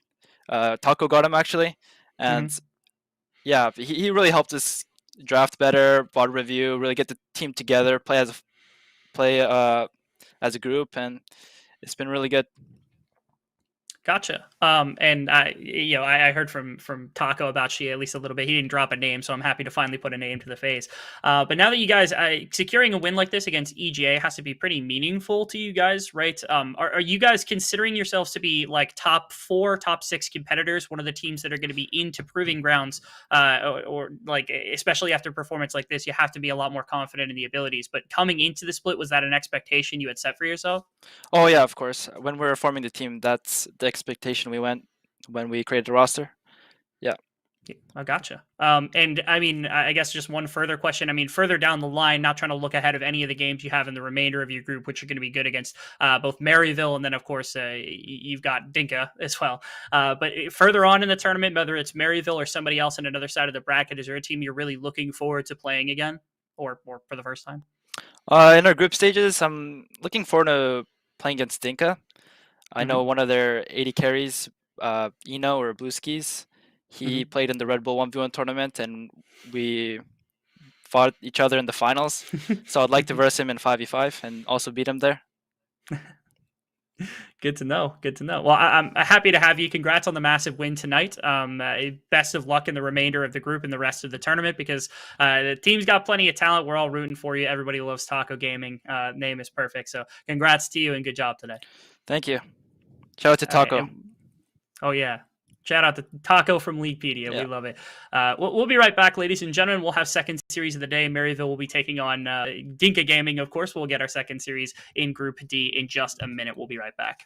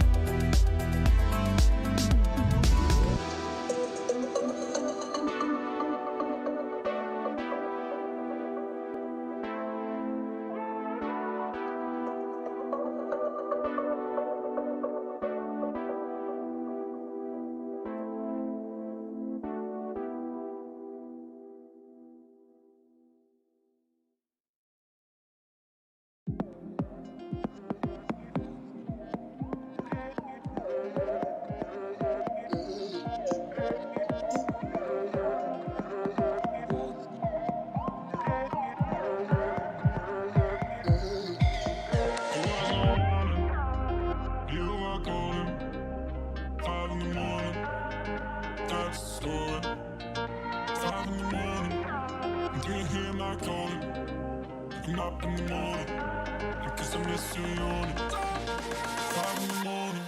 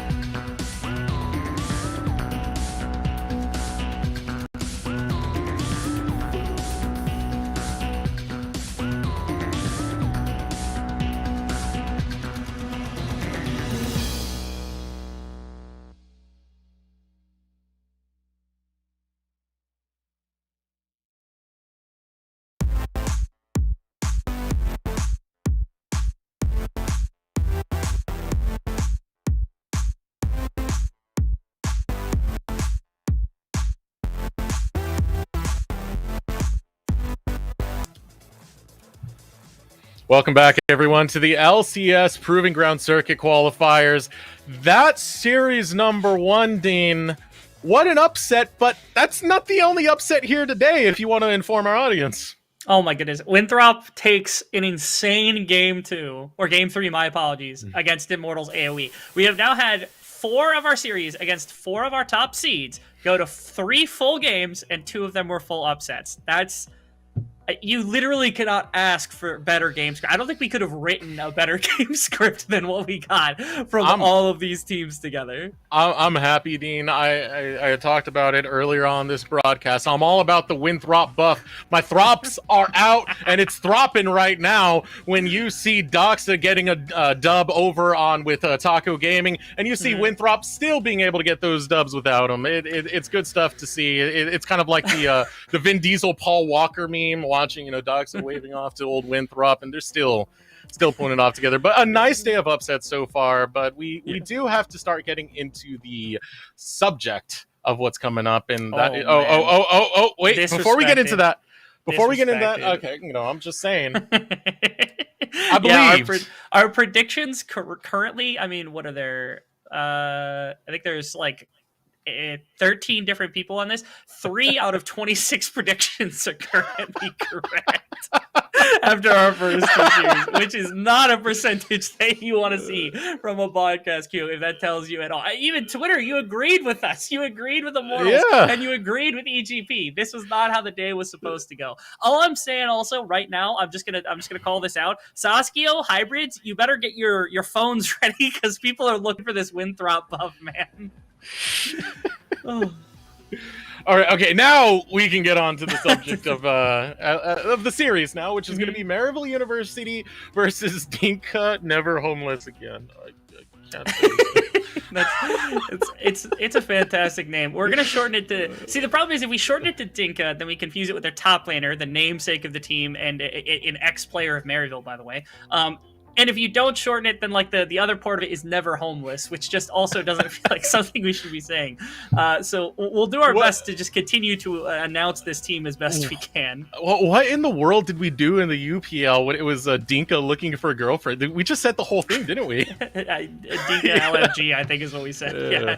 So Dinka NHA is probably what we'll have to go to. But that team was thrust together with a bunch of players that I think a lot of people would also recognize. I mean, Dinka combined with Captain Shrimps, Eno, and Duo King. Sammy was the one question mark. I really didn't know anything about Sammy, but I got to watch their final series, the one which they qualified for this tournament in against Glaive Prime, which is, again, a team that was really competitive last year. And Sammy went nuts on the Karthus. I think he had like 10, 11 CS per minute and was just nuking people on that pick. Sammy has been the surprise jungler of the tournament, at least in a handful of games for me for Dinka, while every other person, I mean, you know how good the rest of them can be, but they've got a very tall task ahead of them. Maryville has been on fire at this tournament. They almost took it to 100 Thieves before the 100 Thieves made it into the finals. A lot of it off the back of Get Back, who has just been going crazy already in this event.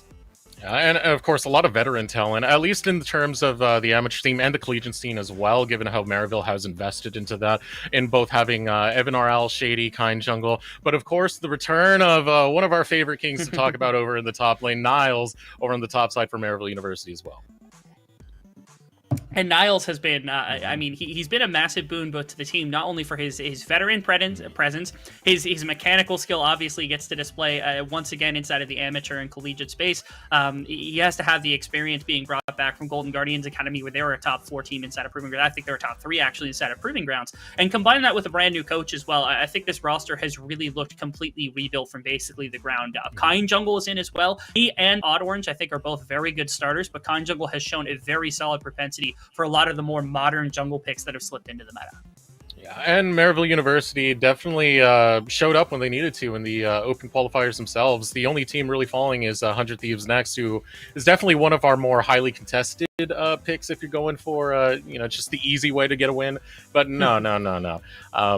Overall, they have had good performances with this roster they've been working with. I believe the only difference was they had one where they subbed in Odd Orange in for Kai Jungle. So, yeah, basically the same thing regardless. Yeah, it's really remarkable just the ability to swap out players like that. They did it a lot during the fall as well, where they were testing with what roster was going to be best when they finally put together all the pieces. Now that Niles is back, obviously he's able to hold down the top lane. Kind and Odorange, again, I think both of them are definitely fit. I think there's also a position for Azog on this roster versus Evan RL. I know that those two could definitely have different roles that they play upon the team. APA is around. When APA gets kind of acclimated, we can end up seeing him and Get Back come together, although the way Get Back's been playing has actually been so insane. I doubt that they could actually move him out of the lineup. The performances he had, some of the highest stats in mid lane. I think he was actually the #1 stat mid laner inside of the first opening qualifiers. Like all 5 games, he was the #1. You're talking about players like Insanity, players like Ryoma. Insanity's a little different because Sword was here as well. But like Insanity, Ryoma, Sword were around, and Get Back was the one that kind of jumped off the page as the #1 stat receiver. Of course, Maryville, very established when it comes to the university scene, collegiate scene, excuse me. As we head into draft right now, I'm trying to figure out what I'm going to say, Dean, for Dinker Never Homeless Again. Am I just, or are we just going for the entirety of this name? DNHA? Dinha? Dinha? Yeah, I Dinha. like Dinha. Yeah, let's Dinha. call him Dinha. Dinha. I All like right, that. That's fine with Dinha. me. I'm actually curious. I know old school Niles was a very big Gangplank player, and Dinka is also one of our biggest Gangplank players. I think he played 3 games of it over the course of the entire tournament. However, they make the mistake of giving up Twisted Fate, which is Get Back's best champion. It's something he went crazy with. He attacks the map with it viciously, and it's a takeaway from Captain Shrimps altogether. I'm hoping Captain Shrimps gives us the disgusting Fizz counter. I'm really praying for it because he's pretty much the only person that play Fizz for me, and it's one of my favorite champions to watch. Definitely is in his wheelhouse to have that Fizz, so excited to see if he does go for that. But instead, for right now, the hover for Dinha is going to be Carthen. I can't, Dean, I can't. It's a hard one to say with a straight face. It is going to be Carthen is locked in over on their side. One more pick to go. Yeah, it's Dinka Dinka is another way, I guess, of saying this roster, because Dinka Dinka was hovering that one. But yeah, Sammy, this was the pick that he went crazy on. It wasn't attacked super easily in the earlier stages of the game, which I think was the mistake last time that it had. So we'll see if Kind Jungle's got something. I know he's got the talent in the back foot to be able to attack with, so maybe that is the option. Interesting selection of the Lucian. I know Eno loves that pick and he's played it a couple of times. I wonder if they go to the Lucian-Nami combination. That's something that was really powerful slightly before the preseason really had come through, and some of the power still bled over. We've seen it from time to time. It's a really oppressive bottom lane to play against. If they're anticipating this, you could go Aphelios and Lulu, neither one of which has been banned out. That was the response of the Worlds tournament. So not hovering for the Aphelios right now, hovering over for the Jinx. And that is going to be the lock-in, so you do have your carries locked in over TF in the mid lane. Over in the ADC role is going to be that Jinx. But pretty much going straight for the duo bot lane over on the side of Maryville University, as they are going to lock in the Thresh as well. Will provide a lot of pick and disengage and protection for this Jinx. Very powerful combination of champions that they've got there. We know the reason why it's very good. Repositioning for the Jinx. Some pick potential in the earlier stages with the trap line. We saw that even just earlier today on stream. And most importantly, I think that Shady getting his hands on Thresh is something that not a lot of teams actually want. Now that is a statement right there. They go away from the Lucian bottom lane. I was really convinced they were going to end up with like a Lucian Karma or a Lucian Nami, but here it is, the Jhin slotting into the ADC role, and that means Lucian is going to be going into one of the solo lanes. All right, so very aggressive, also very squishy coming out from Dinha. You can tell their condition is revolving around the early side of... I'm sorry, Dean! It's okay. You're going to break me once or twice. I'm sorry. But yeah, ADC heavy so far. Marksman heavy on the side of Dinha. And we head towards the second phase of the draft. Jay's taking off the map. I gotta break this before we get into game and one of us says Dinha is served, because like I can't let it slip through. If you hit me with that in the middle of a game, we're gonna laugh too hard, so I'm just gonna get it out now. I'm still gonna laugh when I hear it inevitably in the midst of the game, but that's now at least I've softened the blow a little bit. You notice MU, they're getting rid of the Leona. They're gonna get rid of as much as Duo King's pool as possible, just because the Jinx goes into the, or my apologies, the Jhin into the Jinx. This isn't a matchup I love. I see this get absolutely blown apart a lot, and so they have to have something really easily in mind for Duo King to try to help take over this lane, because I think if it's a Jhin and another standard marked or another standard support into the Thresh, you're not finding yourself in a winning bottom lane situation, especially because you've given away the Lucian pick this early. They could still get flex between top and mid lane, which I'm assuming is the reason they picked it this early and on in the draft for the side of Dinha, but I'm a little bit lost, just because, again, they really desperately are going to need to find a way to fit in something very powerful. Nautilus is about the best standard support you're going to get in this situation, but I don't think that's going to be enough to win out. So saving it for a counter pick for later. Overall, pretty squishy on the side of Dinah. Now looking on the side of Maryville University, as they do hover for the Volibear, so get some dive ability if they do go for this right here. And potential dive buddies having the TF with that. They do go for the lock-in instead. Gonna shy away for the Xin Zhao instead. You still have lots of dive potential. I think it's a little bit more of a flexible kit at the end of the day, and yeah, that does get locked in for Maryville University. I think they need to contemplate here another top lane matchup for just 1 second, because again, there's still the possibility that the Lucian gets flexed up the top lane and it's not going into the TF. If it is Lucian versus TF, Lucian has some ability to trade, but it's not so crazy that like the TF needs to get out of that laning phase. But if they flex it to top lane into the right matchup, then it's going to be a problem. But instead, Niles goes to like his trademark Ornn. Of all the picks that like Niles is known for, this is perhaps the closest thing to a tank that he plays. He doesn't play it like a tank, he plays it like a fighter, and he's incredible at it. It's one of his better champions. He's an amazing engaged tank with it, does some crazy things. Even in the laning phase, he's very good. So my expectations are pretty high for for Niles here on this pick. It also helps him engage for his team. Also, the amount of teams like we've seen over the course of the tournament that have not been able to find an engagement, this is a champion that fixes that problem very quickly. Interesting. The Poppy getting locked in here for Dinah. Going over to Dinka over in the top lane, it is going to be what's looking to contest Niles over there. So interesting combinations that you can get from that. It can deny a lot of potential coming out from Maryville University's composition, both with the Audacious Charge that can come out of Kind Jungle, as well as the big one, the Call of the Forge God, if you can get that in a timely manner. Yeah, bold of Dinka to pick a shield throwing champion into NA's Captain America in the top lane. That's a little interesting to me. Also, for two members that are oftentimes outspoken, oftentimes bold, and even were trash talking earlier this week on Twitter, we're getting Ornn Poppy, guys. Come on, like really? Yeah. Like, we're lacing up for a boxing match between two of the greatest of all time, and like they replaced your gloves with pillows or something. Like, come on, like we didn't come here for this. Not even the gloves with pillows. I'm just imagining they're going for the old hug it out. It's a wet noodle fight at the end of the day, so just get in there, get the grapple, start doing the cheap little side shots. Nothing of interest. No skill matchup quite yet. Maybe game 2. Maybe we'll get that for game 2. That is a disappointment, isn't it? Because like you're right. Like the most trash talky top laners in all of North American Amateur. At some point, I could even say Niles of all of North America as a whole. Jeez, man. Give us some bloodshed. Give us some violence. Yeah.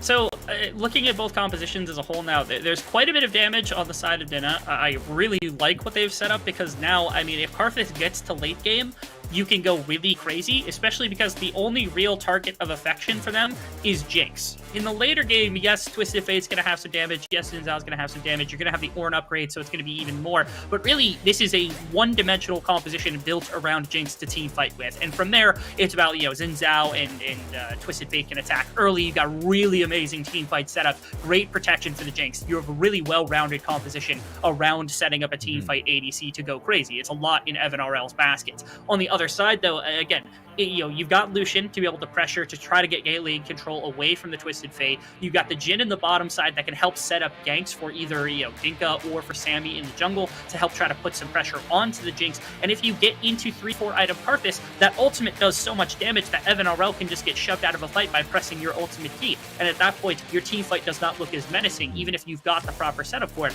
Most of your damage is coming out of the Jinx for the later game. And I think that's what Dinner really wants here, is they want Sammy to get out of the early game. So they drafted powerful mid lane to try to press the Twisted Fate. They drafted a lane opponent in top lane that they're going to be comfortable with, where Dinka doesn't want Ornn to be allowed to just sit there and do nothing. And hopefully that's going to be enough for them to try to move into bottom side, shut out Jinx a little bit, but more importantly, get their own win condition online. So where do you think the area of attention is going to be for Kind Jungle, right? You still have lots of resources to utilize over on your teammates, having get back on that TF, but you do find a situation where it is a little bit tougher if they want to fully commit over towards that top side and try and take out Dinka early. Poppy is a very tanky champion, of course, throwing the shield. You can get a bonus shield on top of that. So it does beg the question of where Kind Jungle is going to look to focus once he is able to free get back from that lane. So I don't think that Poppy innately just outright wins the matchup against the Ornn in like the one-on-one situation, especially if played by somebody with a mastery like Niles, as long as they're not just like ego checking one another during the course of the laning phase. So if I were Kind, oh go ahead. Yeah, they might. They really might. If I were Kind jungle, I would be putting effort towards Captain Shrimps. Number one, he's a very talented player. Number two, making sure that the Lucian is put down and making sure that your Twisted Fate is ahead is a great early game strategy and kind of takes away the early game strategy of Dinka and the rest of the squad at the knees in the earlier stages of the game. You can really put focus and take over the map with a team fighting setup if you get back ahead and if you put down Captain Shrimps. I'm looking at mid lane. Sammy doesn't really have the ability to mess up this mid lane all too crazy, and there's a lot better dueling between the Twisted Fate and the Xin Zhao early on than the synergy between the Lucian and the Karthus. So I want mid lane to be the point of affection for Kind. See if Maryville are able to put their attention over there, get that going, and get the dive buddy composition running around. Get back free with those Destiny gates, because always when we see Twisted Fates there, those early Destiny gates are pretty pivotal to the success you can find off of TF. They are. Okay, my bad. For some reason, I looked at the right side of the screen and I saw 2 cleanses, and I thought it was 4 cleanses. And I'm like, why are we seeing 4 cleanses on the side? Are they really that terrified? I get the reason for it. Obviously, you don't want to get gold carded. You don't want to get upped on by Kind jungle. So yeah, the threat of get back really is there, especially with the Predator boots. He's going to be out and about on the map. You can expect him to be everywhere at once. Altogether. So like you said, the threat of Twisted Fate, the threat of the rest of this roaming potential is something that has to be of concern for DNA, or for Dina, I guess is what we're calling them as much as possible. I'm sorry, I'm going to mess up that name 100 times. No, we're going through with it. You'll be a master of that name by the end of the series, Dean. Do not worry. I'll do my best. Again, please don't hit me with a Dina is served. I'll find another one. Don't worry. It'll be much more egregious. So okay. Bad. I'll make sure to make you cringe all the way off this broadcast. Yeah. Let's see. Maybe chat's got some interesting ideas for jokes. I can't really read chat while I'm doing this, but I'm sure they've got some amazing Dina jokes to make during this. So I'll leave it to them because I'm sure Twitch chat's got some amazing ideas. What is happening right now? Okay, Xin Zhao is pathing towards bottom side of the map.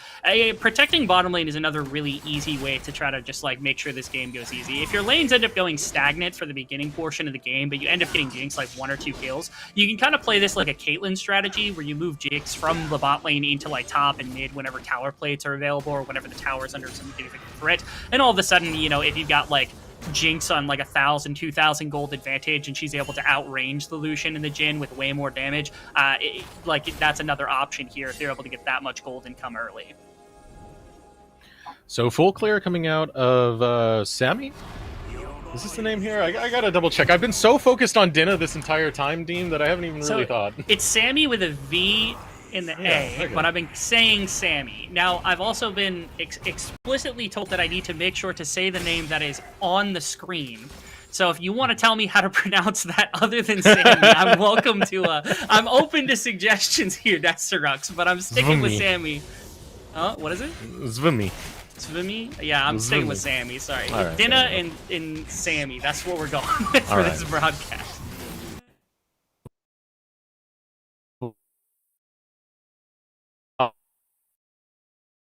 Unfortunately, having a bit of a feed freeze here. Coming back in as the fight does continue. Another hook going to be returned onto Evan RL, but feed not working out right now. Unfortunately, can't see what's happening.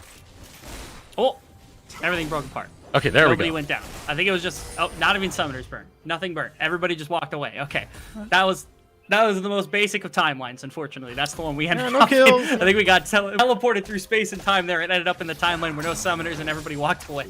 Yeah, ended up a little bit lucky right there. Not as lucky for Captain Shrimps. He gets hit by that gold card, but Kind Jungle not able to follow up in time.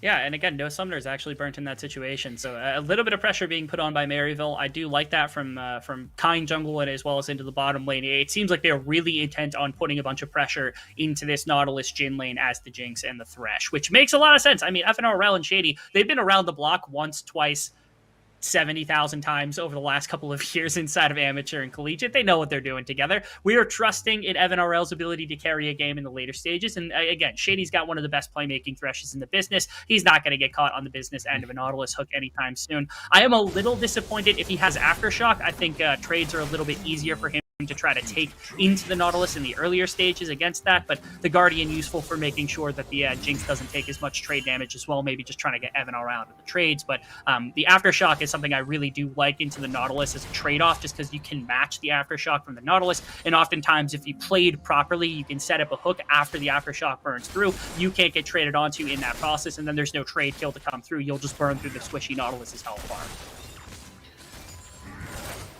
Having a little bit of technical difficulties, even difficulties saying that word. Bear with us as we do work through this for the time being, but broadcasting the action still going through as the attention put towards bot lane, shoving in that wave once again, going to be Evan RL and Shady. Going to take that back now. And it's always on every recall that I start watching Shady very closely, because he can get unlocked out of lane quite easily, roam anywhere, find those death sentences. It's kind of his forte at this point, as you do see Kind Jungle working towards the bot side.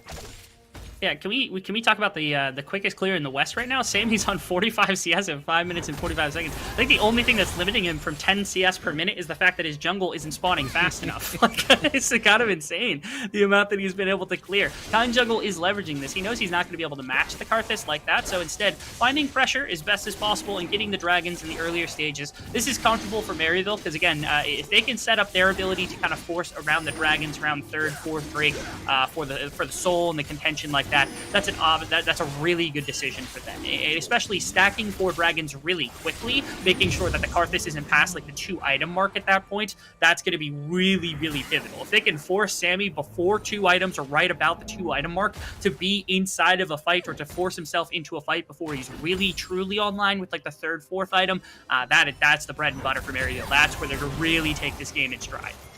And already a good start for them being able to grab that Drake.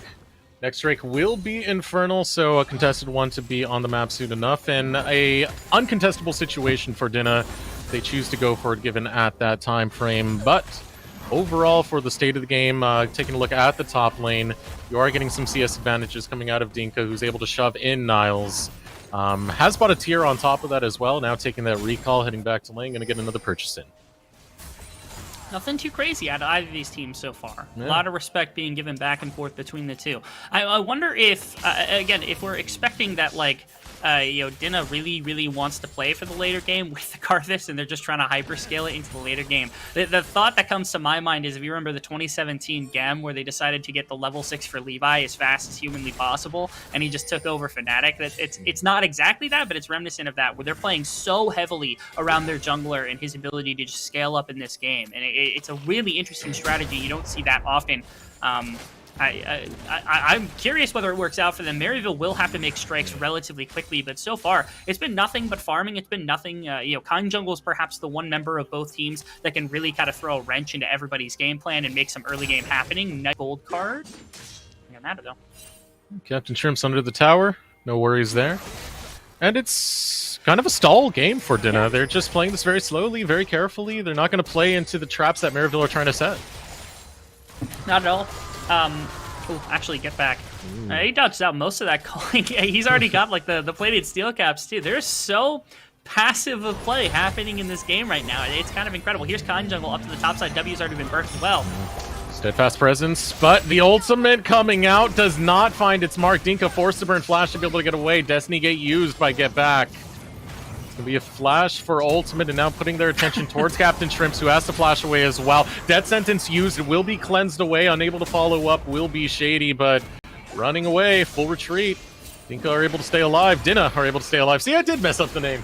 Yeah, happens every once in a while. Rift Herald is a possibility. Nice shift up from Shady to make sure that this play was going to come through. They try to make an aggressive play on the Dinko, but the biggest thing about this is that they actually do not burn any summoner spells in the process of doing so. Just Get Back's ultimate. And Captain Shrimps came up to support the potential play, got caught in the bit of everything, and so now, because Captain Shrimps burnt both summoners, had to get back to mid lane, because Dinka had already been pushed out, had no flash, it was kind of like a non-kill way of bullying Dinah out of topside river to make sure that they would get the Rift Herald, which is a very smart thing. The thing that they sacrificed, of course, though, is that Shady being on top side to make sure that this play was going to run smoothly and that they'd have that control, was 2 plates in the bottom side going over to the Jhin and the Nautilus. So hopefully they're able to return that favor by getting some gold into Jinx with this Rift Herald, maybe even pushing for the entire tower if they can find an aggressive play from Get Back in kind with Kind Jungle.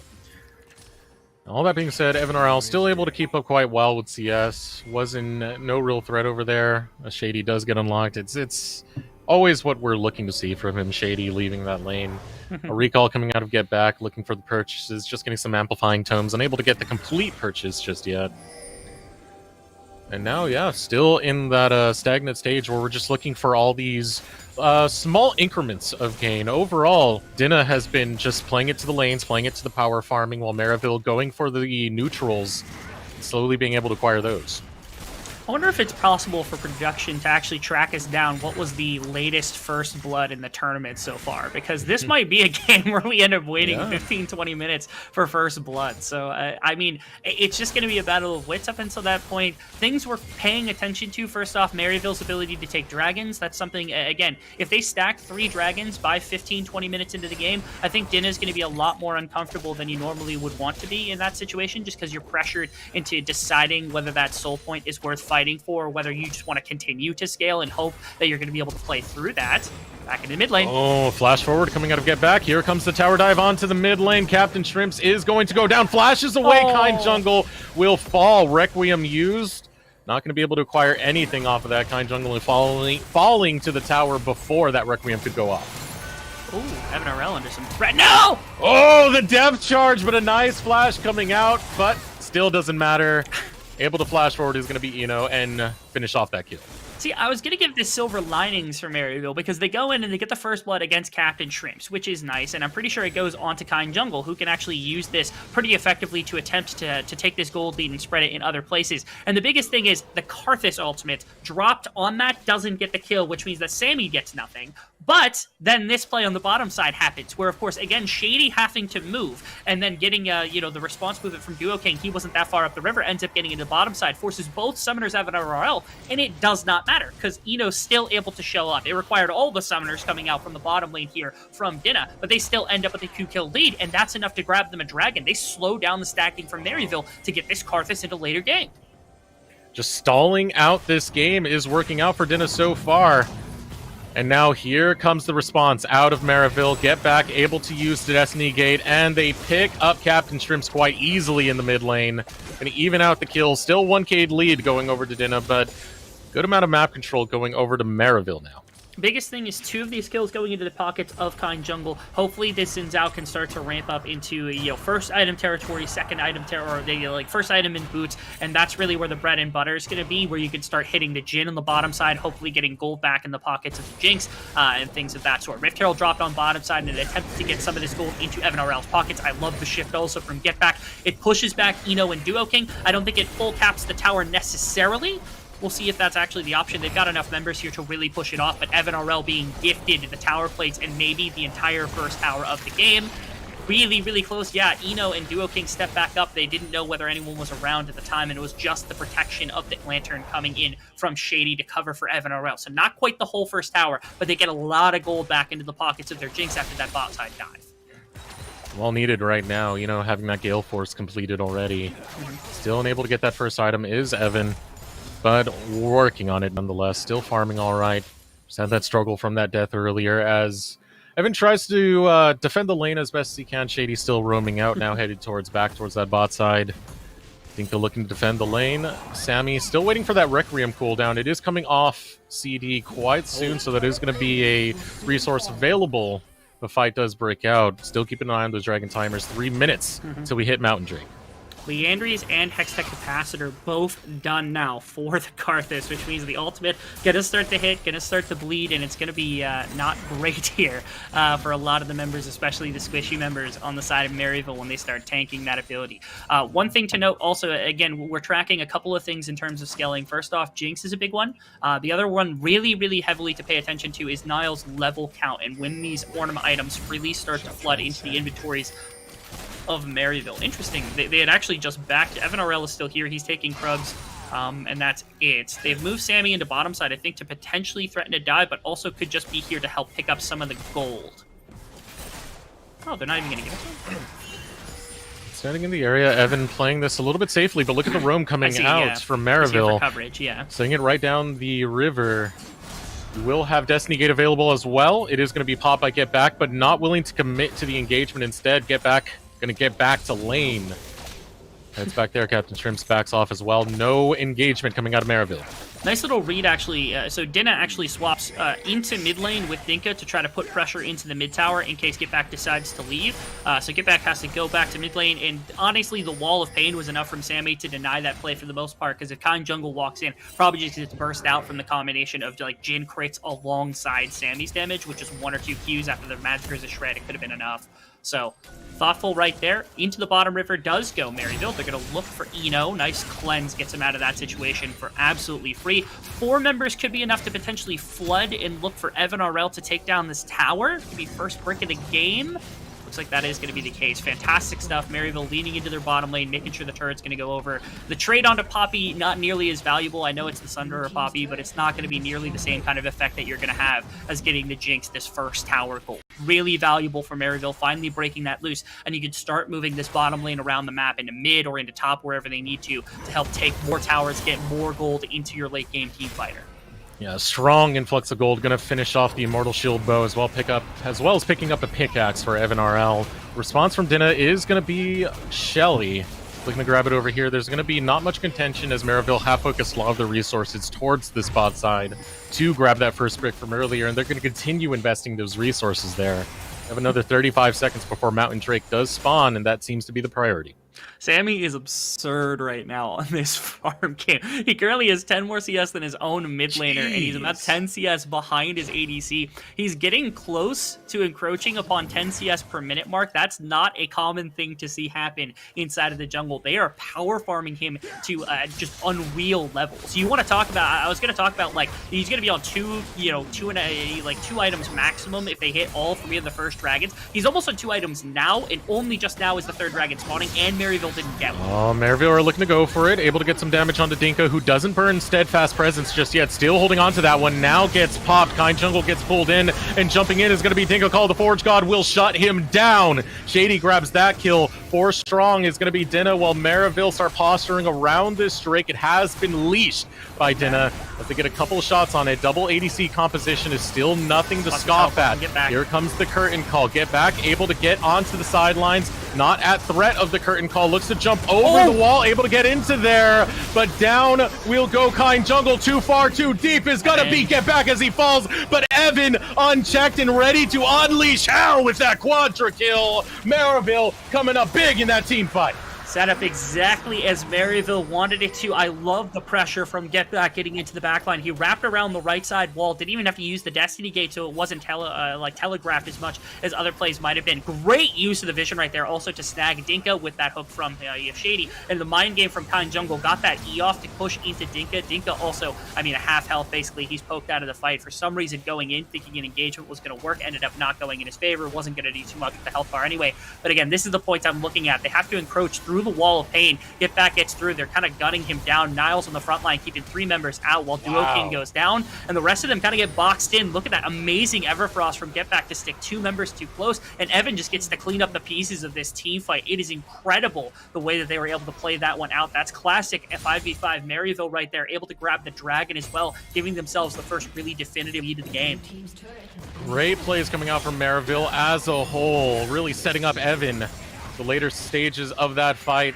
They are going to net themselves quite a bit, still evening out the gold lead. Dino able to power farm a lot of that lead that's been coming out from Sammy so far, but they are now grabbing more turrets. They're grabbing more income into the pocket of Evan RL.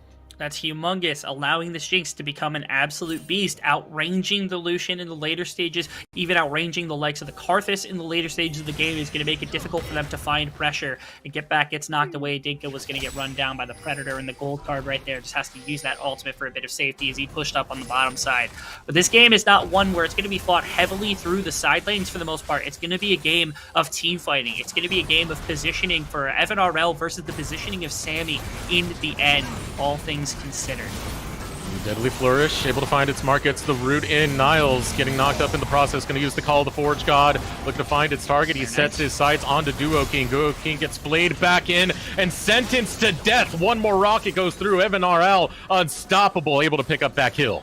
Extremely well played. Again, finding a pick. Niles got kind of clustered on right there, was able to live through it with the tank stats that he had, and able to find a nice pick under Duo King with that ultimate, which led to Evan RL picking up yet another kill, up 5 right now.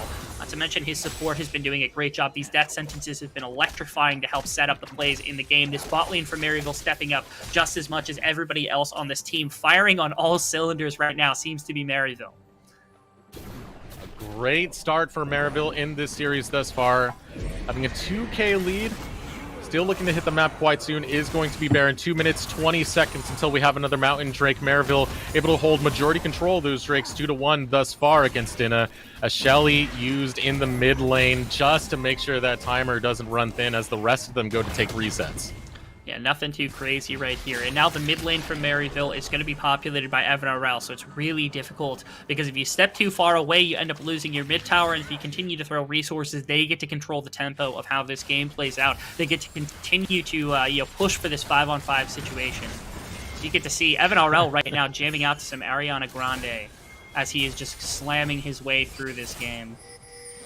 Gotta love to see it. And, hey, you've earned it with the positions you're able to get yourself in this game thus far. Having that strong lead, the team fight looking to break out. Deadly Flourish going to go wide. Depth Charge looking to dissuade Maryville. Going any more into the jungle of Dinna. Still unable to get themselves too much, though. Dinna just so far behind, given the tempo of this game. And now here we go. Destiny Gate coming out, looking to find Inno. Duo King doing his best to protect his ADC, but he is fed to the wolves. Down Duo King goes. The rest of Maryville able to net a victory off that one and look to potentially get some purchases. We've been looking for the big ones, man. The Ornn does have that effect. They have been very quick to collapse in a number of situations. The combination of pick potential from Shady and also from Get Back has been something they've exploited, and even the Ornn ultimate is now being used just to pick off individual members from the side of Dinna. They have basically no response to it. This composition has put, I mean, at this point, they are all eggs into the Karthus basket. There's basically nothing else. Yes, Eno's got a little bit of damage, being able to throw things in with the ultimate, the W's, things along those lines, and there's a bit of damage in both the Poppy and the Lucian to speak of, but for the most part, the backbone of this team has to be this Karthus pick. It has to work out. There is no other way for this game to go positively for the side of Dinkin Never Homeless. Again. Now with 17 seconds left on the clock for that Mountain Drake to spawn, Maryville starting to posture in this direction.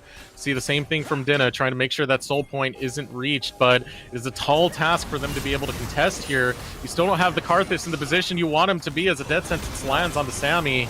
Now looking to back off. Niles trying to play a lot of diversion here, trying to make sure that Dinna don't want to get anywhere near this dragon or face the wrath, the call of the Forge God. But over on this inside track, over on this blue buff track is going to be Dinna. They do have the Scuttle Crab working for them, so they do have the extra move speed and vision that cannot be denied there.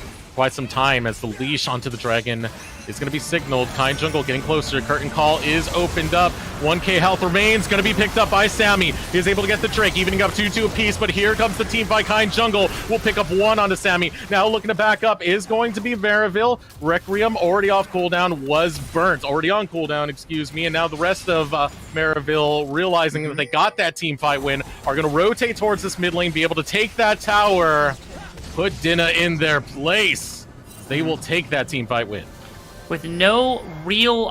with Sammy down, I was kind of hoping that they would make maybe a Baron push, but I know with all of the ultimates down, with the health bars looking the way that they were, they couldn't quite make that full shift to Baron. Losing that dragon is actually a really, really important thing. Again, the longer this game gets dragged out, without Maryville being able to throw in a kill team fight is really difficult. It gets Sammy into a position where even if you die in the middle of the enemy team, you're taking 2-3 members with you with the amount of damage that you can do. That was a close situation. Both junglers looking to try to smite that one away from the other, but again, Dinna, I think even after the kill goes over, even after the mid tower, the gold just isn't there. Maryville's got enough gold in Evan RL to do damage in fights. He's going to be able to carry them when they set them up. It's about stopping Sammy at this point before Sammy gets into a place where he can solo this game.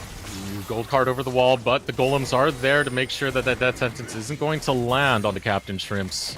See the threat there that Get Back always has when that Destiny Gate is off cooldown, because you can really just target anyone here, looking for Sammy, looking for Captain Shrimps, looking for Eno. It's a good pick regardless, just trying to take down Dinna, set up this potential Baron for the future. And that's a threat that has to be respected from both teams. When you're rocking a Lucian and a Jhin on the side of Dinah, you know that they have the capability, especially with a Karthus, of taking that very quickly. On the other side, they don't have as fast a take. Twisted Fate's got some consistent damage, so does the Xin Zhao, but mostly it's just the Jinx. The fight is the really important part. They've got a bunch of CC to work with, and that's going to be important to track. It's like, if you go to Baron, they're going to force Dinah's hand to try to come over and to take an engagement or something to shut that down, and Dinah has to make sure that they take too much damage, that they can't commit to a fight or to fully ending the Baron, and they just have to walk away. The longer this game gets drawn out, the better Dinah's chances is actually playing. Now, Niles is getting close to the point where items are coming through. A fight is going to be... nice! Nice death sentence, and the cleanse is not going to be enough. Eno goes down, and his lane partner is going to fall as well. This leaves Baron on the table for Maryville University. What can Dinah do to even try to contest this? I mean, right now, they've got Sammy. Sammy could try to flash into the pit. That's about all they've got. With 5 members in Maryville, though, there's no way they're able to actually get into this. In fact, if they try, they could be in some dire straits. Dinka throwing himself in. He's not going to take too much damage on the way out, but there's almost no way. Sammy is on the other side of the pit. He could try to steal this. That would be a great way to just really stall this game. Maryville, again, has to be careful here. Evan is able to throw in damage as much as possible. They're going to stall at about 2,500. They don't want Sammy to steal. Yes, Flash. He's over the wall. He's Flash. He's going for it. He's trying to get the... Oh, no! He gets it! Sammy able to steal away the Baron, but will it amount to something tangible for Dinah? Their members are falling quickly. Dinka and Sammy to the floor, but Sammy, he went for the mission impossible. He succeeded. Get another look at that Baron steal.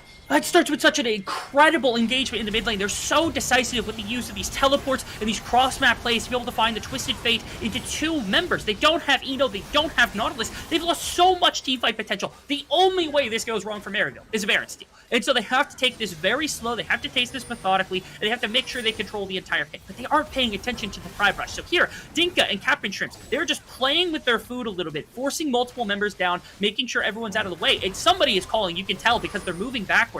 But Sammy goes over the pit with only 3,000 health, and this is where things got so tense, because they stall the Baron at about 2,500 health. Sammy goes over the back and just has to finish it. Get back finally saw him, so he flashed before the actual thing. The ultimate also from Dinka. Amazing to knock the Xin Zhao out, and it allowed for the steal. Sammy ends up not getting much on the backside. Wow. It's a 1 fight for Maryville, but it does not matter. It is more time that Dinah has stalled out this game that this Karthus gets to continue to scale. Sammy's smites have been on point. All that being said, during this replay, there was a death going on. Duo King did get caught out. A little bit of engage coming out of Get Back into the mid lane. So still picking up kills is going to be Maryville, but what a breath of air for Dinah. That might be cut short just now as Shady looks in the wings to try and find that death sentence. Attention set towards Sammy, who eats a zap on the back end of that, but is able to find the retreat. This leaves open season for the Mountain Drake spawning in 10.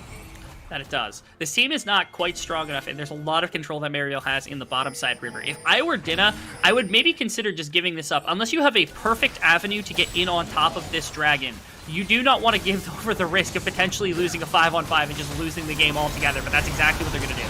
Here we go, Dinah going straight forward, going straight in, looking to find more, but Dinka's getting too low. He's able to survive for now. Call the Forge God goes off, able to hit onto the back line as the dragon will be secured onto the side of Maryville. Now Kind Jungle looks for Duo King. The rockets raining through Evan RL, who's able to get excited, gets the kill onto Sammy, so we'll get the follow-up for the double. Eno, Captain Shrimps on the run, headed towards the Baron side area, but the rest of Maryville, they don't care about that. They want to start taking down structures. And this is what I'm talking about, right? Like, this is a situation in which Dinah forced themselves into a bad situation they didn't need to be in because they felt the need to contest the dragon, which is necessary at some point. But if you're walking into a death trap because they've got complete control of the river and they've got the superior 5-on-5, and you're walking directly into an Ornn through a tight passage, you're never winning that situation if you're Dinah. You have to give that one and wait for the next one. You've bought yourself so much time. You don't want to give all of it up at the last possible second because you're throwing before the soul point is absolutely necessary. Dinah, they're so close to getting into this game, so close to being capable of carrying past a lot of the members on Maryville. Niles is now starting to break into the soul or into the high enough levels where he's going to be able to give out ornaments, which is going to make this even harder. Dinah has, I can't even describe to you how close this has been for Dinah to be able to break into the right situation. They're down only 3,000 gold. If they can stop the next dragon, this game gets so unreal tense around that dragon soul. Oh man, you can feel Kind Jungle kind of faltering right now. Those smites not finding their mark. Sammy getting the better 2 times out of these last exchanges. Now looking to find more. The pressure will be there in 3 minutes and 30 seconds as that Mountain Soul will potentially spawn for Maryville University. But here comes the reaction now to Maryville. They are using the Destiny Gate, just scoping out the area for the time being, and finally setting up the dive onto Captain Shrimps. Tries to back off Super Mega Death Rocket, not going to land onto Captain Shrimps, but it is going to be enough to get Dinah away from that tower. There's going to be a final outer tower going down. There's still one more in the mid lane before you get towards all the inhibitor towers, but over the wall, there is the gold card. There is the pick. Kind Jungle able to hop over. Going to try and use the Crescent Guard to buy time. Going to use the going golden to try and buy time on top of that, but will fall in the grand scheme of things. Now Niles absorbing that damage, being that damage sponge that his team needs. Curtain Call opened up, stepping behind his squad now to try and stay alive as Dinka is able to knock back 2, keeping his life.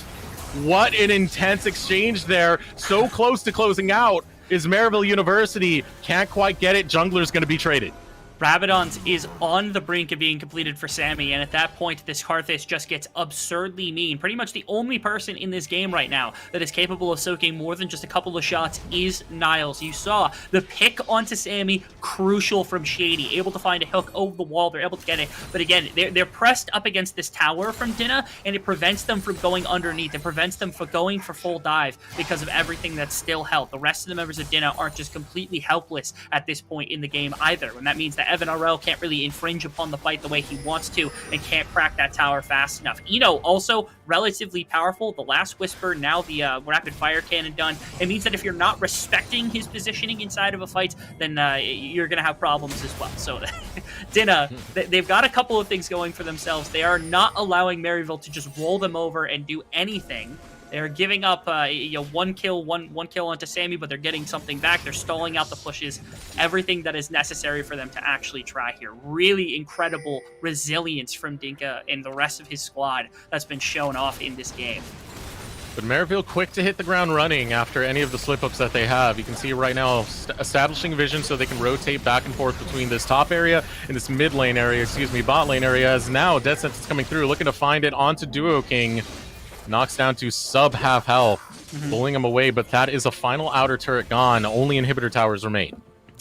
They've got exactly 1 minute left until the next dragon, and this is where Dinah really has to start pushing out. They've got to take their final backs, and they've got to find a way to get this wave past their own jungle. You can see the vision control that's currently held by Maryville. Dinka also getting caught, doesn't have enough damage for over the wall to really bring him down. They might just give the Soul. The Mountain Soul would be tough to play into, but it's not impossible given the scaling that the Karthus is going to bring, and given the penetration that you've gone for on like Captain Shrimps and enough with like the Last Whisper, the Door Dominix, my apologies, on Eno. Maybe they think they can get through it, which is a possibility, because at this point, I think trying to bully your way into the river again is just not the move. Ooh, here's the play right now. Outcomes call the Forge God. Get back, looking to come in with the Destiny Gate, but the attention's going to put onto Duo King. Dinka joins in with the teleport, looking to go deep into the back line as Get Back is going to fall. Dinka takes him down. It's a trade thus far, but the fight continues. A great knockback to come out of Dinka. It's going to result on knocking another one down. Maryville University, they lose 2 as a contested team fight coming out of Dinah is able to force them back and potentially set them up in a situation where they can contest for this Mountain Drake. Evan RL is pretty low in this situation here. You can't sacrifice him. You have to keep a close eye on him. There is the hook. Evan RL trying to pop off now, is uncontested, gets a couple of rockets onto Dinka, but starts to back off now. The Runin's Hurricane doing a lot of work, is able to get shot after shot after shot, flashes away from the hook in time. Niles has joined the fray, and the Rockets are finding exactly what they need for Maryville University to get a team fight win. And there's a super mega death almost on its point. Duo King just barely able to sidestep, but what a close exchange coming out of these two squads, Dean. Not gonna matter in the slightest. Mountain Soul is taken. I think Dinah's okay with that. The engagement from Maryville was super out of place. I was like, okay, what, you're attacking up the lane, you don't nail the initial engagement. The threat was severely there. If Evan RL had taken even a handful of steps forward into Sammy, 1 Q could have made the difference between Evan RL dying in that fight and that going over to Dinah and them coming back inside of this game. The Mountain Soul makes it so much harder to just outright burst them to death, and it means that probably 5-6 item territory is now the mark for this team. If they can stall out the Baron, steal another one, they could get to that point. But outside of that, I mean, the rest of this team's coming. They've got their tools back up for a 5-on-5. Contesting this is going to be really hard for Dinah. Goodness gracious, the clock is slowly ticking. They have to be able to make something break here, because the way the game has been going so far, Maryville has just kind of controlled everything. If you let them continue to win the way that they have in most of these situations, it's just going to have no stand on. Oh, the Baron's going to get taken and secured on the side of Maryville University. They're going to focus on to Duo King. Evan RL still on that backline, still not contested. A whiff of the ultimate coming out of Dinka is going to send no one back home. The only players going home now are going to be Dinah as they drop one by one by one. Only Dinka remains as Shady gets closer, looking to go ahead and change that fact. Dinka just going to try and hobble away, but Get Back is in the right spot to get Dinka down. Doesn't really matter here. Zap lands on the backside. Kind Jungle gonna hop in, and there is the ace. Maryville University, they've been struggling. Actually, no ace gonna go through. Dinka just will not die, but it doesn't matter. Your base still exposed here as Maryville University gonna go on deconstruction duty. Took 35 minutes. The full engagements were there. They are still going. The question is, are the timers there? I don't think so. Dinka eventually is not going to come back. Duo King's the only one remaining. They've got the Baron buff. They've got a Jinx. On the other side of the map, that's Dinka who won the one-on-one. Oh, our producer showing us a little bit of a flex from Dinka at the last possible second, but it doesn't matter. Dinah stalled for so much time trying to get Sammy into a position where he could solo carry the game and just could not make it happen. Maryville clutch up in clutch time. That was a wild game, D. It's insane. I'm trying to piece together what just went through, because it was a game where Maryville was always in the lead, always in the driver's seat, but it really didn't feel like it at some points of it. Dinah always had these moments where there was glimmers of hope, where it looked like they're about to come back. They're getting the right things. They're getting the power farming going, but just short every single time, team. Every single time. So close, but so far. It's really lovely, actually, because Maryville, they held a lead, but they never did anything so ridiculously out of place that they would put themselves in an awkward position, right? They always were super decreed on what move they were going to make, whether it was 2-3 people jumping into mid lane with ultimates at the exact same time. Their decisiveness was there. That was the important bit. This is a game that, other teams or teams that were less decisive, they would have been jumping in on wrong players and been trying to dive really hard into a Karthus and end up losing their lives. But it was the cohesiveness of Maryville that made this really just a rock-solid performance. And Evan RL specifically, the 11-kill performance on the Jinx went nuts inside of teamfights, absolutely put the team on his back and did what he needed to do. Everybody else, amazing on the supporting cast, and Maryville made it look easy.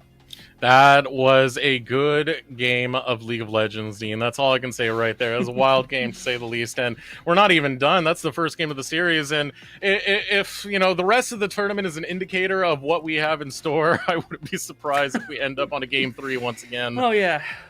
But fun games, and the series definitely not done. Dinah versus Maryville will continue. We're going to throw it over to short break. When we return, we'll get more on with the LCS Proving Ground Circuit Qualifiers.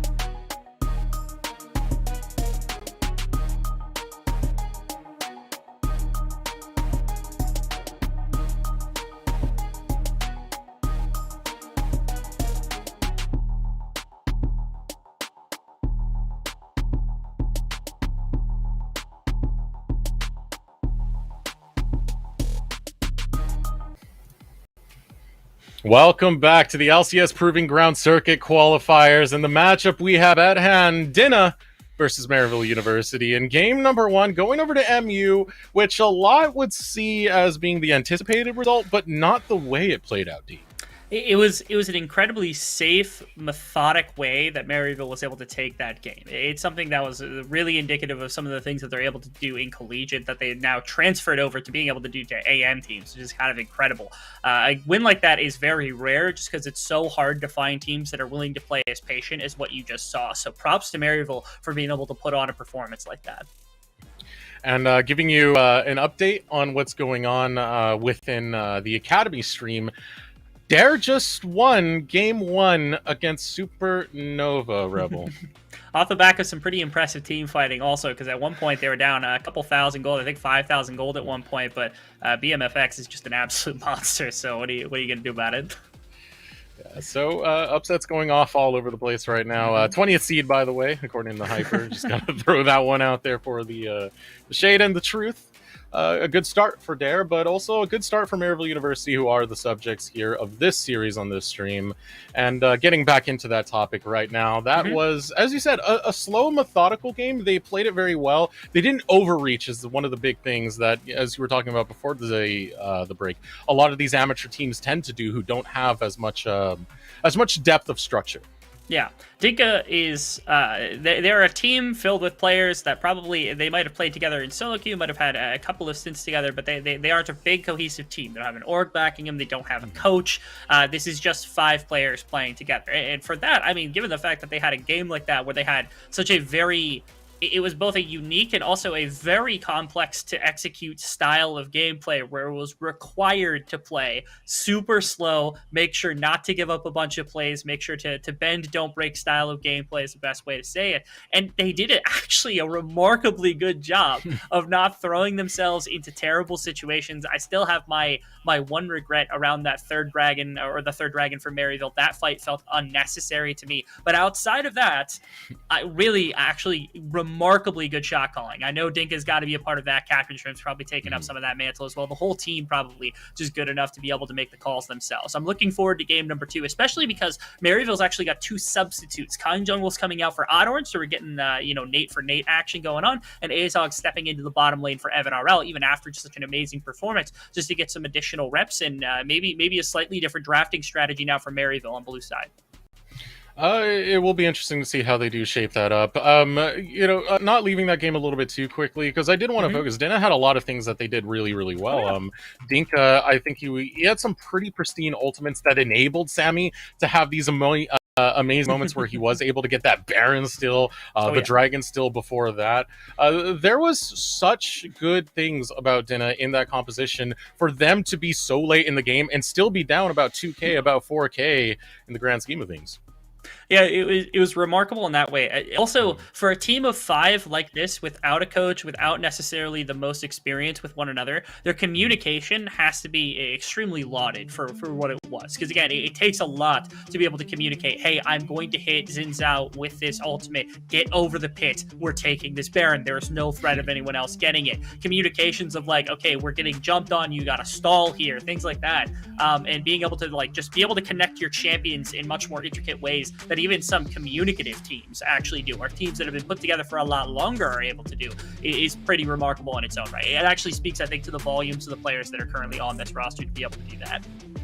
So first bans coming out so far, Maryville University going to take away Rumble, Corky over on Dinna's side, Caitlyn, Rakan, and Ziggs.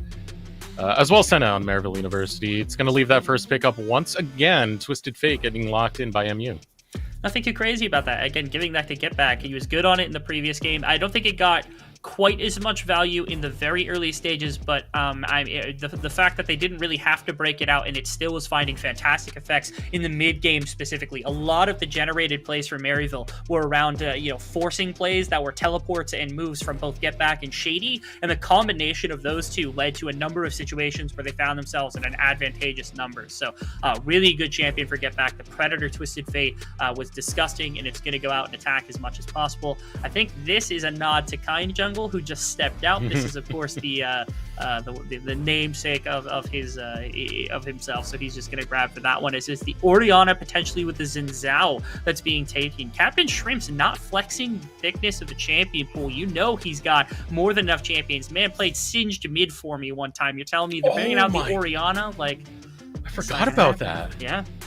I forget, and he won with it, didn't he? He won with it. Yes, he did. Yeah, Here he is being locked on Orianna today. Yeah, he proxied a wave at like level 2 and got a kill off that proxy. It was some intense stuff, but focusing back onto this, the picks coming out of MU, they are going to go for the Jinx as well as the Thresh. Again, you were mentioning it earlier, the swap of the jungle and ADC roles. Auto Orange now coming in, very experienced player. I've had the pleasure of casting for him in person over when he was on Team Liquid Academy. So it makes me a little bit excited seeing members like this come back up. Of course, Eggsog, very experienced in the collegiate scene as well.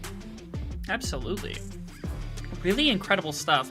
This composition also from Dinna is... I'm sorry, one more second. Sorry, I was coughing. Just water went down the wrong pipe, so I've been trying to cough it out and you're holding stuff in, yeah. I'm taken aback, actually, by just the immediate swap-up from Dinna. They're not going for the super hard scaling into the late game style of composition they were with the Karthus and everything else.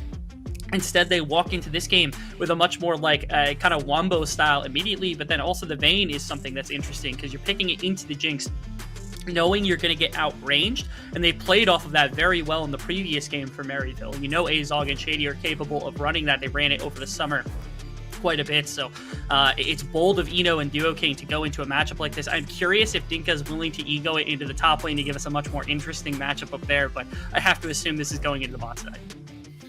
Yeah, it would be a rough time to go for the ego play right now, given you're already at match point. It's a lot at the risk. Gonna lock in over on the side of Dinna. It's gonna take the Morgana, so a lot of control as you have both the Orianna and the Morgana that you can bring to the battlefield against him. You do have to be very careful also now, especially with like the combination of the Vayne and the Morgana, just because you have the concern of the Black Shield allowing Vayne to encroach upon the space of Jinx. And if Thresh is out of position, that's a problem. But we get the old school Niles classic. I guess not even old school. He gets the GP, baby. That's what we've been waiting for the whole time. And now it's nothing but spice for Dinka. The challenge, the gauntlet's been thrown down. He picked damage. What are you going to pick, boy? Dinka, balls Dinka. in your court. What are you grabbing, man? J4 getting locked in. A champion I've seen Auto Orange play quite a bit. It's still something he's very proficient in, but the attention is still on this final pick. What is it going to be? Can you take down Niles at one of his best, most famous champions he's ever played when it comes to both the amateur scene, the collegiate scene? Even LCS, he's pulled it out. It is his champion. Yeah, it was his opening day of LCS champion that he had actually snagged out. And we're going to get Ornn as the response. Dinka, man, we get the opportunity of a lifetime here to potentially get a nice little 2v2 or 1v1 matchup in the top lane, but going to stick with something that's tried and true, throw a little bit more into the rest of the Wombo combo. A lot being put into actually Eno's basket here. Yes, Captain Shrimps has some good damage when it comes to like the shockwave and everything else from the Orianna. But when it comes to bringing down individual targets in these fights, Eno is going to have to be the member that does that. It's going to all start first off with Auto Orange because he's going to be the one jumping in, and then it's about making sure you don't get brought down by a gold card. And that's where Duo King actually is going to have a lot of value in this one. That Black Shield is going to be of immense value when you talk about laning phase versus the Thresh, allowing the Vayne to play a lot more aggressively on the front foot. Seeing how well Eno pilots this champion when he knows he's got the support of the Black Shield on his back pocket is going to make the difference between Dinna and MU. And then the jungle duo coming in, you're both going to have Auto Orange and Shady. You're very familiar roaming together, especially J4, a champion that works really well when you have a strong duo that you can depend on. In this case, Shady being on the Thresh, you do get a little bit of front-loaded damage. And, of course, the lockdown that comes with that champion. It should be quite a lot of movements on the map coming from Maryville University. You know, if that wasn't present already with just having the Cannon Barrage and the Destiny Gate, you should see them active on the Rift. Yeah, especially now that like the Lucian has not been picked for captain shrimps. Instead, it's the Orianna, which should have less lane control against Twisted Fate than what we saw in the previous game, which means Get Back likely is in a position where he's going to be able to attack the map not only a lot more, but a lot faster inside of this game. And so when you start putting Jarvan and Twisted Fate into a situation, maybe not a level 6, the 2v2 versus Xin Zhao Orianna might get a little touchy if you get hit by the Shockwave, but outside of that, you throw those two into a top side situation or a bot side situation, you're feeling good in both those situations. You love Odd Orange on early game kind of tempo setting champions and play styles, and this is exactly what the Jarvan is for. It's for these early ganks, for these early motions, and getting Get Back out of lane, having him join him, and attacking for a Jinx and a Gangplank is right where you want to be. And one of the big things is if Din is able to pull off a stall like they did in that last game, that is huge for their composition. They have so many team fight tools that synergize so well together. Call the Forge God, Shockwave, the Black Shackles, and of course just throwing a Black Shield onto Vayne and letting her tumble away wherever she sees. Now, the one X factor, I think, to all of this is, like, Dina's got a fantastic composition. If you're able to land it effectively into a big group of people, you can eviscerate, the combination of Jinx, Twisted Fate, anybody else. Even, like, the Jarvan probably just gets burst by the end of the game. The Gangplank, to me, is the one really big X factor. Not only is it Niles one of his most comfortable champions, the fact that the barrel chain can prevent Xin Zhao or, Dinka from frontlining anytime that they would like. The ultimate being able to stop the backline from really coming up and joining in case an engagement does start to stick, and also the pressure of being like, okay, you hide a barrel, you get a good flank, and you one-tap Vayne even through the Black Shield, or one-tap Orianna on the back line. These are very legitimate threats that Dina has to be very convinced of. To me, they have to keep track of Niles before the fight starts. If they do that, they're going to have a lot better options for being able to take a full-on engagement and not get themselves blown up with a barrel chain. I mean, and we have seen situations, at least in the past, where Niles is heavily focused, is heavily camped over towards that top side, and for the lack of a better word, just pretty much tilts off the face of the earth if you're able to lock him down that hard. So there is potential to try and exploit potential past weaknesses that we've seen there, but it still is his bread and butter champion. It still is a very prominent champion for his performances that he's had pretty much all throughout his career. I was really wishing that we were going to get so back in the day, way back in the day, when it was him and Tony Top as two of the best two inside of Amateur, I was fortunate enough to get a Jace versus Jax matchup where he was the Jace and Tony Top was the Jax, which was like the pivotal matchup. I was hoping I would get a Jace versus Gangplank matchup between he and Dinka, because that's kind of Dinka's signature champion, but taking that one for himself is just going to snag that away and make sure that Dinka's on something a little more team oriented. Dinka's not going to ego this game away, which is, props to him for that, not getting baited into like a 1v1 matchup in the top lane and potentially losing the game for his team. Instead, playing something that's going to scale up, playing something that fits in with the rest of the composition. They're here to win. They're not here just to compete, not just to look good. They are legitimately here to contest in the 5-on-5 and to take a game against Maryville, if not take the entire series. And they absolutely have to contend right now. Again, it is match point. Maryville able to get that first dub at the start of this series. So Dinka, never homeless again. I mean, they got 1 foot into that eviction notice. They take a loss right here. Yeah, it was coming. They take exactly a loss right here. Well, they're not going to be completely out of the tournament just yet. They do get another chance. It's going to be a little bit grim with the competition that's ahead, but got to take a look at what's going on. Duo King getting focused down from that early Flay combo coming out of Azog and Shady. Yeah, big props. There aren't a lot of supports who have actually been focusing on utilizing the Glacial Augment to its fullest. One of the biggest ones has actually been Chime. Chime has done a really good job of using champions to their fullest with Glacial Augment, which I think is a super powerful rune if used effectively. And right there, Thresh is one of them. I think the best one, personally, is Alistar, because Alistar doesn't just get blown up. Leona's got the W as well, but she gets kind of squishy once the W is gone compared to, Aftershock Leona, which goes pretty ridiculous. Thresh doesn't have to play as far forward, so a hook or something where a Flay from the right range means that you can play a little further back with the Glacial Augments. That's fine too. So it's another one of these champions. And again, Chime was exploiting it, did amazing with that rune on a couple of different supports. Top lane action. Look at the knockup. A lot of damage on the Niles, and Niles is cut off from his tower. Gameplay. Sammy is here at the right time. Hey, Dinka heard you talking all that good stuff, Rebel. He said, I could bring the pain. It doesn't matter if I'm on an Orin. First blood onto Niles. We'll go over to Sammy.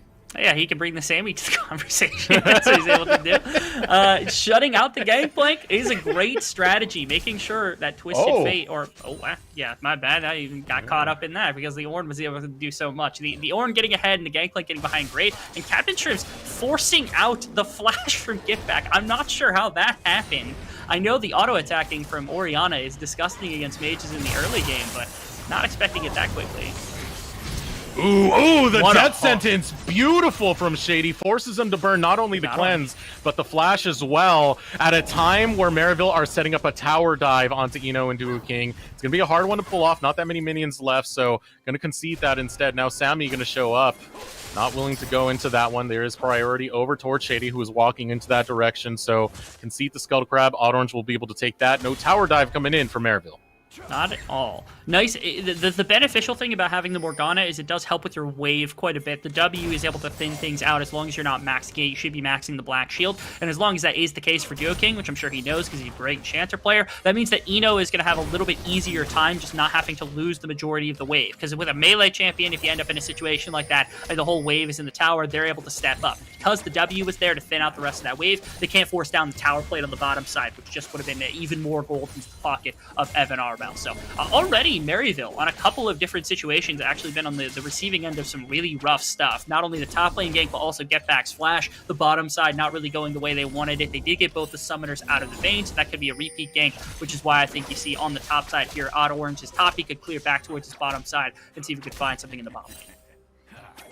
And headed in that direction right now, but not before taking the Scuttle. He's going to be able to grab a double Scuttle start, denying that out of Sammy.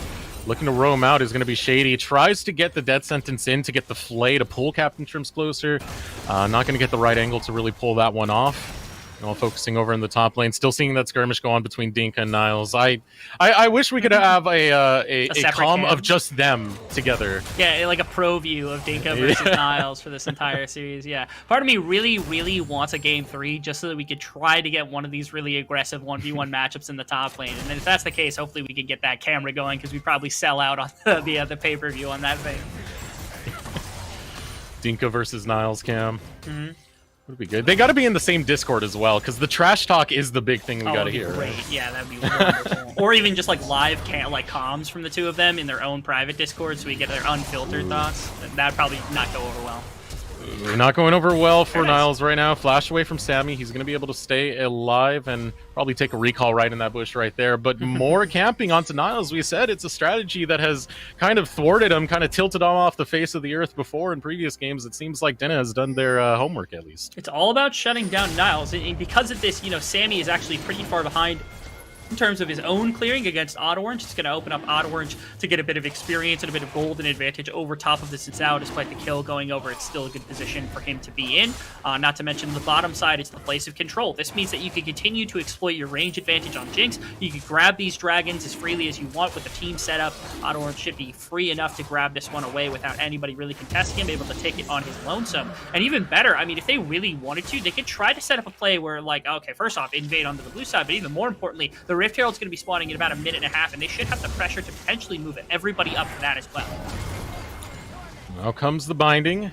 Lands Shady, just going to back off. Only trying to dissuade him, but the vision was denied. A control word is placed there. Shockwave comes out, only landing on the one. Azog able to get into a better situation, but gets caught by a binding. Forced to get snared. The condemn into the wall as well. The chain of CC, so beautiful to take down Azog. It's going to be a 1-for-1 trade, though, as Sammy falls in the process. But there is another dark binding. Now Odd Orange in a bad situation, but is able to flag and drag over the wall and drag Captain Shrimps through the river, taking him down. Looking for more is going to be Eno, though, as Duo King falls to get back in Maryville University. They fight it carefully, slowly, and they're able to take the hubris of Dinna and send them straight to the Shadow Realm. That was scrappy from Dinna. I really thought they were in a fantastic position. The ultimate from Captain Shrimps nearly tags onto 3 people, but the communication is there to break apart. They walk on top of a ward, and Shady ends up getting spotted. And I want to note, where's the communication here? Where did they last see? Because right there, the minions are being cleared. Was there a ping, or was there anything from Get Back? Because they honestly know for a fact that this happens. Oh, as soon as the ball ball gets queued. Yeah, Shady was really quick. Yeah, good communication from a number of members. Eno almost goes nuts here too. Were it not for that trap line stalling him from getting the kill very quickly, it might have been enough to actually get onto Odd Orange, deliver a couple more auto attacks. Well played from him as well. He gets bound up, but ends up getting back on top of Captain Shrimps, pushed the other direction. No one was ready for it, and everyone's too low, so MU just gets to walk away. Eno also had the cleanse and decided to stay here, right here. I think just afraid that he wasn't going to walk out of that situation with his life, so just trying to fight his way out. As again, the Vayne hasn't quite worked out. Did get the 1 kill during that fight, but a couple kills going into the mid and jungle combination of Maryville. Not the people who you want to have it when they've got the kind of map control. Go in with the creative angle right there on that sentence, doesn't find it, but a good start for Maryville, able to get 2 kills onto Get Back, 2 kills onto Odd Orange as well. Will facilitate a lot of these early engages, a lot of these early exchanges. Only a move to get Captain Shrimps in the later half of that fight, as now he starts fighting for vision. Dragon side area, you can see that priority really amounting to control for Maryville University.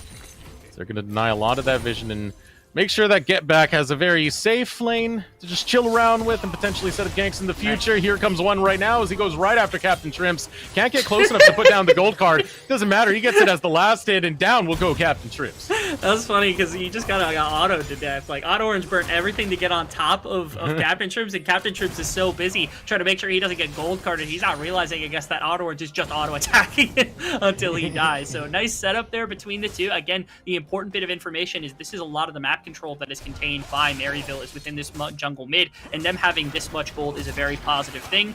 I think soon enough it's going to be time for Get Back to get swifty on this map as much as possible, to use these predators and start making an effect. Maybe get Niles out of the hole he's dug himself into, or they've dug him into. Niles trying to get out of the situation here and engage that he chose. Still waiting for backup to get closer, but Niles, it's what's for dinner. Here comes Dinka now, trying to survive this last little exchange. Gold card comes out. And yeah, there's not much places to run. There's not much mobility really left in this kid here. A couple more autos to go through. It's very slow. Damage was almost a little bit scary there on the return, but it will be a trade. Niles falling for the 3rd time. Dinko once again getting the better of Niles, this time without a gank, instead just waiting out in the one-on-one situation. Niles thinking that the ultimate was going to have enough damage, but into the bottom side, a nice collapse. Shady at the edge of that E, able to prevent Captain Shrimps from walking in. Didn't have the ultimate either, so it didn't matter all that much. Now they got reinforcements, they want to fight. This is complete disaster right here. Black Shield does go on to Captain Shrimps. You're going to be watching very closely where he puts that ball for the Shockwave. Flashing over. Actually, Shockwave is still on cooldown, so Captain Shrimps can't even contest a team fight here. Get a good glimpse of that rocket headed right out of this rift. Very, very impressive stuff. Maryville's bot lane not falling victim to any aggression on the opposite side of the map, and then they get the reinforcements in. Now they could actually look to themselves find some aggression into the bottom lane. They've got the Rift Herald. They could get their Jinx into another positive situation the way they had in the last game with Evan RL. You see Odd Orange is hanging out there. He's got the flag to be able to increase the attack speed alongside himself and the Jinx. They should have the damage to bring that in that tower, and especially with the plate still up. That is absolutely the strategy. They break out the bottom lane, Shady especially, now going to be able to have a lot easier time getting out and about and making sure to have an effect across the map. Azog gets a bit of gold in the back pocket, and MU are the first ones to strike on the structures. And taking a look at that gold right now, so much top-sided for Maryville. Get Back, Odd Orange, Azog, all's rolling in dough right now. Dinka, you know, that's kind of the sad part right there. You don't want to see your tank having the most gold on your side of the team. You really need it on those carries, but they're just not able to show up in these conditions. No, they are not. Captain Shrimps especially is in a really deep hole right now. He's at about even farm, actually about 8 farm ahead of Get Back. But again, the bonus gold you get from Twisted Fate's passive is going to make up for that at minimum, if not just the 4 kills and the assists that he's got is more than enough to be able to do the exact same thing. So difficult for Captain Shrimps to climb back into this one. That's a big part of it. And then, of course, Eno hasn't really had a lot of gold. They found ways to shut out the Vayne from really having too big of an impact inside of this one. Haven't been able to use him to his fullest quite yet. And that means it's going to be a struggle bus inside of team fights and such, where Eno's going to be looking to bring down individual targets, whoever kind of scampers towards the front of the fight, but without a bunch of damage behind it, or without a bunch of items behind it, Vayne's not going to have an easy time doing so. And a bunch of members of MU behind Dinka. Dinka not realizing that. Looking to feast on him right now. Gets knocked up by the flag and Treg. Out comes the gold card. Gets stunned up and slain. Niles able to grab that kill. And it's pretty surgical right there. Pretty simple. Just get the roam, go up, take down Dinka, grab another tower. Maryville are playing this textbook. Yeah, nice rotation actually from all of Maryville. They control that entire topside jungle. Actually, Shady's about to walk into a bunch of members. He probably dies here. He's got reinforcements above him, though, if they're able to get there fast enough. A good attempt to go after the red. Yeah. Yeah. You can appreciate it, just as an attempted escape. Right there, like, they probably knew that most of the members were around mid lane and that they had stepped out of vision. So Shady taking just a bit of a greedy pathing right there, you know, moving from topside into mid lane in an attempt to help out Azog a little bit more, reconnect with his bot laner. During the course of this process also, of course, waves were crashed, but Azog was able to catch them in mid lane. Bottom wave, 2 plates did go into the vein. So they let Niles leave. They put all that gold into Azog to make sure that the Jinx was on par as well, getting another tower gold. So it's Maryville who played around these Jinx pick really heavily now on 2 different players, but the strategy is effectively the same. Let's team fight, let's get the Jinx super far ahead, and that's going to be an easy enough fight win. So game state right now, we're only 13 minutes into this, but it's been a strong start coming out of Maryville as they stand about 4K in the lead. A lot of that, we talked about it, funneled on to get back with the 402 KDA. He's been sitting pretty. He's been doing well. The Destiny Gates have been pivotal, and so have the death sentences. Shady has been having a huge impact. A lot of the roaming he's been doing. Dina just trying to find their way back into this, but it's been a tough one. They found a bit of success onto Niles over on that top side. They're trying to find more onto Shady. Not able to get him with the Dark Binding, and now the retort is here. Here comes Get Back, and use that Destiny Gate, waiting for the Black Shield to expire. Out comes the Shockwave, though, is able to punish both Shady and Get Back as they're going to back off and making this a 1-for-1 exchange. What should have been a 1-for-0 in favor of Maryville, thanks to Captain Shrimps. Yeah, really good play from Captain Shrimps right there to be able to at least turn a little bit. It is jungler for support. That's the second time. Shady almost got caught out going for another ward as well, and that actually turned into it. The communication there from everybody making sure that they knew what was going to happen. It's still, 4,500 gold lead. They're perfectly comfortable with that situation. Hopefully just not giving a bunch of gold back. Azog going to try to get hunted down now. No ult from Captain Shrimps. Nice flash. And the Dark Binding would have been death right there. Able to flash in time. Azog stays alive. Has his Immortal Shield Bow completed. Looking at the opposite side of the rift, also able to complete that item. So staying relatively even with his lane opponent. Ooh. Nika's going to get found out here. Probably going to go down. Yeah, Cataclysm's going to force him to use Splash, but he doesn't have it, so he will just die to the combination of this mid-jungle duo. Thud. Bop. Boop. Take him down once again. Third death coming in for Dinka 15 minutes into this one. He's been able to catch up with Niles. They're competitive in one way, more than just one way. They've fled a lot more kills in this game. I'm pretty sure at this point last game we only had like a couple of kills maximum. They're at 15, they're at 1 kill per minute, which is much better than what we had in the previous game, which was, again, at this point we had only a few. I think we were encroaching close to the 12-minute mark before our first kill actually went through on the game. So a little bit more bloodthirsty on both sides. Props to especially Odd Orange. Odd Orange stepped in. I kind of played a very, very good game on the Xin Zhao in the previous one. Don't let the stats lie to you about the farming. Like, he was doing a good job finding aggression with Get Back. But you can see Odd Orange also very, very active on the Jarvan, making the pick work in the earlier stages of the game. Has 100% kill participation. He and Get Back just kind of helping take over the map, trying to get gold into their ADC as fast as possible. They commanded the second Rift Herald of the game now, hoping they can use that to maybe break down a tower. More importantly, I think set up for the dragon so they can start that stacking mechanism and start looking to force around that the bottom side dragon pit. 15 seconds until that Drake hits the map. It's going to be an Ocean Drake. Now getting the reset is going to be Maryville University. Shady unable to get too much past that first item. Still have Shady coming back off that reset as well. Coming off the back wings is going to be Niles, but priority of the Dragon Pit going over to Dina. They're going to be able to start up this Drake. It doesn't look like Maryville are putting too much attention to it. Just going to allow Dina to be able to take it. Really interesting. They put a lot more focus up towards the top side of the map as of lately. I think they're okay with Dina. I guess just taking the first couple of dragons. The Ocean Drake isn't going to get them too much. It's the soul that they really, really want. But Maryville is okay, again, allowing them to go for a dragon because they're willing to contest it. See, trying to burn out a flash right there. Wasn't willing to go with the Cataclysm. Seeing the Morgana was right there. Would have been stuck right under the tower. But there is the power. The Cannon Barrage. Shockwave into the backline. Odd Orange doesn't give a damn. He'll dive in with the Cataclysm, taking down Captain Shrimps. gets knocked up by Sammy, but here comes the rest of the cavalry as the rocket comes through, finding Duo King. Sammy trying to get back into this to defend the rest of his squad, but that's 2 down on the side of Dinah as Shelly comes marching in, and inner tower falls, and the rest of Maryville, they look like they're not done yet. They want to go and collect some more, and they're going to find it in the jungle of Dinah.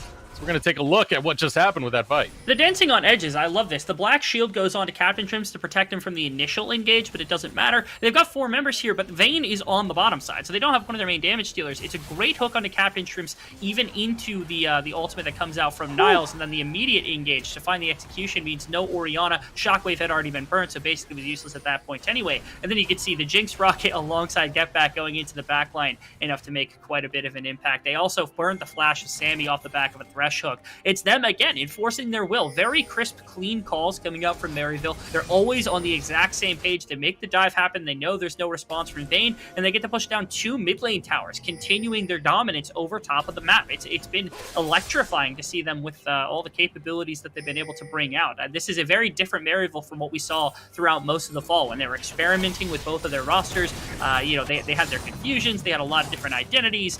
This is a very, very well-refined version of what that team was. See right here, Maryville setting up in the bot lane inner. We'll be able to take that down as the rest of Dennis are focusing onto the mid lane outer. Having 4 members strong right there, they need to grab it and get on out, but the recalls are coming out of Maryville. Just willing to take the reset for the time being, conceding that tower. It's not the biggest thing to give up given the game state right now. It's just about 7k separating both of these squads. Yeah, Dinah does have the advantage of dragons, but again, if they start going for a dragon stacking like win condition, they start boxing themselves into a situation where Maryville's going to contest them in a 5-on-5, and that's kind of Maryville's game, right? Like, you throw an ultimate from the Gangplank on top of the team, you throw an Ornal, or you throw a Gangplank ultimate on top of the team, you throw a Cataclysm on top of the team, and all of a sudden everybody's melting and you can't really explain why.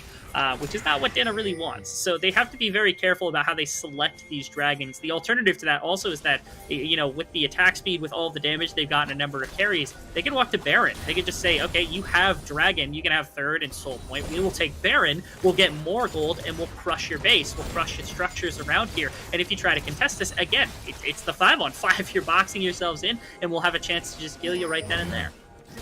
Here we go. Get Back looking to get close. Goes for the death sentence. Able to find it onto Captain Shrimps. Flag and Dre comes through. Captain Shrimps is able to back off. It cost him his flash. It cost him his cleanse. Now Inno going forward, but you got to watch out who's around you. Don't want to take too much of a fight when the damage is coming straight forward for your face. Odd Orange is able to bring it, and now the rest of Dinah try to bring the fight, try to bring the pain, but they're getting eradicated. They're getting destroyed. They are what's for Dinah as Maryville University are going to claim a 2-0 series against Dinah. They got plenty of time to be able to knock this down. They have a wave as well. I think this is just going to be the end of it. Maryville. Game number 1, so close between the two, but they were methodical. This game, they had a lot better of just an initial attack plan. They bring in Odd Orange so that he can go off on this Jarvan pick as fast as possible. Both iterations of this team looked clean, looked like they had a way of winning the game, and looked like they were in complete command of things. You gotta love the way this team is looking.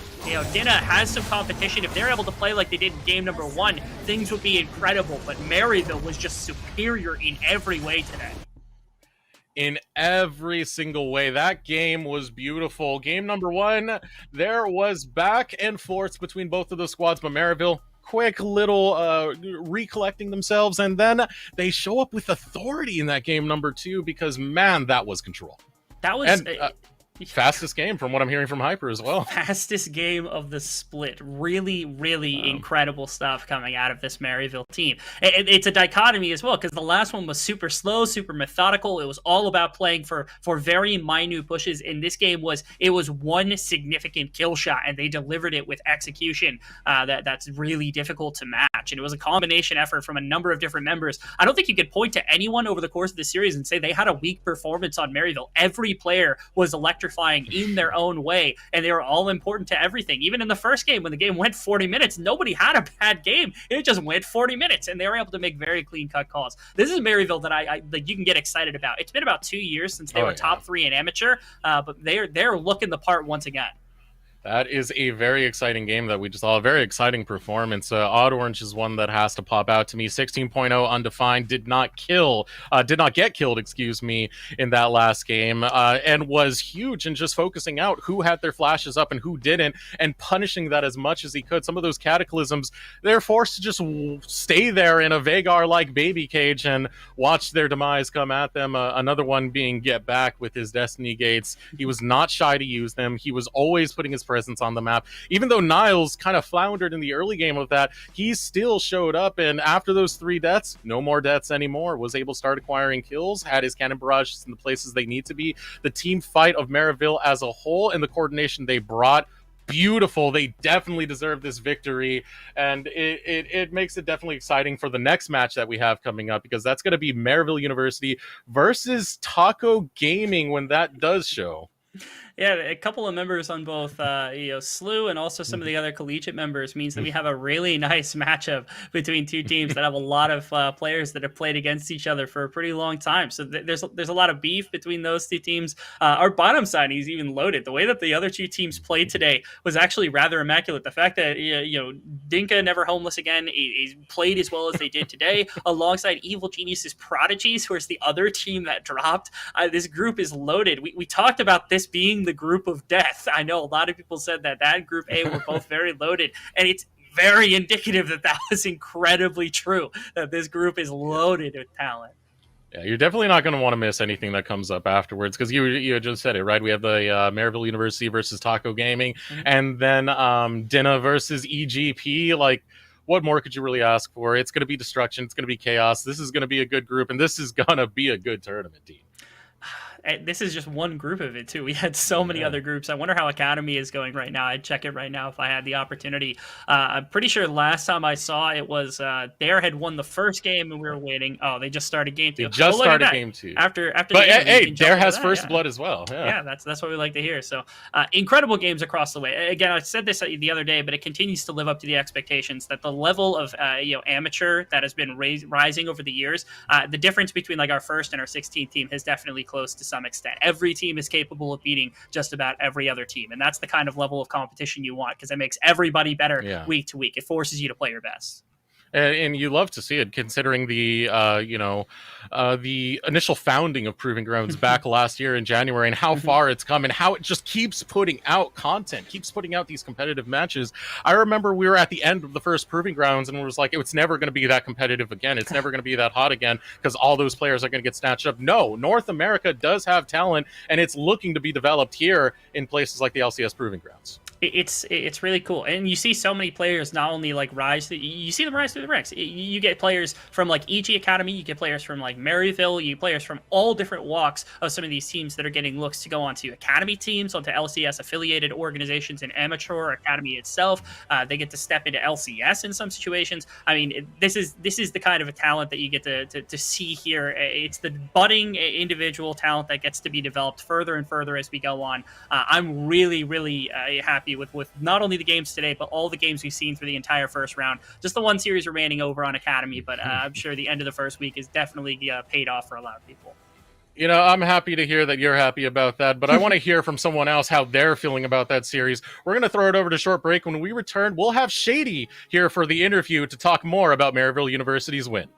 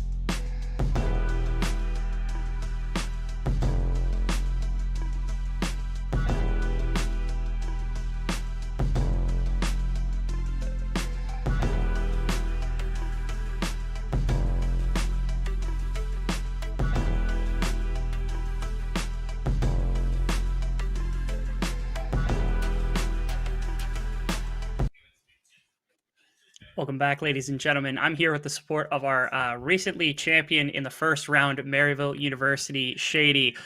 Shady, first question I have for you guys, because I think it's really important. I've been around, you've been around. What was the team feeling like knowing that they were going to be playing against the top laner who is there against Dinka? Any kind of emotions that you guys had walking into the series? I mean, we had a few jokes here and there leading up to it. We all have a good relationship with Dinka, so it was fun to play against him, and we were kind of chatting in the game as well. But yeah.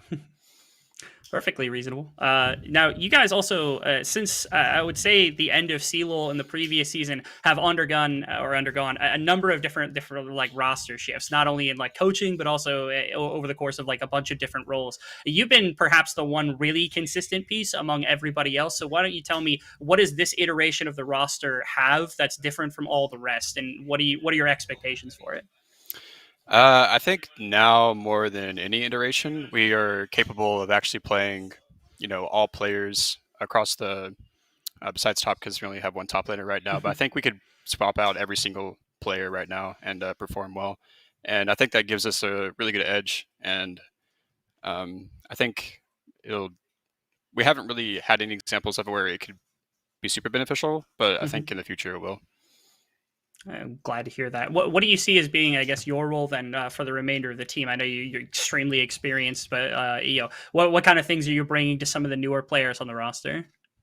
Well, I have a lot of experience, so that helps. And I think, I don't know, I'm pretty consistent, so that's something that helps the team, where there's not like a lot of randomness that comes from my role, I would say. So I guess being maybe the rock for the team would be something that I fill the role as. So, yeah. Gotcha. And obviously, like the re-addition of Niles has to help out with quite a bit of that. In terms of like Nate versus Nate, do you land somewhere on like what the difference is between those two? Because we've seen both of them all throughout the fall. So what is the primary difference between having one in versus the other? I mean, while I'm playing, I don't really feel that there's that much of a difference. They definitely have different personalities, but I think they both feed off of each other really well, and I think they're both very competitive, and they both want the spot to play over the others. So I think with them competing against each other, it creates a stronger player for both of them. I think they're both stronger players for it. Gotcha. I'm glad to hear competition's helping out quite a bit there at Maryville. So one other thing, you guys have played already one of the top seeded teams of the tournament, the one who took the #1 seed in 100 Thieves. Let's say that that's a given. Are there any other teams that your eyes are on inside of this tournament specifically you're just like antsy to get a chance at? No, I really don't care about who we play. I think we just are just trying to figure out how we can be better. We just started scrimming recently, so we're just trying to get better every day. I can't imagine what a Maryville would look like when you guys improve. So I'm sure not a lot of other rosters would want to see that either. Congrats to you guys. You guys had an amazing win tonight, 2 fantastic dubs, and you get to come back next week and take it to Taco Gaming as well. So I know you guys are going to continue to make Maryville proud. Congrats to you. Congrats to the rest of the team on the night. Thank you. Absolutely. And with that, I think we're wrapping up the broadcast here for the rest of the evening. We've been through Group B, Group D for everything. So thank you all for showing up. Next week, we're going to have the second rounds and some of the elimination matches for this group circuit in the first open qualifier. Thank you so much, ladies and gentlemen. We'll see you again next time.